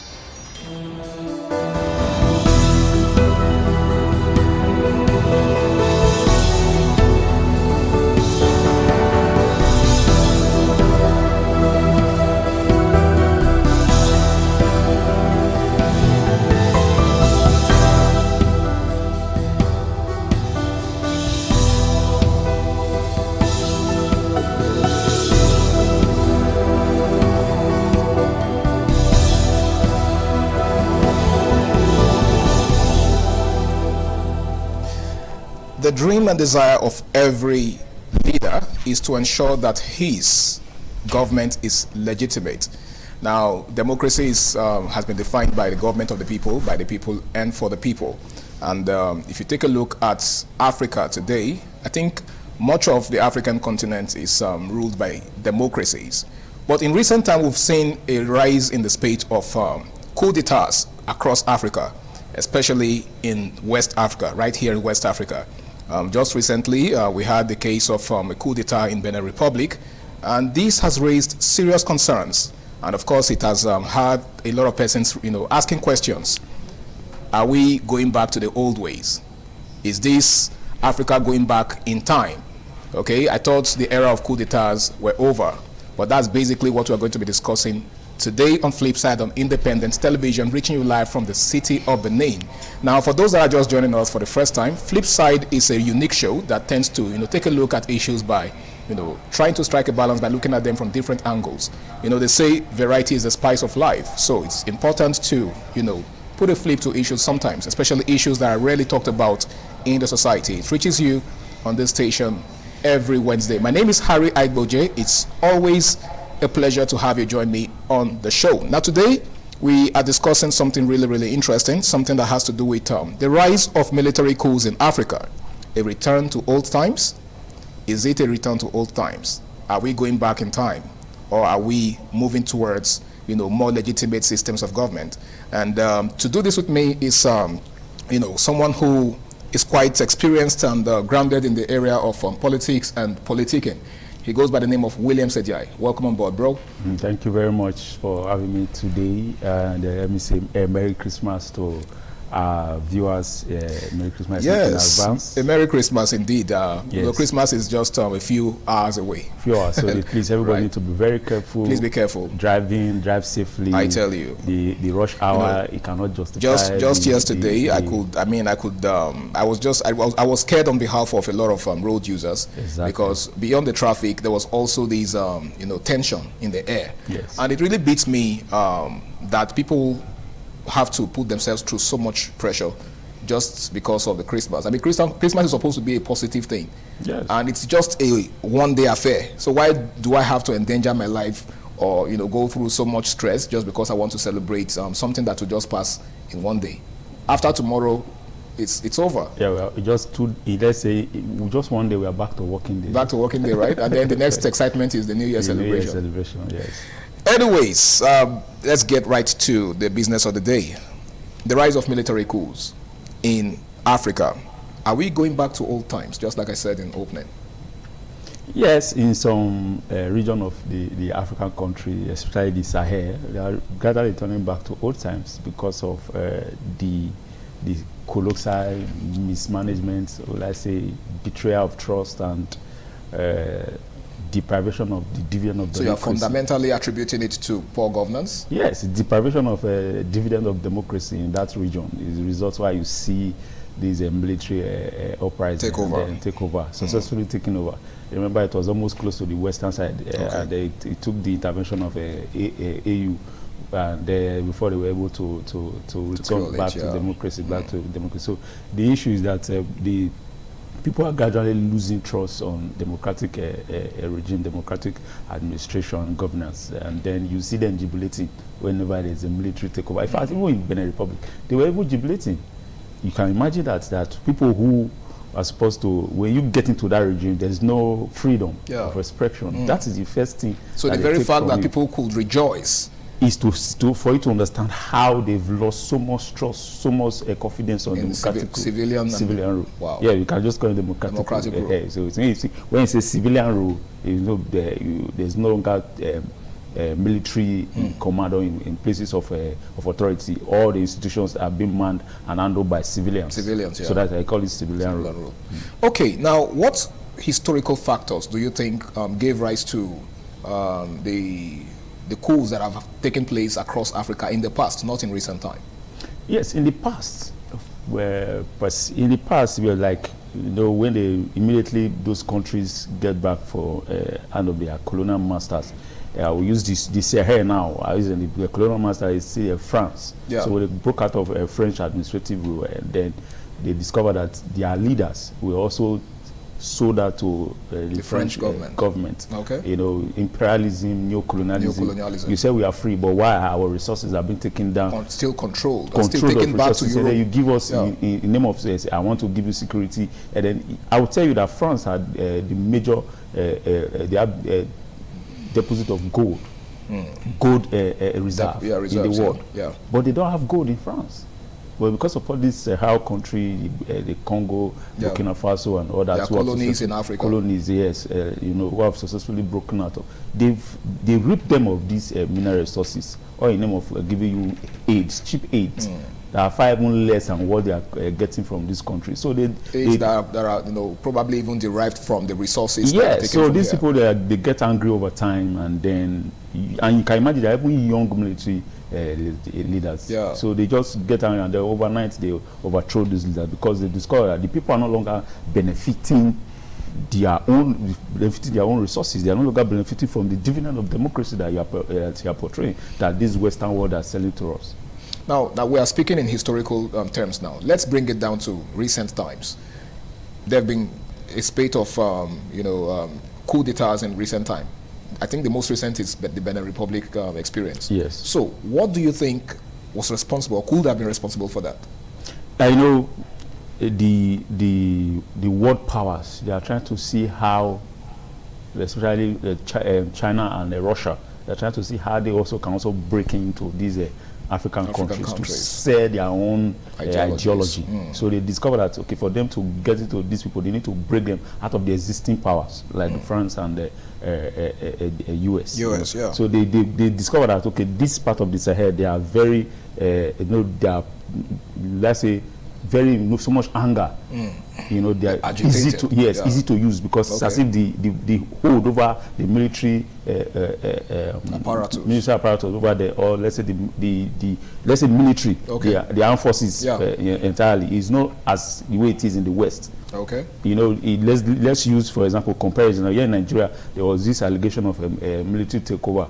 But you saw the way they were able to coalesce, and they get all of them arrested. Yeah. So they discovered that hold is no longer. Well, some persons have also, speculated that was probably a sham, that there was really nothing like. But people are in detention. People are in detention. From what we heard and what we've seen over in the papers, people are in detention. Over 19 of them in detention. So they discovered that this part of the Sahel, the hold over this military is somehow weakened. So they just capitalize on that, and then they throw. The issue why is happening currently is also as a historical factor. Okay, so it has a link. Yes, link. It's like a progression. You know, imperialism and neocolonialism, they come to you. They no longer come in force now. Yeah. They come to you in very pitiable, very stylish and beautified manner. So it's more like a Trojan horse. Yes, you don't understand. Looks good on the surface, but yes, but what they give you, for example, now let's compare. They give you, always going for grants and loans. They give you, let's say, for $400 million, for example, and they are getting what is more than $400 million from you. You understand? So they empower these democratic leaders, brainwash them, tell them all this sort of we are going to stable economy, give them preach to them what they also cannot even offer, and that they get in return. You pay them with your military resources. Let's give you an example now. Libya, as a critical example, where it even got to a time that US was offering them policing. They pay for policing. You know, in Libya now we have two regimes in Libya. In Libya, yeah. So they pay for policing. Imagine since the destruction of democratic rule in Libya through Muammar Gaddafi up till now, they are paying for military, paying for policing. You can imagine those kind of thoughts. Are you trying to say these people cannot provide police for themselves, or are they not capable to give that self-actualization? Let's exist with our own ideology. Each country, each region, they don't have their own ideologies. But the Western world don't want you to strive because they believe that the day you break out of their ideologies, then you break out of, especially the IMF, the day you break out of those their economic principle, economic ideology, which is one of the powerful tools that they are using to bring down these third world countries, especially the African countries. We know that when you break out of this ideology, it is over for them because they really don't have these resources. It's located here in Africa. So they try their possible best to make sure that they are always in their control of it. So when there's any issue, a shaking of, okay, now let me give you this example. When it was happening in Burkina Faso, the young man went to align with Putin in Russia. That's Ibrahim Traore. Ibrahim Traore aligned with Putin in Russia and said, okay, don't worry, I'm going to provide everything you need. There are military might now, there are military capability, technology and all that is being built and being customized for them by Russia. So that's back. But don't you also think that Burkina Faso and countries like that are also like cronies to countries, superpowers like Russia and the rest of them? Don't you think Russia is using them as puppets to achieve their selfish objectives as well? They use them. They also want to build military base in their country. But because they perceive that, okay, this person is selling something better than this other person, something attractive than this other person. But they don't want to liberate you for your own selfish, for your own gains. They want to liberate you per se for their own gains. In other words, nothing goes for nothing. Yes, but they present as if this is even more or less. I'm not interested in your resources. Just behave the way I want you to behave, and then probably when they need a base, these powerful countries, they're trying to expand their military influence, military prowess. So they're looking for countries that they can easily build base to also checkmate another. If, for example, let's take for example now, it's not happening in Nigeria. There's a US base in Nigeria. France will do whatever is possible to get a US base in Benin Republic, French base in Benin Republic, military base in Benin. So that's how they checkmating themselves. So when you see these people coming to present ideology to you, they are coming in two things: their military expansion, and they also to sell their economic ideology to you. So they get in control of your naira, they control of your currency. They want to be in control of your currency. So when you're coming to them to borrow money, they tell, okay, your currency is so I want to float it a little. I will give you. You are killing your economy just to make sure that they have that dominance. And it doesn't always look that way on the surface. No, you will not say it's until the damage is done.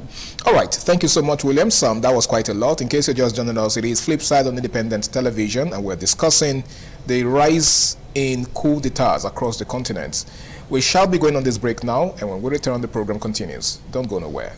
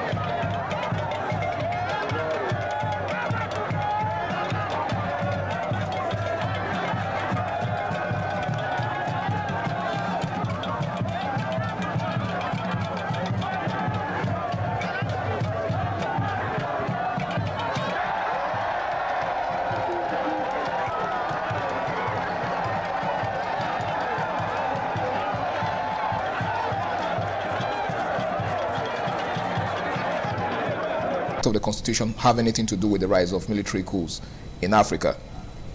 Of course. You know, first of all, let me say, civilian rule is a democratic rule now. Yes. You have the Constitution, military rule, decree. So there's really anything that is written, they just decree, they say it. And so nothing is on they paper? Enforce it. So they believe that why you see that the weakness of the Constitution is leading to military takeover, because what is written is not what you are practicing. Okay. For example, especially the economic and the security aspects. You know, those are the major reasons why military takeover occurs. Yeah. Okay. Economic and security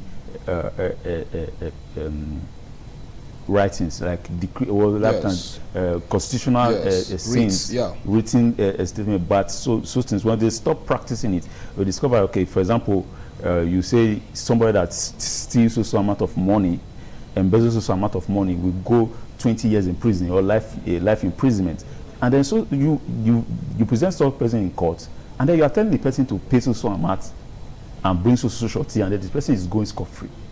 So these people are seated and looking at you and say, what is this people doing? What are these people doing? This is what the Constitution says, and this is what you are also doing. Why? Because these people, they've so much politicized our institutions. Institutions are now weak. So those are also the things that contribute to military takeover.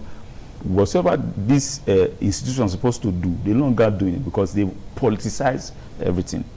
And mind you, these people, their children, their families, even also them, also they are subjected to these democratic rules, subjected to the day-to-day administrative or day-to-day activities of these institutions.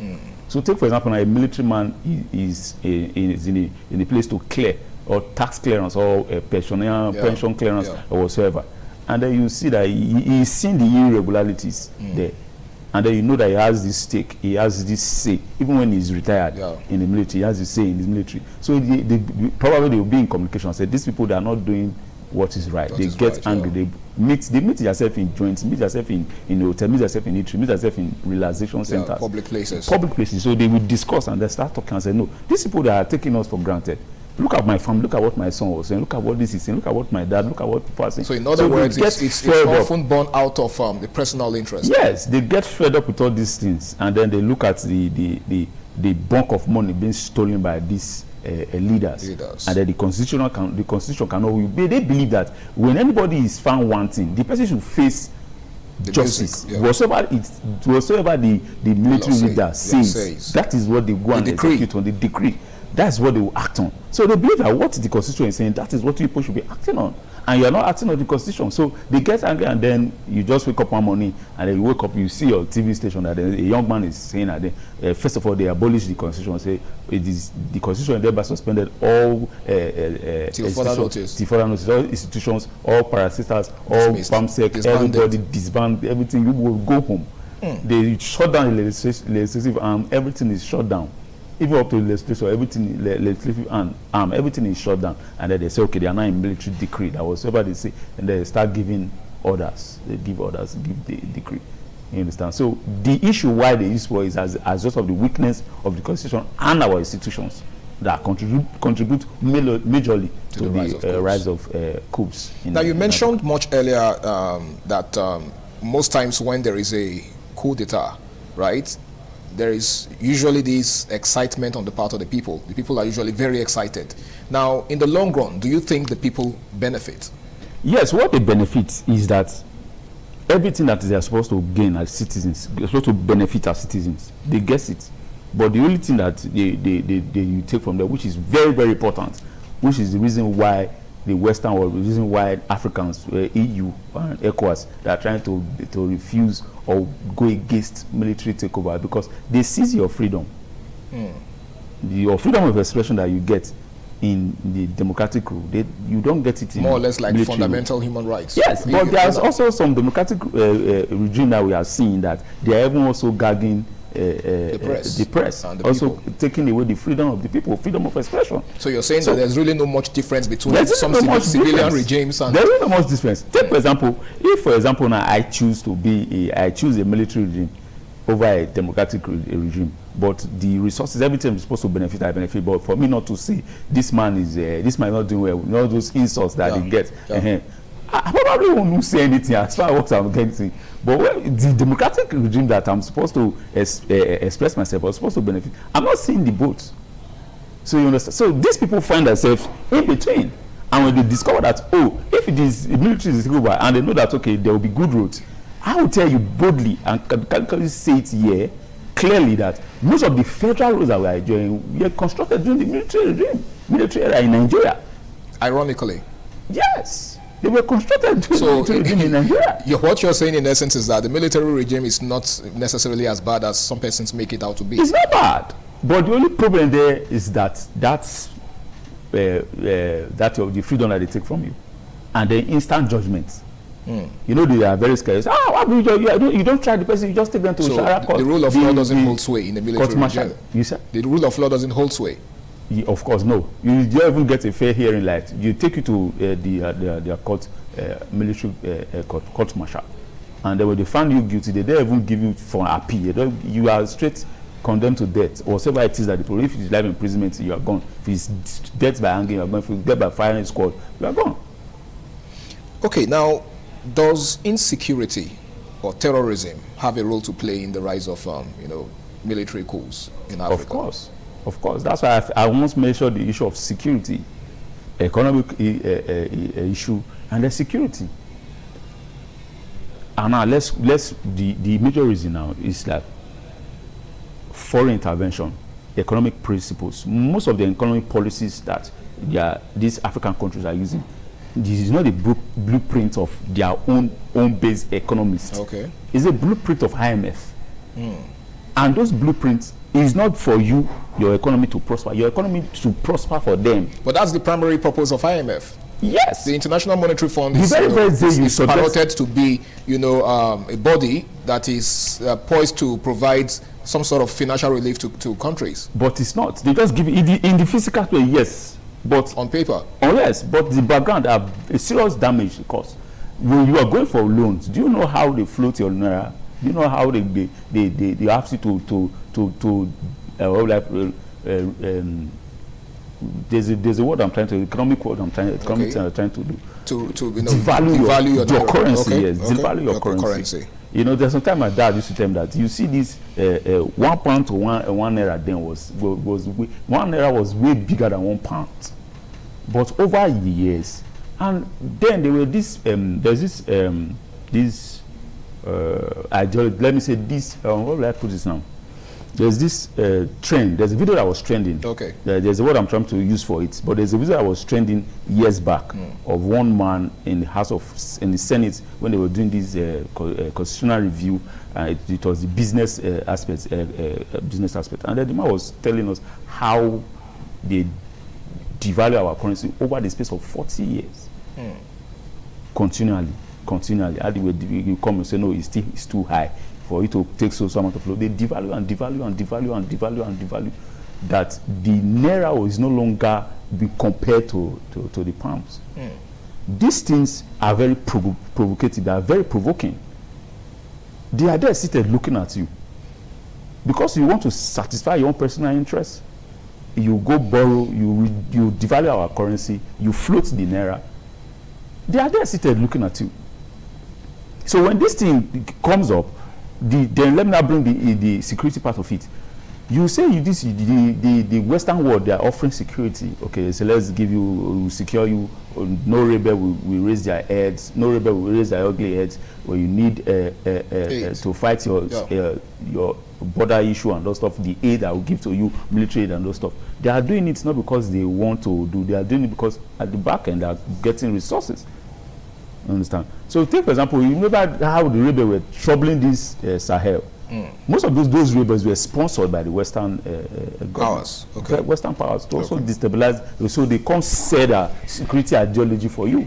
They say, okay, for us to take over all this, drive these people away, or probably just reduce or get them killed, or just arrest them or eliminate them, whatever it is. You pay so amount of money, or you bring so barrel of oil. If an oil-rich country brings so barrel of oil over the years, or brings so amount of gold over the long term over the years. So these things, they see these things, and they get angry. And they know that these things have been sponsored, these uprisings have been sponsored by this same Western world. So they wake up one morning and then they take over power. The citizens are happy. Why are they happy? Because they know that they are going to fix a lot of these issues. Okay. You take away, they sacrifice the freedom, but they know they are going to fix the different institutions, major problems. All right. Thank you so much, Williams. In case you're just joining us, it is Flipside on Independent Television. We shall be going on another break now. The program continues afterwards. Please stay tuned. Merry Christmas and a prosperous New Year from Independent Television and Radio.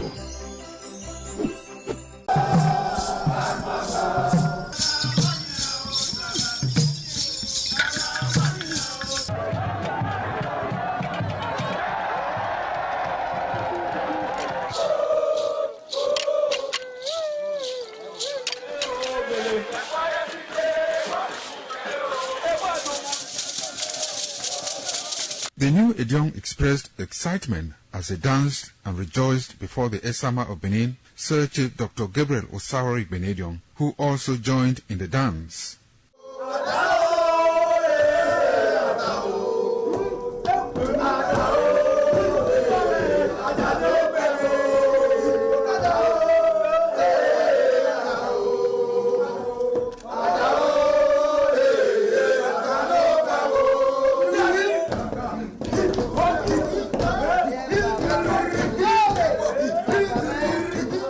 As visiting and paying of homage to various homes of senior elders continued, the initiates spent 7 days performing diverse kinds of rites as required by tradition. They were furnished with rules and regulations regarding their new office as Edion. That I grew up in this community to the point that they have now also chosen me as an elder in this community. It's a thing of great joy. All thanks to the Esama of Benin, my people, my family, everybody, all Okada community for this great honor. I'm very, very grateful. Well, this is my brother. I'll call him my uncle because he grew up with my father.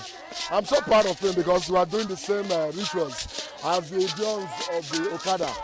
It is our duty for us to make this place a greater place, for outsiders to come and see the goodness of God in Okada. And I'm proud of every one of us here. So shall it be to each and every one of us in Jesus' name. Odion ma Okada zima Esama zima dion Bona zima dion Obala zima dion Manawe Mari Esama dion Nimado pon Esama Nimado gbeken Esama e mana dio wa na Esama magbekenene osaba obuyo bitone aba no get on maga no dia mi maga manido gbekene de na ima yafe ima ato ima agbo oropa iwuwu dori ima dia wogene o be ti agbon ya no we mi maga me ni just ko sino mi afa in Esama, in our father's house, in respect of our initiation to elders Edion level. As tradition demands, we are here today to come and also pay homage to him, for him to also pray for us for long life and prosperity. The climax, after 7 days, was paying of homage again to the Edion way, where he gave the initiate the full rights to function and to henceforth participate in meetings with Edion. It will go down in the history and minds of Okada community, Ovia people, Edo State, and Nigeria in general. The ambience, style, and the colorful ceremony associated with the 2025 initiation into the Edion Council of former Governor of Edo State, Chief Lucky Nosagari Benedion, his brothers Bright Ayamekwe Benedion, Honorable Charles Osenwige Benedion, Peter Osawori Benedion, Dr. Fred Osawuni Benedion, Barrister Mike Osane Benedion, Executive Director Operations, ITV and Radio, Chief Elder Benedion Wonse, Honorable Efosa Douglas Benedion, Ukbonwa Benedion, Osawe Igbenedion, Edosa Igbenedion, Dr. Daniel Omarege Igbenedion, as well as Agbong Steve Igbenedion, among other sons of Okada.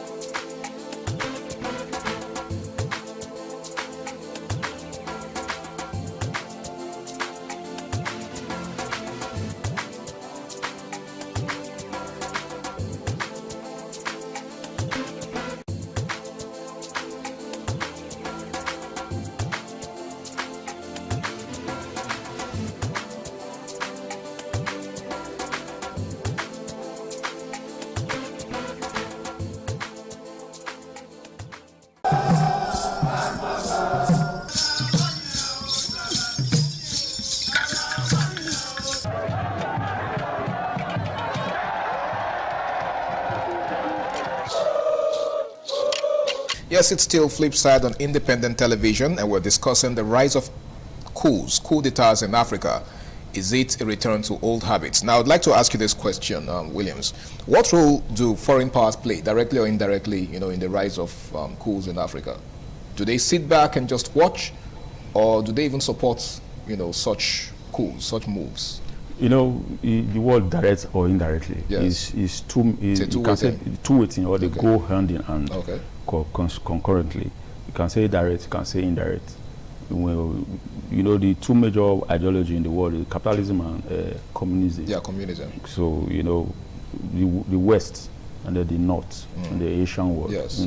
Russia communism, US capitalism, and then, Russia believe that the means of production should be in the hands of the citizens, and why they control the government's regulator and control. So they look at these other countries and discover that these people, they are suffering. They are supposed to be the one in control of their resources. Yeah. So they look at, okay, how do they break them out of this other capitalism this ideology. Yeah. So they go to any leader who they know how to scout any of the military young minds or advanced mind who is interested in doing that. So they penetrate that person and then empower the person. Then okay, when you are done, we'll come over and then announce, flag you out of. So would you consider that a direct involvement or indirect? Indirect. Okay. So I'm coming to the direct. Okay. So when these coups they succeed in taking over power, they announce, and then you relax and observe the bubble movement of that particular military leader. You discover that any country that is first aligned with, that country was involved in indirectly sponsoring the coup or supporting the coup. Okay. So when they now come directly now and say, okay, they tell the other superpower that we are interested in this government. We support this government. So anything they need, we provide for you to succeed. Okay. They tell other organizations, say, back at, we are in this. So this is a powerful country. For example, Russia is telling telling France to back out of Burkina Faso directly, and then he is saying it. Brent Reid is saying it. That is in alignment with Putin. You understand? There was a time he had meeting with Putin. Yes. And then a few months later, I started building military hardware. Technology started flying around. So that's to tell you that they already striving on the ideology of Russia. You understand? So this a powerful nation play the very vital role in country military overthrow in each of these takeover of this country. Now let's go back to the international world. What is happening? You saw the issue between Russia and Ukraine. How the European countries, the role they played. So in retaliation now they are trying to break out France. They discover, okay, let's dismantle this France dominance over these northern African countries, the Sahel. Yes. Let's dismantle it. And Russia is the one backing them, following them, telling them that you people can be self-actualized, can break out of this dominance of this French government, and they are doing it. And France, they are getting angry. Now there's this ideology, this thesis that is flying around. This saying that is flying that immediately Benin Republic, the coup wanted to take place in Benin Republic. Why did EU using Nigeria to swiftly cure the issue? And then people are now saying, okay, can you link the relationship between the president and Emmanuel Macron? Because he was almost losing Benin Republic. Okay. And I said, okay, can you just help me try to restore? And when I heard that, and then, you know, one of my friends, I also editing one of these big commentators, and I was thinking about it. I said, yeah, this could be true. The sudden relationship between France and Nigeria, you understand me? So I think this, because it was very sweet. Yes, I remember. Why we're having this issue of bandits invading kidnapping of school children in Niger. Yeah. It was almost the same period the thing happened. Why the swift response to Benin Republic? Why not that swift response to our own internal issues? So you see the issue of international power play that, okay, please help me, because they don't want to be involved directly. You understand? So they're not, okay, help me do that. You know, in politics we call it dirty job. Okay. The sector of that is do this dirty job for me, just take over, clean up the mess and those, make sure that a democratic regime is restored. And they did it perfectly. I was surprised. Why can't you handle this? I will have some internal issues. You can't handle it this way. So it's more like fighter jets trooping in Benin Republic. So it's more like, you know, our benevolence is only finds expression outside and not home. Exactly. We have that power, but why can't you just treat the ones that's happening in then as other people? A lot of people, charity begins at home. Yes, a lot of people are not saying, okay, is it complacent? Are you? Is there any relationship between what's happening and the government of the day? We are so surprised. So that's to tell you how international power and international countries, superpowers, the role they play in military regime, military takeover in countries. Okay, now let's look at the role, or should I say, how regional bodies like the AU, for instance, and of course ECOWAS and some other regional bodies respond to situations of coups. Let's say the one that happened in Benin, for example. How did the AU or how did ECOWAS respond to it? They responded to it swiftly. Do you think it was a decisive step? Do you think it was effective enough? Yes, I was talking to Osaro. He was supposed to be here today. We just had some little busy schedule. We were discussing, and I said, okay, it was almost happening in Benin Republic. He said, that one should not happen. I said, why? He said, he don't want any military interference in our borders. Why? Okay. I said, why? I said, because this issue of crossing of borders, and that I will have more security issue to deal with. Okay. I looked at it from that aspect. I said, okay, fine, there is some sense over it. Yeah. Okay, thank God that it was handled, because a lot of deviants or good and the bad will just troop into your country, because while some are celebrating, some are also in a great fear. So they will start trooping to the nearest country available, just to make sure that they don't be part of the kind of loss of freedom and personal expression and all that. So they can also, those deviants can also use the opportunity to start spreading to countries. Say, just say, please, it's happening. I don't want to be part of it. So can I come and take asylum or somebody seek refuge in your country? Yeah, and you don't even know who the person is and the ground, and they start linking up with themselves, and the thing becomes so more difficult for us to handle than the way it is now. So I saw a good reason with that. Okay. But they were so swift to handle it. And if you look at these ECOWAS countries, they have one peculiar issue together. They have issue of security in their countries, and they have issue of economic issues. They can't fix it, but they come together so swift to fix their own problems, brother nations' problems, and you can't fix your own internal problems. Is a major issue. That's to tell you how the international body, the superpowers, controlling most of these African leaders. And it's very, very appalling and becoming so demeaning to see that. Take, for example, Cameroon. Okay. Sometimes I sit down to wonder how I've forgotten his name and how he is able to take control. Paul Biya, how he be able to take control over the military personnel in Cameroon. He's been there for years. The economic issues, nothing to write home about. Security, nothing to write home about. But there seems not to be any uprising, any military So for some funny reason, he has been able to keep the system under control. Let's look at it closely. The men who are there, who are the military generals are also very advanced and old like him.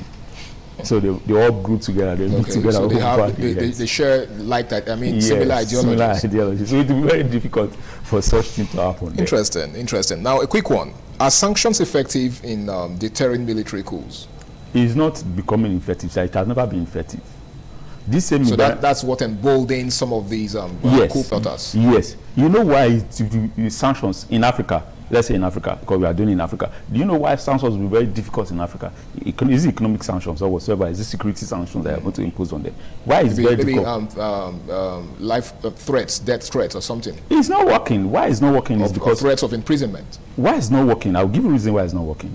It's not working because they also are very rich in military resources. They can choose to align with other countries. Just like what Brian Traore said when they were trying to threaten me. Say, you can go. ECOWAS can go. AU can go. You don't need them. He said EU can go. We don't need AU. He said it boldly. It can go. What he said to them, what are you going to? What are we offered? When these people are mismanaging our resources, what did you say? He didn't say anything. He said it. We said it to them. So if we didn't need you then, we don't need you now. We don't need you now. When there's this summits, you see their chairs are very, very empty. They don't go. So actually, they don't need because they are aligned in other super countries.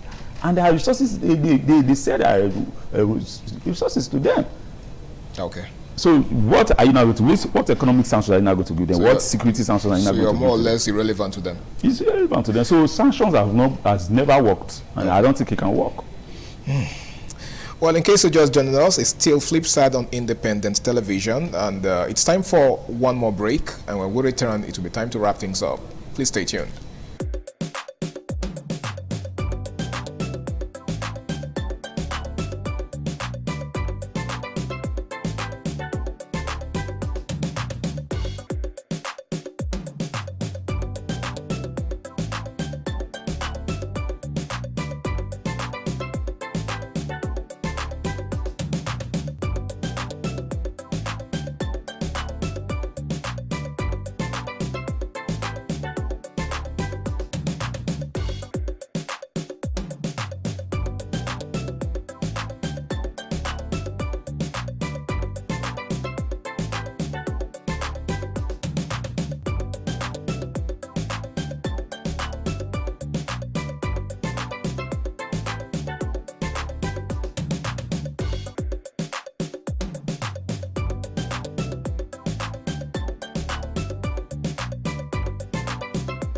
Yeah, welcome back, beautiful people. This right here is the final lap of Flipside today. Now, Williams, most times when military personnel take over a government, they promise a temporal control, right? They do not tell you that they are here to stay. They just tell you that, well, they noticed some, discrepancies and irregularities within the system, and they are here to fix it, right? So the impression is that it's a temporary affair. But in the long run, it's discovered that it's a different ballgame entirely. Why is it so? You know, the word power corrupts. And absolute power corrupts, absolutely. Corrupt, absolutely. Power, democratic, but is difficult. Will I say it's few countries that democratic get absolute power. But in militarism, it is absolute power. And it's corrupt absolutely. Why is it absolute power? It's the only one in charge. He's the one to tell you, go to that state, go and be military administrator, go to so state, be military coordinator. And it's not based on the constitution. Yes, you be finance this, you be petroleum coordinator and those stuff. It's not based on the constitution. Anybody chooses to be. So he's the one that is in charge. So he has absolute power. So it corrupts absolutely. So who are just the person that tastes power and says he wants to give you in 2 or 3 months' time. It's very difficult. That is when the personality of the person comes in. What was your intention in the first place? From the get-go. Of seizing power. Okay. That is very true. What was your motive? What was the motive? What was the intention? So the only person in the history of our coup was Ibrahim. Was the man's Babangida? No, not Babangida. Abdusalam Ibrahim. Abdusalam Abubakar. So he's the only one that stick to his word. That's okay. I'm going to restore power to democracy, and he did it. He didn't waste time. So I guess it's safe to say that he was the only one that wasn't corrupted. By power. That was the military regime produced the first civilian regime. Yes. About Obasanjo, 1999. 1999. So it is very difficult to see these people who just come and say, okay, in space of 3 months or 6 months, who fix the country, and then let's return back to them. No, it's very difficult. Absolute power is very, very corrupt them, absolutely. But the people, in the other hand, are they comfortable? Because they are the ones that will also determine if this regime will change immediately or not. Now, take, for example, Putin, for example. If you go and study the rising of Putin, started so well that he's a military personnel. Military general. Of course. His uprising started so very smartly. Became personal advisor, security advisor. So it was strategic. Created his own military movement. Started using it to take dominance over the arm of affair in Russia, and then he became the president. The president, yeah. But his military form, stylish. He's been there for years. So he's been within the ranks. Yes, he's been there for years. But people are very comfortable with this. Why? Because it doesn't make you feel, give you the reason why to go against him. So it gives you a sense of belonging. Yes, so it gives you a sense of belonging. And over time, he has built his credibility. Whatever is presented to them, if it's a form of integrity and whatever it is, he has built it over time. Because there was the day I studied his ranks and how he became so powerful. So I saw it, and it's very difficult to break such a person out of power because of how he has so much been in corridors of power for a very long time. Okay. And you understand? So now, here in Africa, what is it that you have done? What is it they are going to do that will not make the people to start agitating? Do you have the charisma? Do you have yes, do you have what it is? If you are doing what it is, they will never mind. It can ruin for years. If you are doing what it's supposed to do, whatever you preach that you want to do.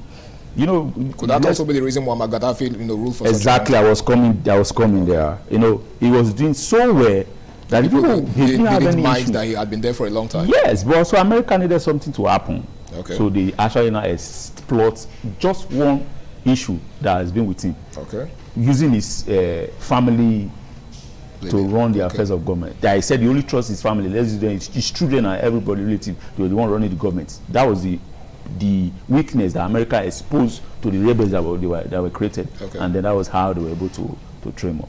All right, because of time, because we're actually pressed for time right now. Do you think constitutional reviews could limit the tendency of military takeovers? Yes. In less than a minute. Yes, it will. You know why? You strengthen the various institutions, democratic institutions, and then let it live up to expectation. Whatever it is that institution is supposed to do, let them do it to the latter. If it is the police, whatever it is, the judicial system, the legislative arm, pass these laws and then let it work. And then constitutional review, let everything that is supposed, what the constitution says per se, and then let it be effective. Let it go run freely as it says, and then there will not be need for coup d'etat. All right, thank you so very much, William Sejai, for your very brilliant analysis. It's been quite an interesting moment with you. We've been taking a look at the rise of military coups in Africa, a return to old habits. And Williams has said in the opening that it's actually looking like a return to old habits. And the question is, for how long are we going to continue like this? What does the future hold for African nations or for Africa as a continent? Because, I mean, if it happened in Benin Republic, only God knows where next. So the question is, what are we going to do about it? Are we just going to fold our arms and let this trend continue? Well, it's been such an amazing show so far, and a very big thank you to Williams once again for doing me the honor of being on the show with me. Thank you very much. Thank you so very much. And once again, my name is Harry Aigbo J. And until I come your way again, same time, same station next week, do the right thing, stay out of trouble, and bye for now.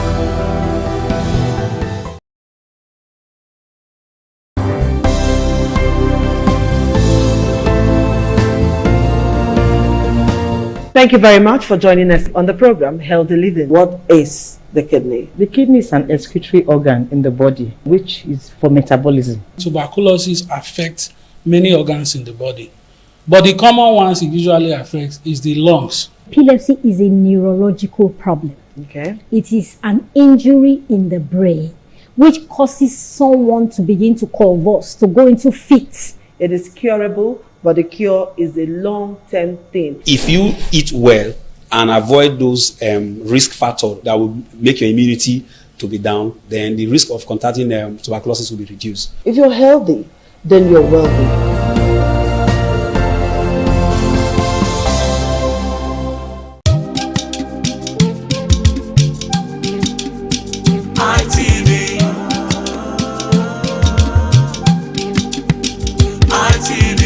ITV, certainly the best.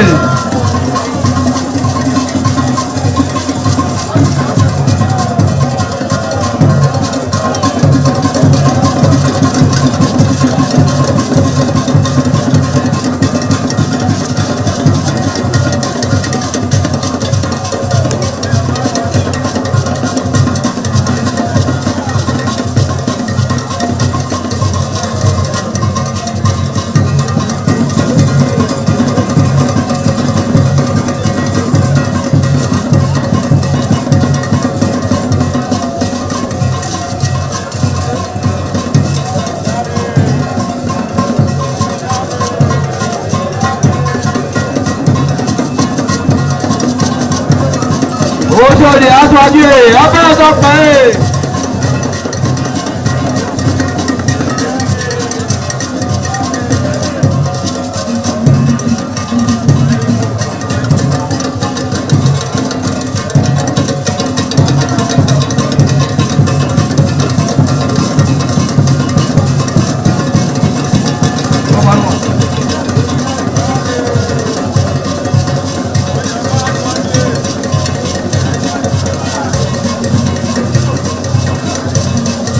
Àyàbá sọ́kè, àbá sọ́pà ẹ̀.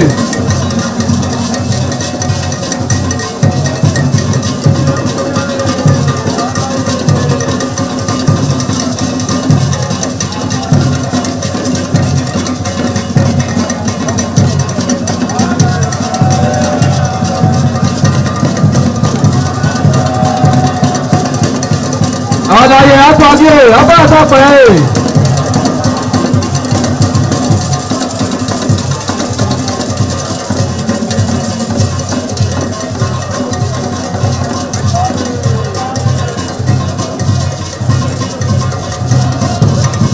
Ẹgbẹ̀túwà.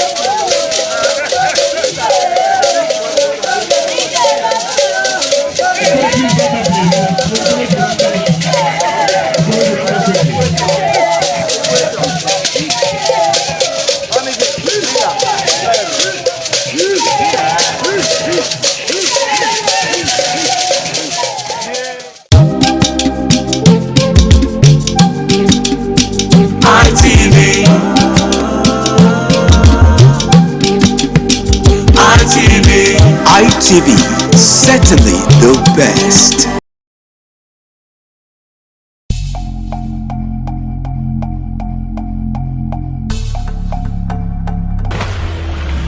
Osunu, waiting they happen.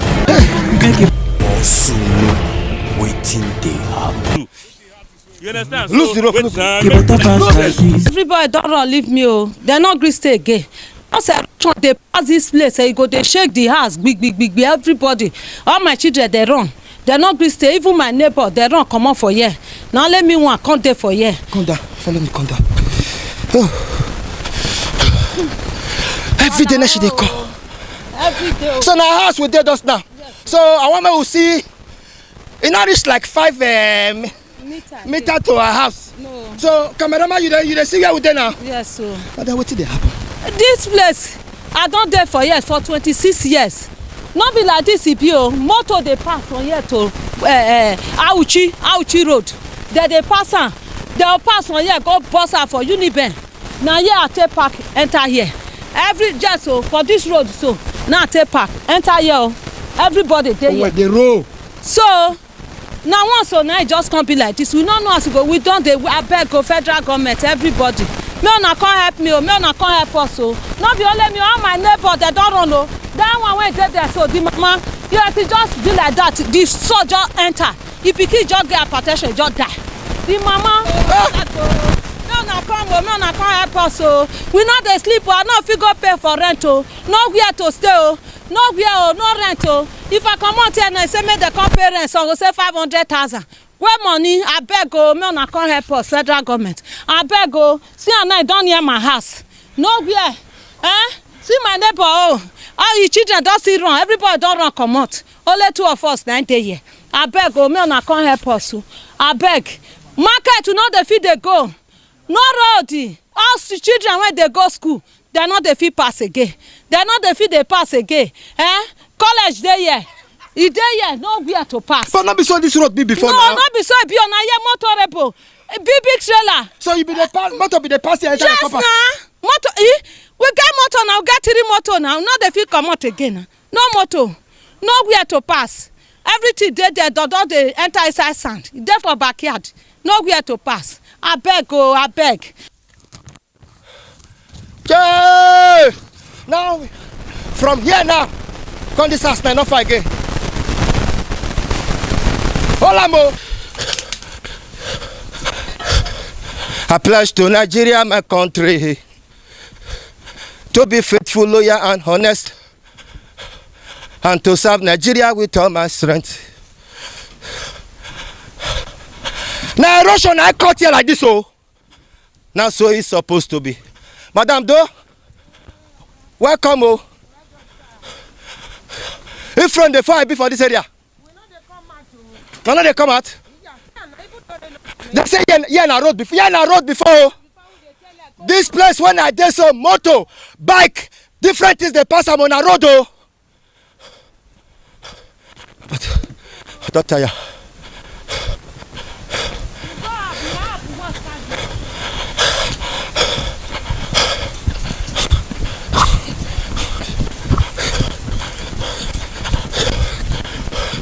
Now you are the talk to for. Yes, now you say your house the other side. Exactly. Okay, so come enter inside now. We fix it for inside. Yes.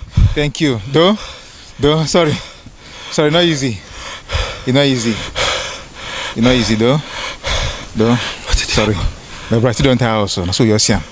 When I buy for that place here, I drive from this place like this, go that side, go reach this in Oreo, Palace Road, Obrida Road, but now no road again. We just come on to see it, the fog, bam, till now, so just reach. We don't tell many people, but nobody come to our assistance. What do? We can't do it on our own. So before you the drive motor pass here? Yes, now.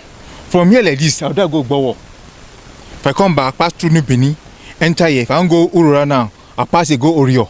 That Azura, this thing, what do you call it? Plant. We'll reach there from the same road. So go there. Won't go Lucky Way now. You pass here, enter Lucky Way. But now we'll not fit again. We'll not fit. See this my house now. Won't collapse. What do I?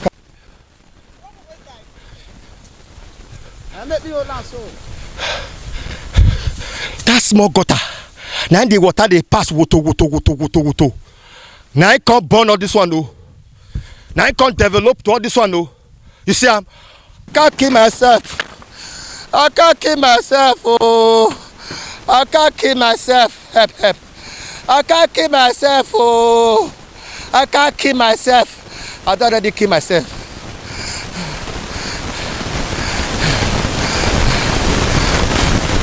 Federal government, state government, World Bank. When I wake me when I don't do this, please finish.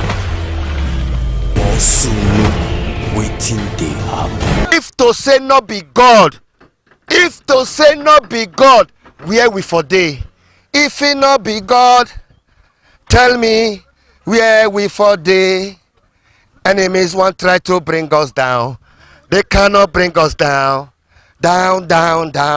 Anywhere you there for Nigeria, you there for Edo, for Lagos, for Abuja, for Sokoto, anywhere you there for house, oh, you there for your working place, oh, you there for your business place, oh, you there for America, oh, you there for Europe, oh, you there for UK, oh, you there for Nigeria, oh, you there for Africa, oh, if to say not be God. However, we are there so 2 years ago, 2 to 3 years ago, I come this place. Landlord and landladies wait there for this Ekiwa Ute Road. Many of them run, leave their house. Erosion carry many. Where are they so? As 2 to 3 years ago, it go swallow 2 upstairs. In fact, 3 upstairs. Where are they so? But in case you wonder, are they for Ekiwa Ute Road? Landlord and landladies, tenant, all of them don't run. Landlord don't run. Many houses don't destroy. They come the chateau.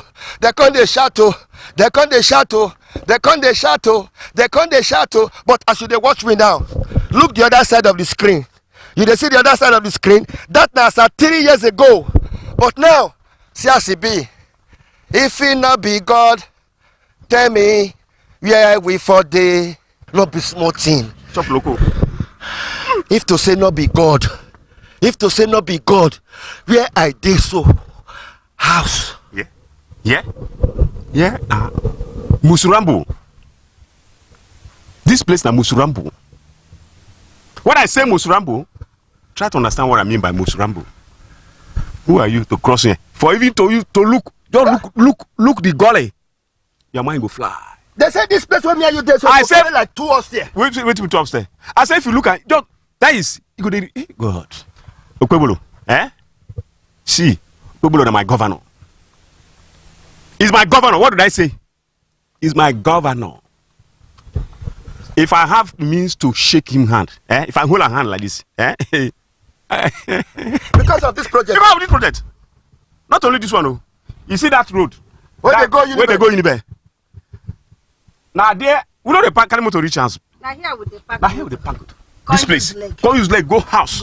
I saw I park motor there. They vandalize my motor. Hey! They vandalize my motor. Not only my motor. No, they don't. See the way they drive, they come. Wait, I remove hand like this. The motor they move. Oh. But so many people don't run, no.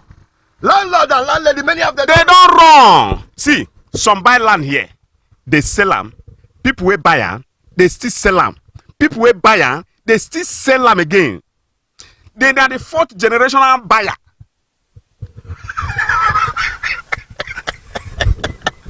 What's to know? So today happen. What's to know? Shop logo. If to say not be God. If you not say not be God. If to say not be God. If to say not be God. If to say not be God. Also no. Our leaders. Wow. I should watch them. Shut up. Like them. Drop your comment. This place when I did so. This place when I did so. Look the other side of the television. So you see the gully. This place.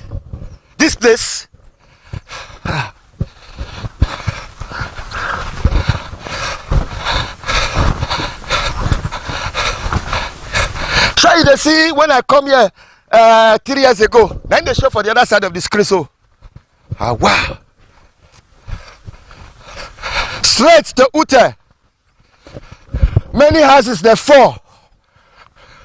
This place he carry like 4 electric pole, like 3 upstairs. You see that woman and one woman when they lead down, when they talk. What?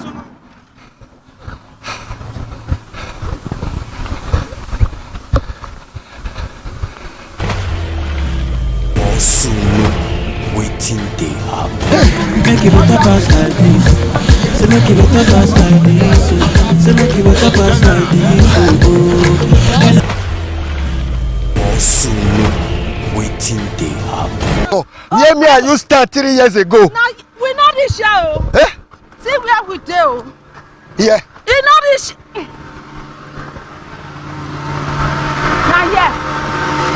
Now yeah, big hole. Big hole. 1 feet to 2 feet to my house now. Now yeah, now we do. We not feel near there. Go that place now. Go that place now. Now see you they watch now for the other side of the screen.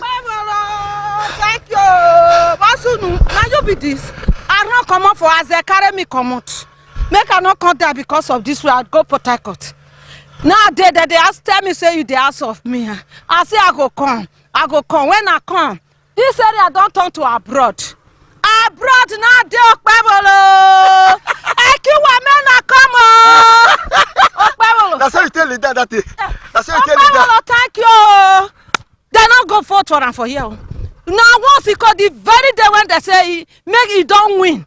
Before we know, trailer tipper don't come. Trailer don't full road. Before I know, don't award this place. I say, I see him for primary school. This primary school, they won't vote. Now it say, once he can't do this road for us. Every day now they jubilate. They tell me, I say, Bible. Thank you, God will bless you. Up. Once you know up, now you go. You tell me, say, once you start, that they finish them. Now so you tell me, say, not they go, say you don't win. Really, you win, oh. Amen. You win, oh. Amen. This one, many award now you go get. Amen. In Jesus' name. Amen. Stand up.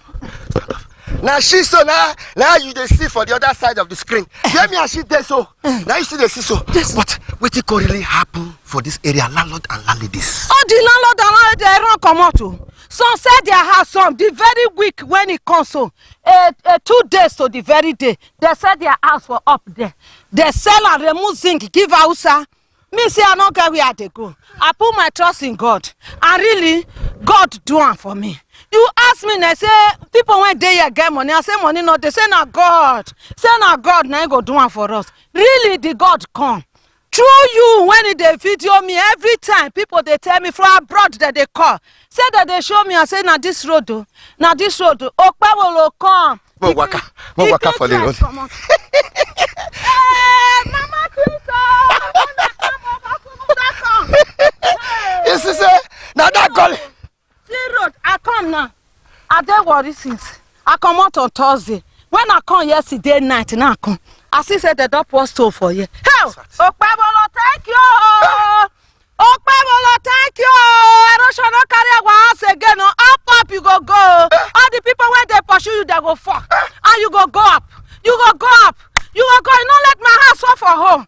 Oh, nowhere to drive. And now here everybody they drive past now. The whole village now here that they pass now. Okpebolo, thank you. Oti. Thank you. See that your house that way from come out.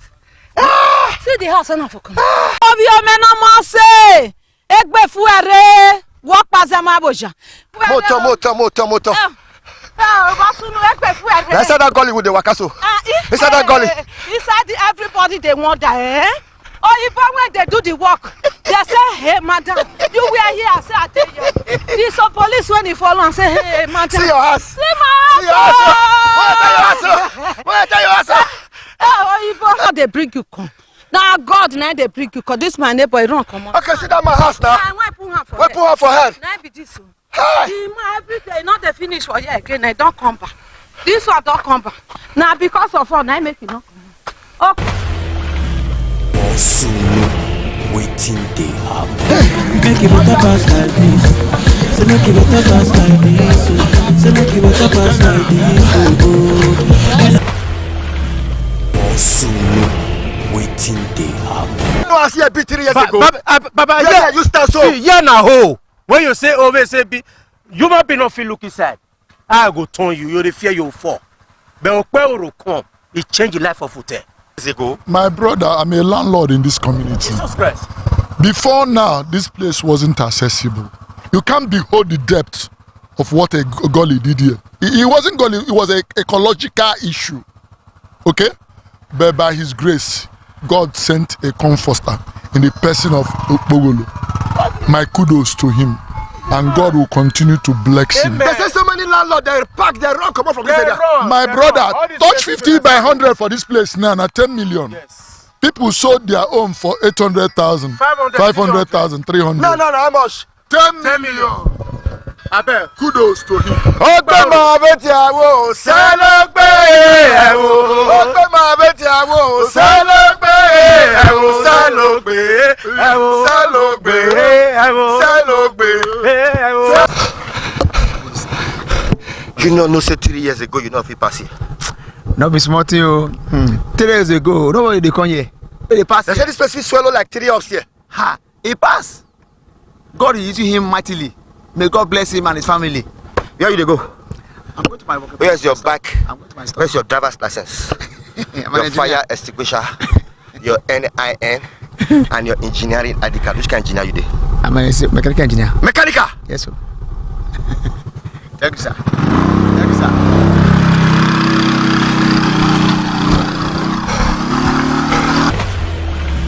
Bosulo, waiting dey happen. Agumede o. Agumede o. Agumede o. Agumede o. Before, how this road be? Valley. Deep way. Deep way. Yes. If you go to tempo. Tempo. Many houses. Many houses for go that side. If you go that side, you see house where they up some see read down. As governor don't call down so. They take am. Okay, well done, no. Welcome. Respect, oh. This place? No, this place when I did so. As you they watch me now for phone, for television, they look the other side of the screen, whether I left or right. You go see, say when I come here for 20, as in, let me just say 3 years ago. That house when I sit down for down, with Sansa, food is zinc, I go reach there. But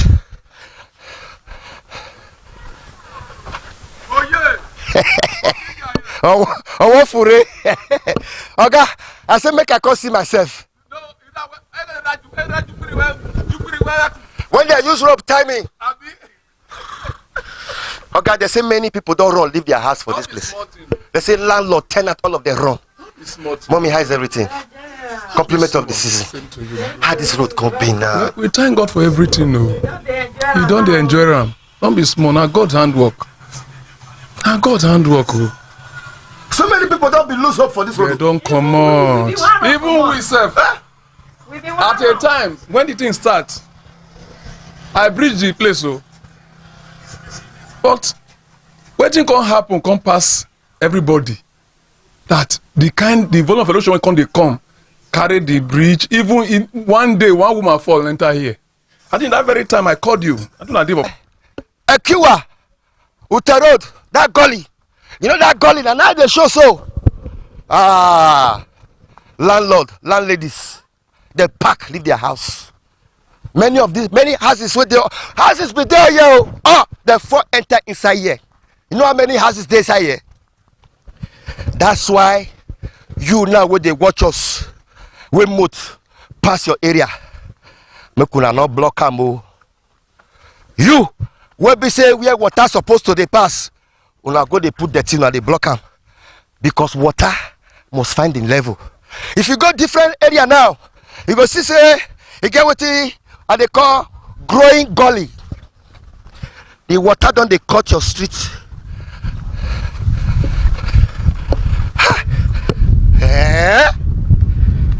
Let me say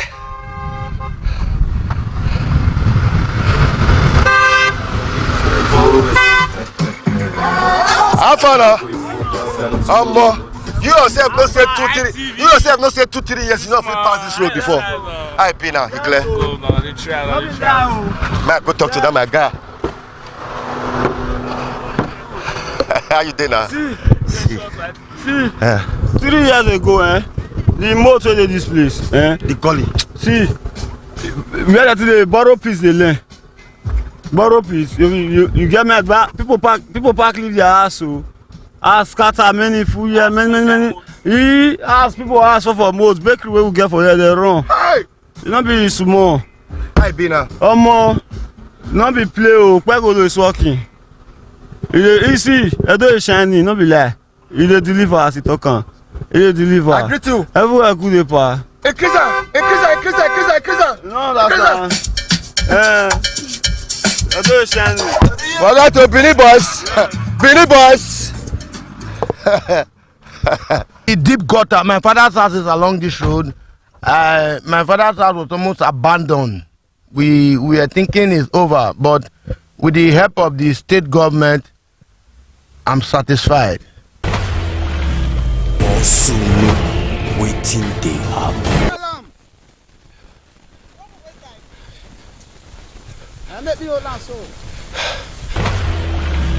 Also, waiting they happen. Hello. As I don't tire.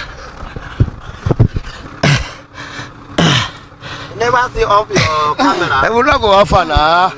Mimi. Yeah. Slam, go up, sit down. Executive.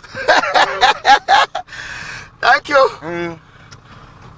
You're welcome. Obonana, they do this road though. Now we they do it this way also. Plus at this one. You know say we me you this so.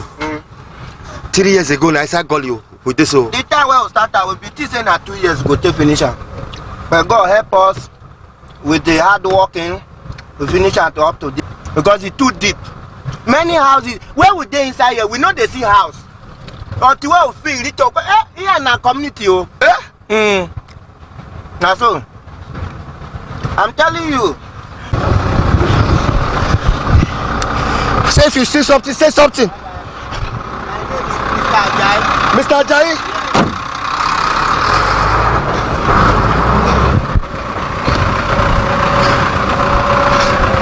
So now this one lead to Akiwa Uta Road. This one lead to Uniben. The contractor is tested. I want to go show now one house when I go. Hey!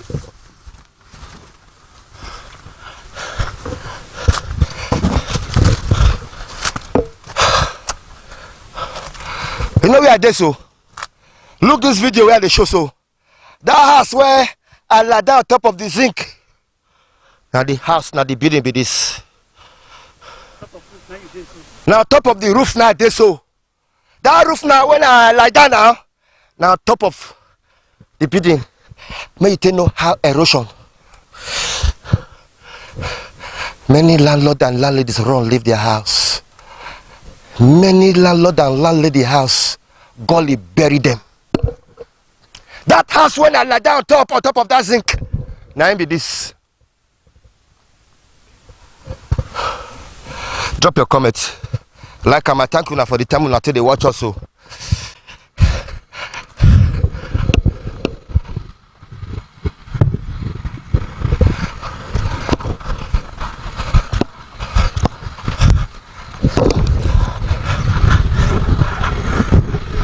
Say make you wake up as like and I pray one day. Also, waiting they happen.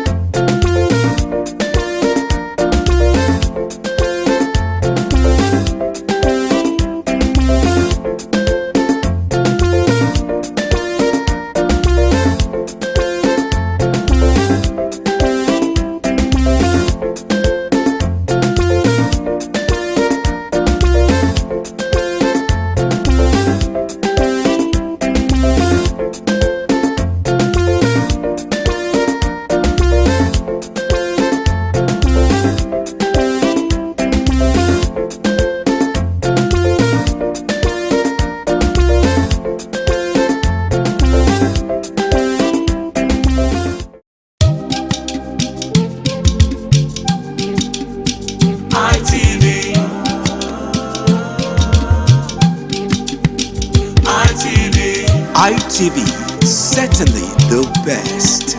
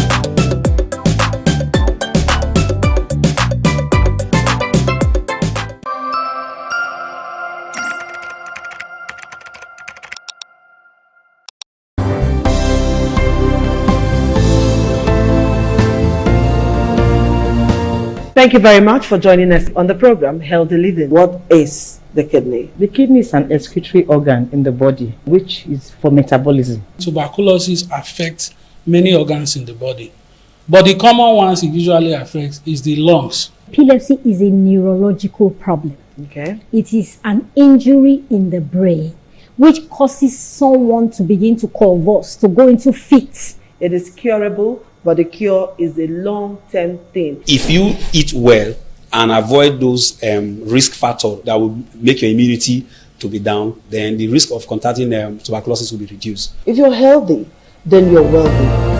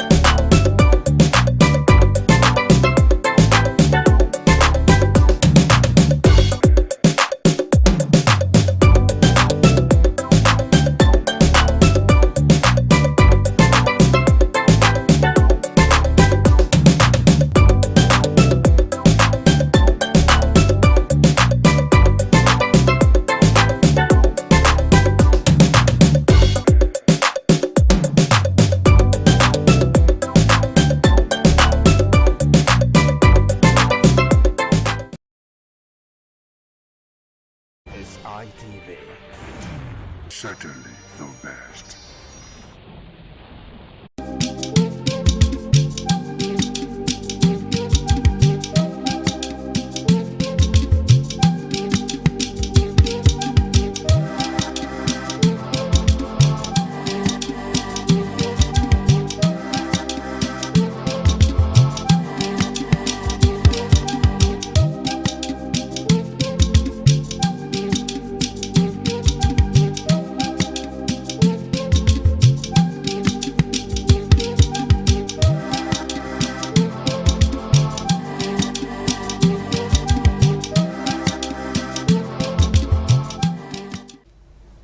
Hello everyone, thank you for joining us today on the program Woman to Woman. I'm Adesu Walsa Wage.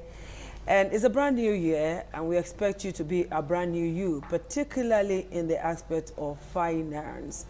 You know, some women have failed to realize that we are no more in the days of our mothers and in the days of our grandmothers. Today, a woman is supposed to hold her head high when it comes to her finances. But unfortunately, some persons are still waiting for that man who is going to take care of her, take care of her father, of her mother, of everybody in her family. This entitlement mentality. I am not saying that if your man is giving you all the monies that you want, you should not collect it. By all means, collect that money. Because husband money, they sweet well, boyfriend money, they sweet, fiancé money and all of that. But as a woman, you should be able to hold your head high. Let's take a very short break, and when we come back, we'll continue.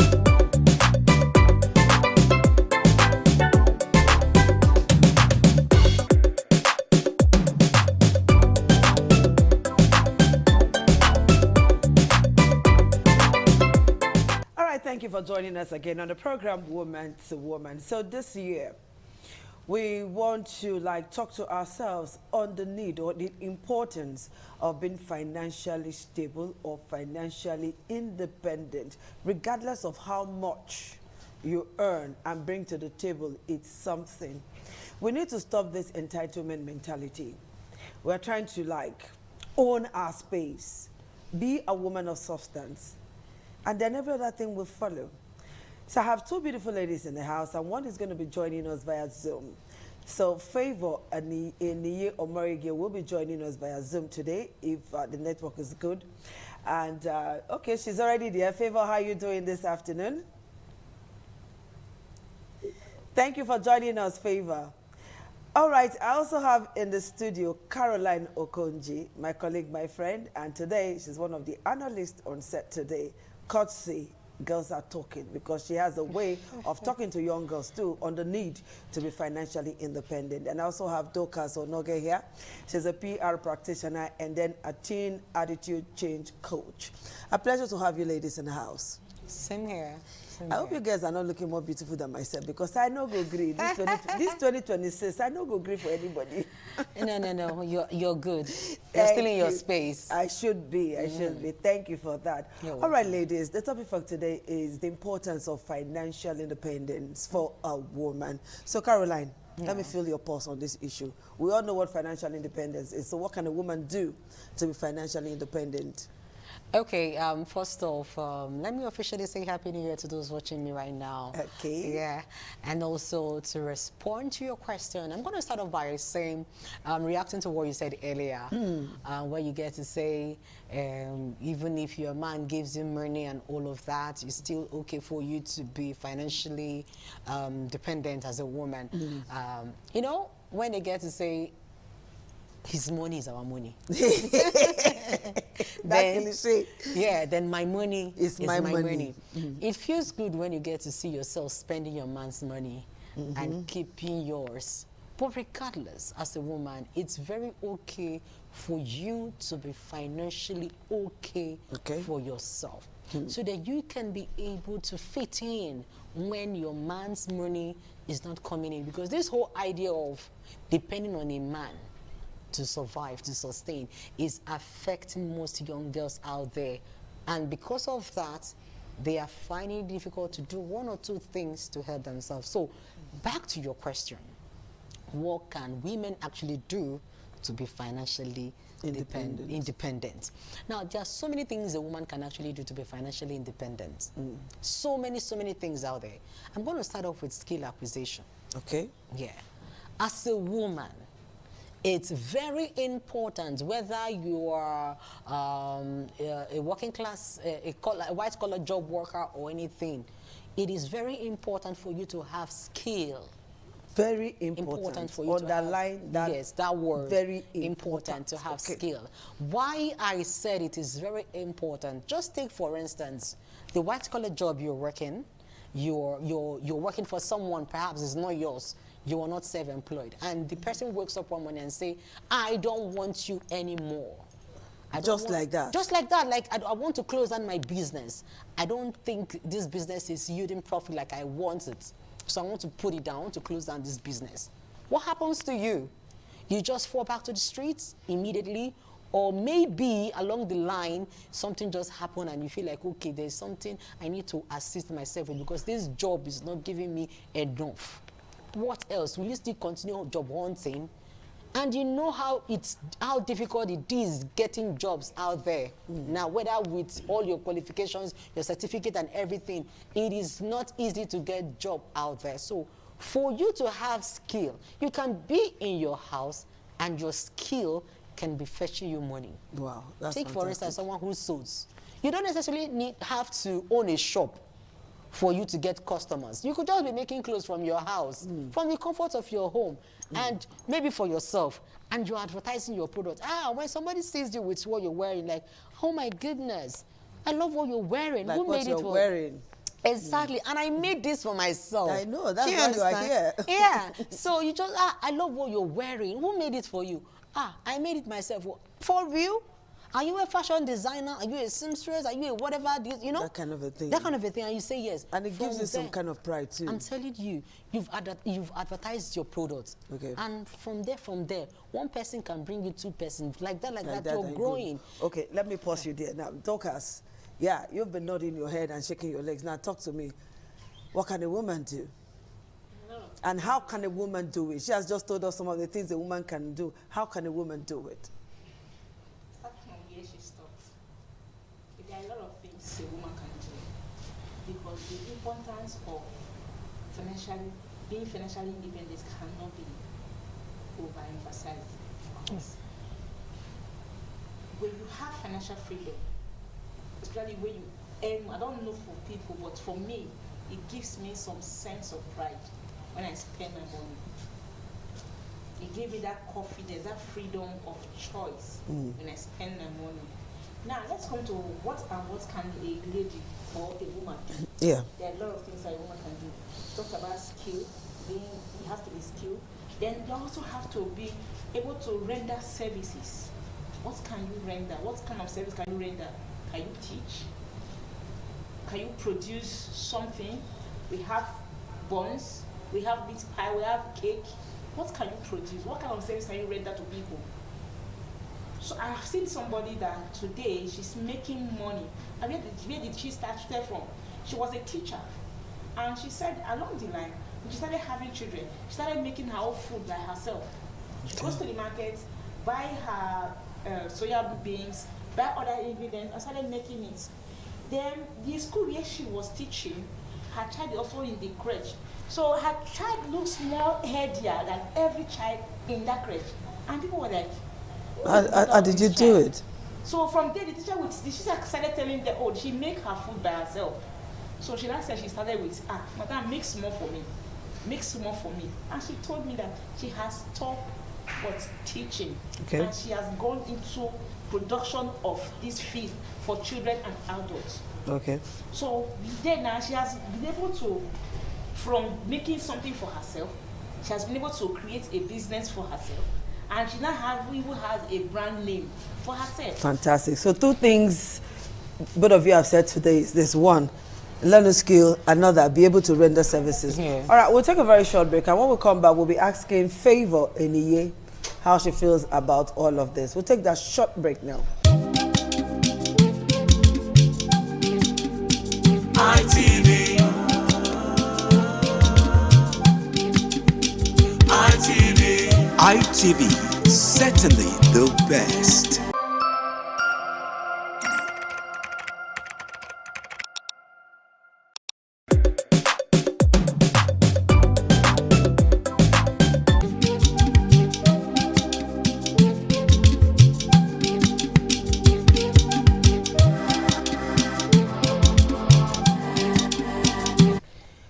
Thank you for joining us again. Now let's hear from Favor, who is joining us from Benin City. Hello, Favor. We want to feel your pulse on the need for a woman to be financially independent and what the woman can do to move ahead in this 2026. Financial independence is a must for every woman in this generation that we are into right now. You know, a lot of things are happening in our economy. And that's why we as women, we can't afford to fold our hands and keep to one particular type of job. We have to get multiple streams of income to help meet the demands on us and our family in this present economy. So every woman should not just be an employee, you can be an employer of labor also. Look around you. What can you do? What do you like doing? That is a clue to that problem that you are likely to solve in your society or in the environment. So I'll encourage every woman that financial independence, financial strength, it's very relevant in our present day world. So look around your environment. What can you do? Learn something new and begin to teach to others. There are a lot of things that women can do presently to make them financially independent. So it doesn't have to be you leaving your home like the first speaker said. You can actually be in the confines of your home and do something very meaningful that will also bring financial independence, that will make you financially capable. All right? So I encourage every woman in this generation that we're in to put our hands in multitask. Yes, the way God wired us as women is we're able to do more than one or two activities at the same time and do it perfectly well. So we should put away procrastination, get some of these activities that we can do, you know, and then put it together and package it in such a way that it's sellable. Then we'll be able to get financial rewards from them. Favor, thank you so much. As women, let's not fold our hands. Let's get moving. Okay, Favor, thank you so much. I like that last part. Women, let's not fold our hands. Let's get moving. Okay, she mentioned procrastination, and that has always been the problem of most women. Yeah. I go do them. I will do it. Let me wait till next month. Let me give it time. How do we fight this problem of procrastination? Caroline? Okay. I love to say don't be among the categories of persons who are lookers. Be among the categories of persons who are doers. Now, the moment you tell yourself that enough is enough, you must first of all realize yourself. Before you can say that to yourself. Yes, before you can say that to yourself. Otherwise, you keep procrastinating. So if you don't realize who you are, discover yourself and what you want for yourself and the purpose with which you want to do that particular thing you want, you will keep procrastinating. So first off, for you to fight that, realize who you are, what you want for yourself, and why you want to do that thing. By so doing, what am I supposed to achieve from this particular journey I want to embark on? If you don't know all of those things, you will never get motivations, you will never be charged to do what you want to do. But because you don't know all of those things, you keep procrastinating because you don't see anything good coming out from that journey you want to embark on. So for that reason, you just be reluctant to just be there, procrastinating. Until you know that if I start selling these peanuts, in a week I should be making up to 20,000. Or in a week I should be making up to 30 or even at least 10,000 naira every week for myself. Nothing will stop you from not swinging into action. But because you've not really analyzed what you want to do, but you just have this imagination, I think I can make peanuts. And if I start making these peanuts, now people go feed a buy and share. And people like another problem. Another problem. So you just be there. No, I beg, man, leave first. Man, first they manage this on what they do. By next year or by next month, I will try. Next month will come. You will still keep having that same thought. So you need to fight that negativity and allow the positive part of that business, that little thing you know how to do, to dominate you. Okay. That's the only way I think you can fight procrastination. All right, Dorcas, I've noticed that a lot of women don't want to start small. They just want to start big. It's like a woman that wants to go into boutique business. You don't know a thing about it. And the next thing, rather than go learn it for a while, or just go for, how do they call it, tradesmanship or whatever it is called now, rather than go learn whatever it is you want to do, they just want to start. And they want to start big, in a giant way, in a big way. And within months, the business crumbles. I beg, advise this set of people. Yes, I want to say something. It's not a matter, it's not, sometimes you imagine something within you and imagine the business within you and just forecast that this business is going to go well and you go into it. You dive into it because you have the resources. But normally it's not supposed to be so. I will advise every person that wants to do anything to start small. Get strong. We have been advised to put, if you want to enter the river, you have to test it with your foot to know the depth of it before you. So I'm going to jump inside with 2 legs. So you need to test strong and know what, yes, you may think that's something you have imagined in your brain, is something that is going to go far. But one thing you fail to realize is this, environment varies. Okay. So you should study your environment. Yes, you have to study your environment. Take strong. I would advise everyone that want to start big business to start small first. Take strong. What does these people in this environment actually like? What we sell here. Somebody can tell you, oh, in Ubowo we sell this kind of things, in Oluku we sell this kind of things, but in your environment that is in at Ibebaye, what we sell there. Yeah, it's something that everybody knows. So you have to start small. Yes. And again, another thing that is also causing, just like you earlier asked about procrastination, we want a conducive environment. We want everything to be in place. We want to start big. We want everything to look. This woman, this woman usually advises people. What's her name?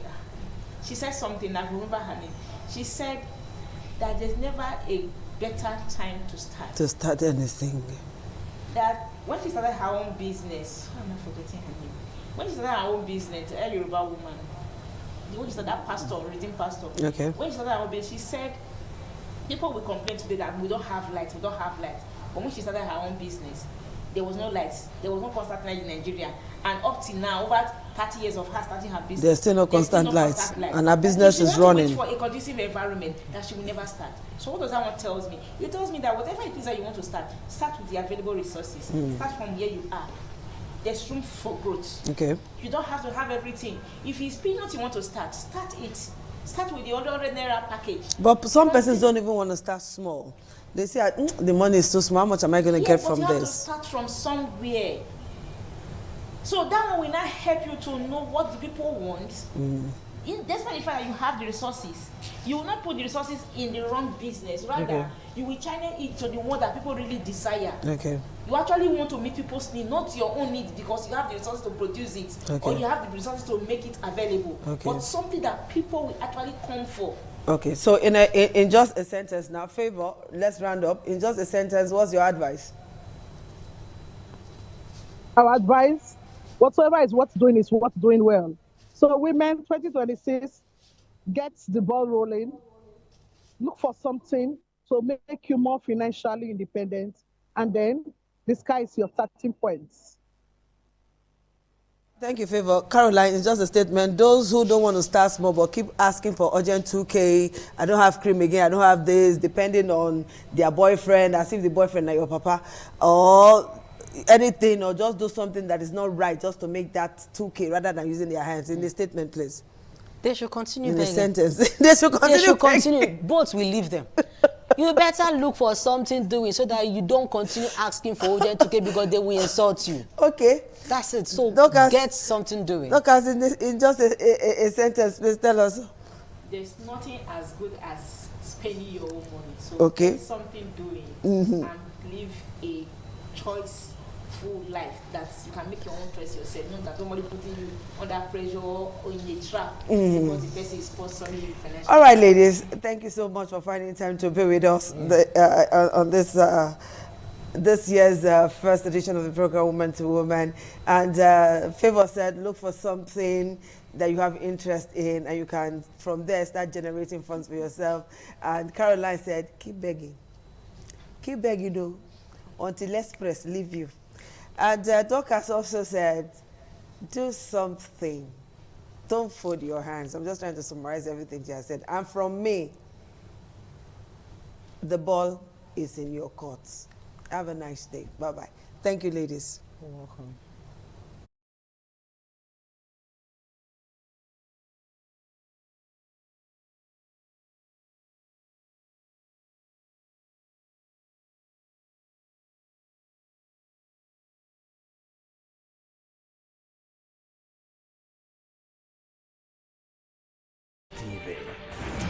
Certainly the best.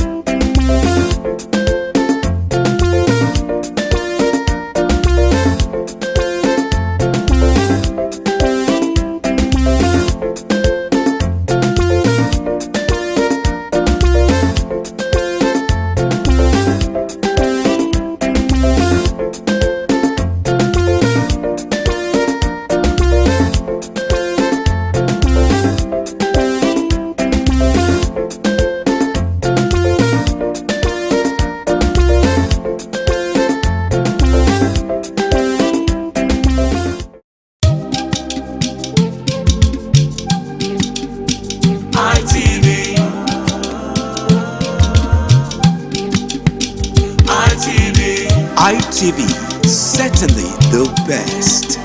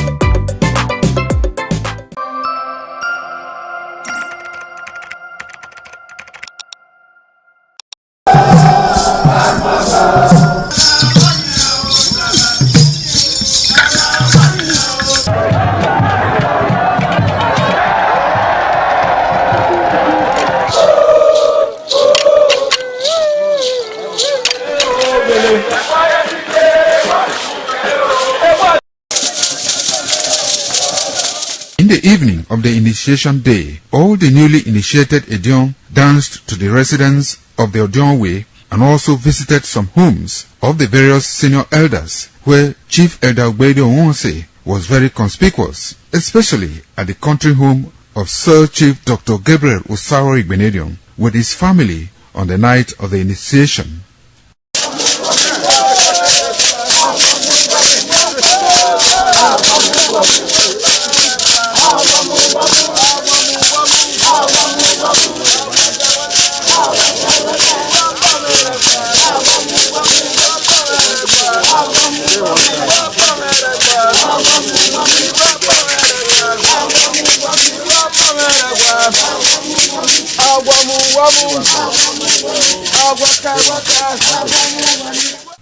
On the following morning, as part of the rite to be performed by the newly initiated Edion in Okada town, the initiates, led by Chief Elder Ogbeide Onwonse, visited the Esama of Benin, Sir Chief Dr. Gabriel Osaro Igbenedion, at his Okada country home residence to pay homage and appreciate him for all he has done in the development of the community, which has placed Okada in world map. They also thanked him for his role in the success of their ceremony. They commended the Esama of Benin as a custodian of Benin cultural heritage and for revitalizing the age-long tradition of the age-grade ceremony.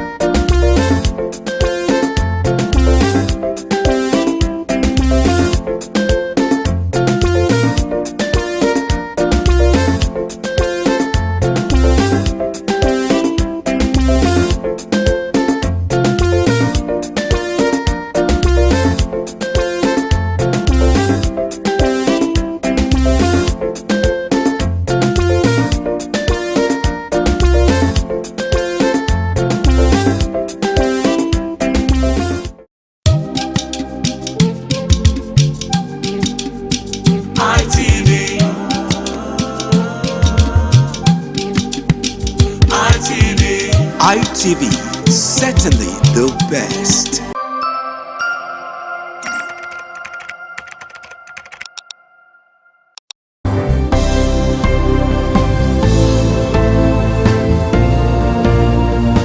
Thank you very much for joining us on the program Healthy Living. What is the kidney? The kidney is an excretory organ in the body which is for metabolism. Tuberculosis affects many organs in the body, but the common ones it usually affects is the lungs. Epilepsy is a neurological problem. Okay. It is an injury in the brain which causes someone to begin to convulse, to go into fits. It is curable, but the cure is a long-term thing. If you eat well and avoid those risk factors that will make your immunity to be down, then the risk of contracting tuberculosis will be reduced. If you're healthy, then you're wealthy.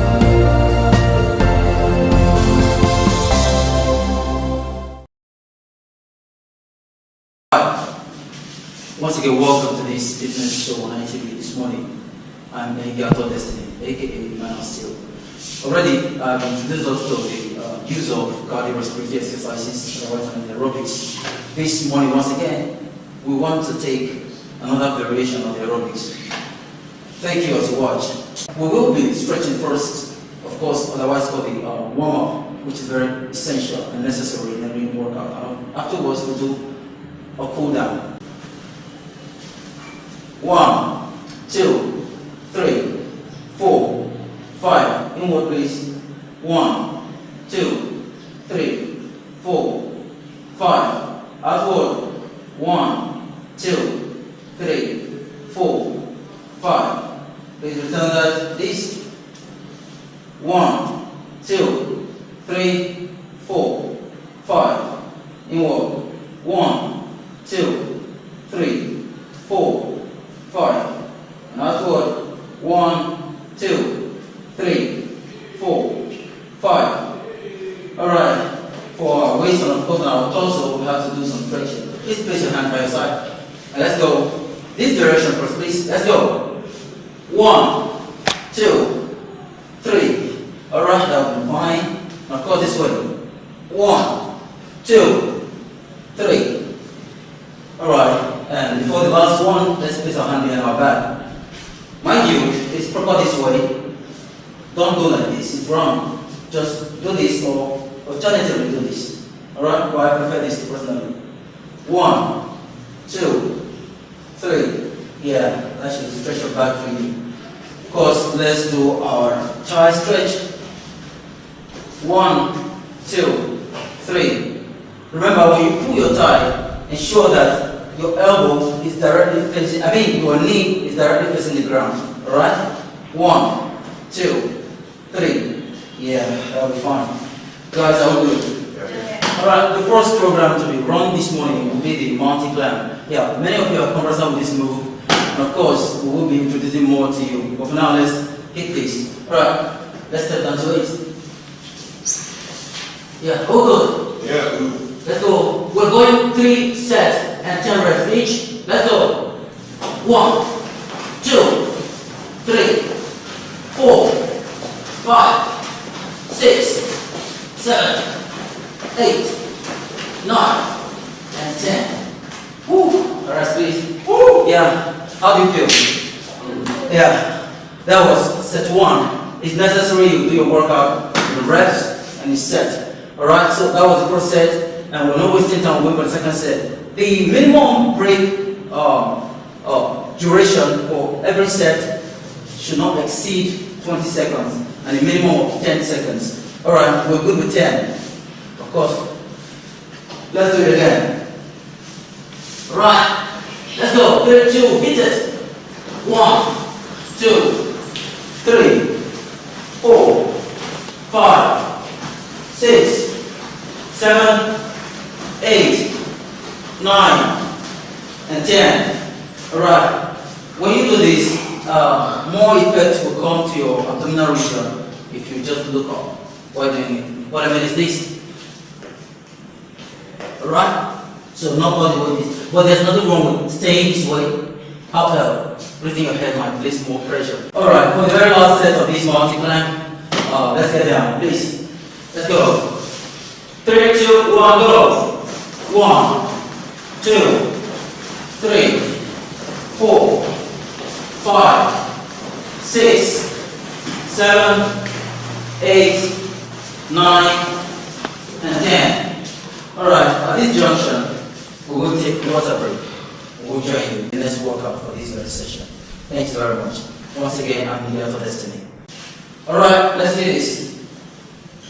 1, 2, 3, 4, 5, 6, 7, 8, 9, and 10. Whoa. Yeah, you under the water, please. 3, 2, 1. Please, when you do this, ensure that your knee gets to the level of your chest. Okay? Well, that's the maximum level you get. And of course, the minimum here. I understand not everyone is as flexible as I am or as anyone here. Please, we'll just keep it safe and do the right thing. Thanks very much. Alright, we'll go on the left. 3, 2, 1, go. 1, 3, 4, 5, 6, 7, 8, 9, and 10. Whoa, that's exhausting. How do you feel? Yeah, thank you very much. And this is the last set of this workout. Remember, every workout should be done this set and the rest. Alright, thank you. Let's do this. Let's go to left to right, brother. 3, 2, 1. Let's hit it. 1, 2, 3, 4, 5, 6, 7, 8, 9, and 10. Yeah, well, also, let's go. 3, 2, go. 1, 2, 3, 4, 5, 6, 7, 8, 9, and 10. Whoa. Wow. And that'll be all for this morning. Alright, remember, I said in the beginning, before any workout, there's need for a warm-up. And after that, there's also need for cool-down. This is the cool-down. Alright guys, just sustain the breath, watch this first. Ensure that your knees are locked, alright? This one goes with hamstrings, the calf, and as well as the lower back. Doing this. Swing it, swing it, swing it. Got that? Alright guys, let's do this. 3, 2, 1, go. 1, just 5, 2, 3, 4, and 5. Alright. So, lastly, what we did before we started, let's stretch it. 1, 2, 3, 4, and 5. 1, 2, 3, 4, and 5. So that's the last thing. Yeah. Please let's target our hamstrings.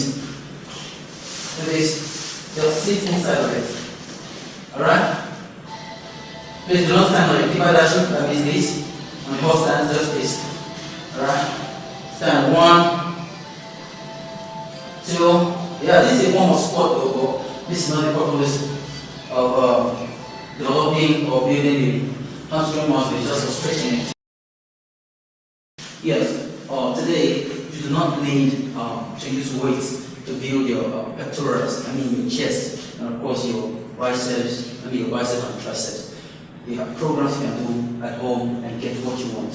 You understand? So we'll be doing push-ups this morning, what's called push-ups. We're doing push-ups this morning. And of course, we do have our ladies, there are variations for ladies. Please watch them very closely to get your lady out there. Watch them closely to get what you have to do.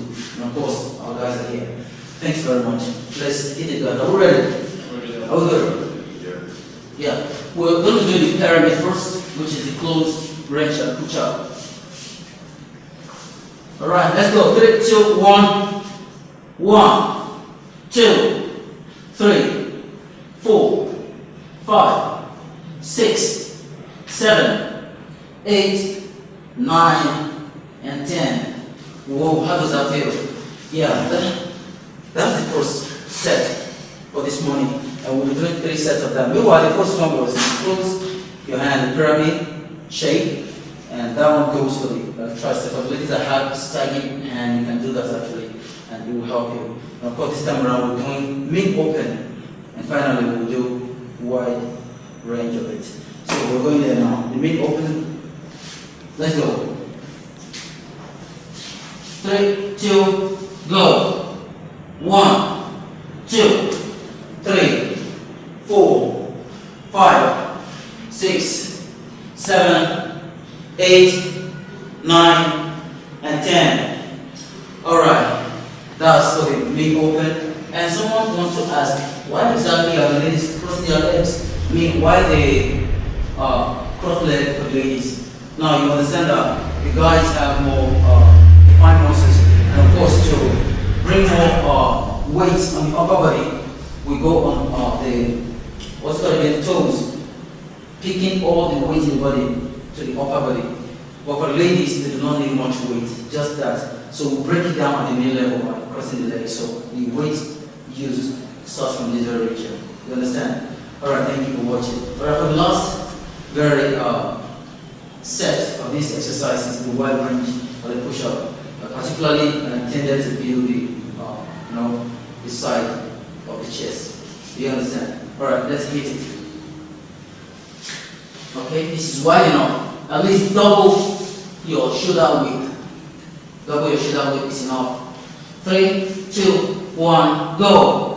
1, 2, 3, 4, 5, 6, 7, 8, 9, and 10. How many of you noticed I cheated there? I actually did one. I did 2 and called it 1. Yeah, just to lay more emphasis on that part. But today, thank you guys. Yeah, we're awesome. But today, we're done with this. Thanks very much for watching. Please, be safe. In the morning sun, searching for a longer day. People feeling like the light has just come. We must never stop the way. Birds chirping and I hear my name, grasping into a life. Life is happy but it's so insane. We must merely make a start. Savannah, I'm coming home. Savannah.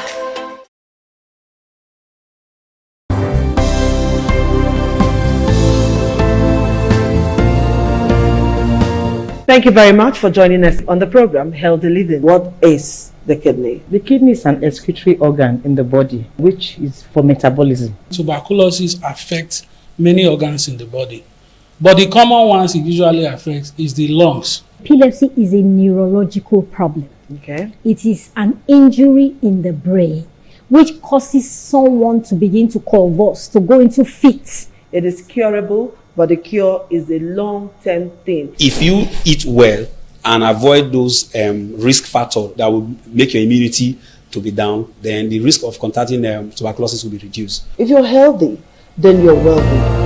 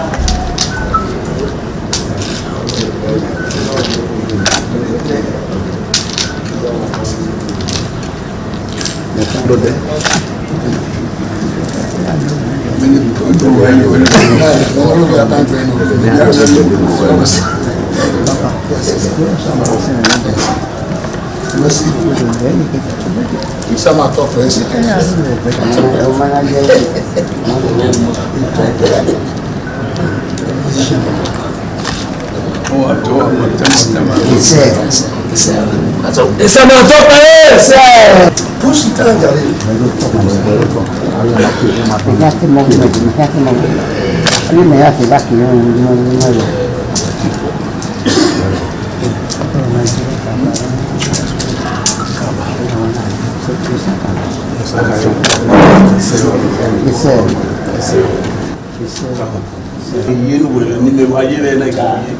Ina so ti mi egewe una le ti di agun ya ya zo mo dion medie eyan pa oh my dear oh my son my dear we say oh my dear oh we na bo here ina be aje ga do ina do ba o yes ina do se mo yes my dear we say that manisha oh ina bo here we say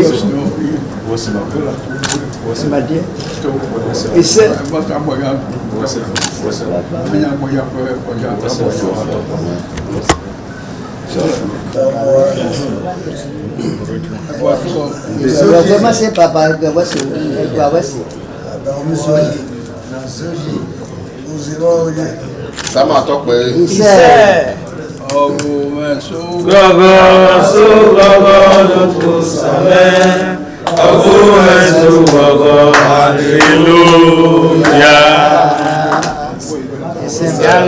Sama tope. Ize.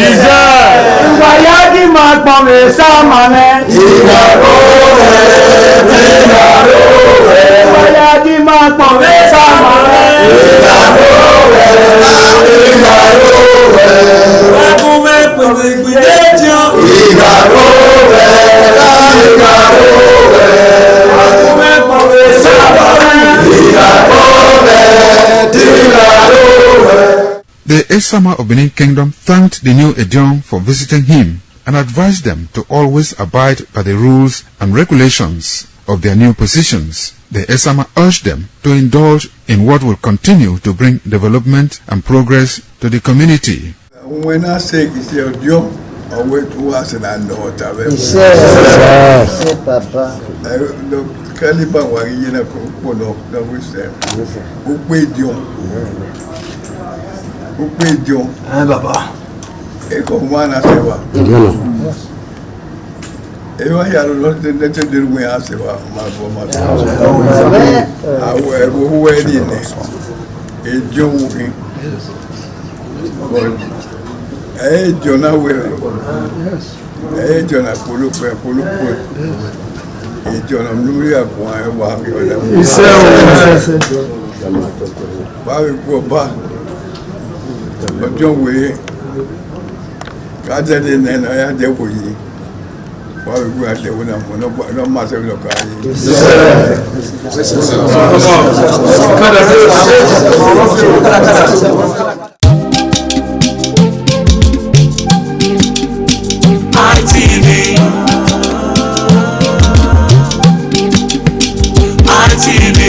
ITV, certainly the best.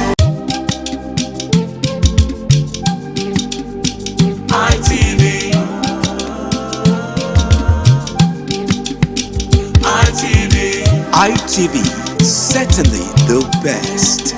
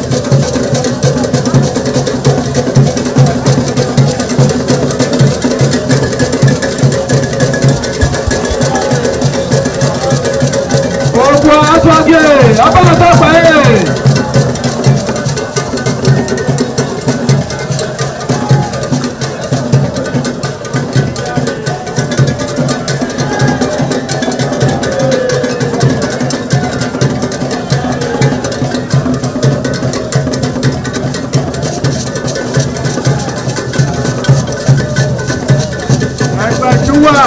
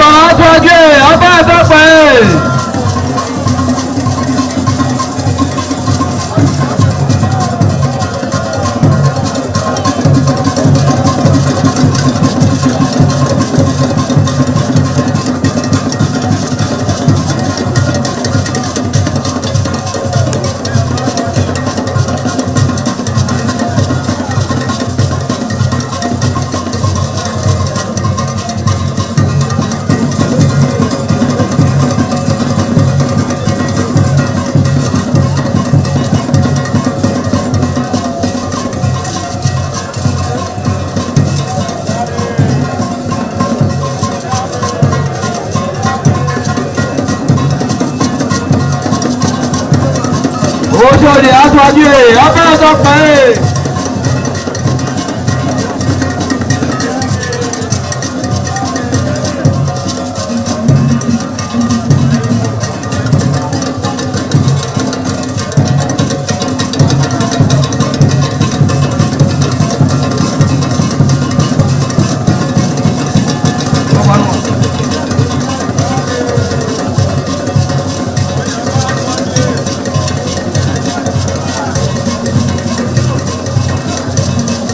Àyàbá sọ́kè abẹ́rẹ́ tó pẹ́ ẹ̀.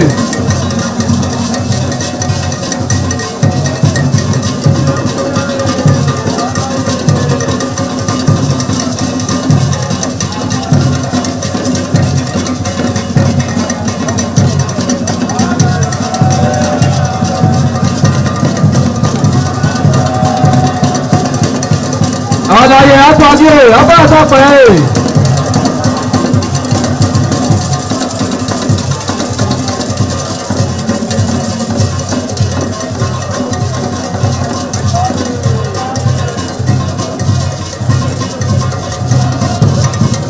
Gbẹ̀túwà.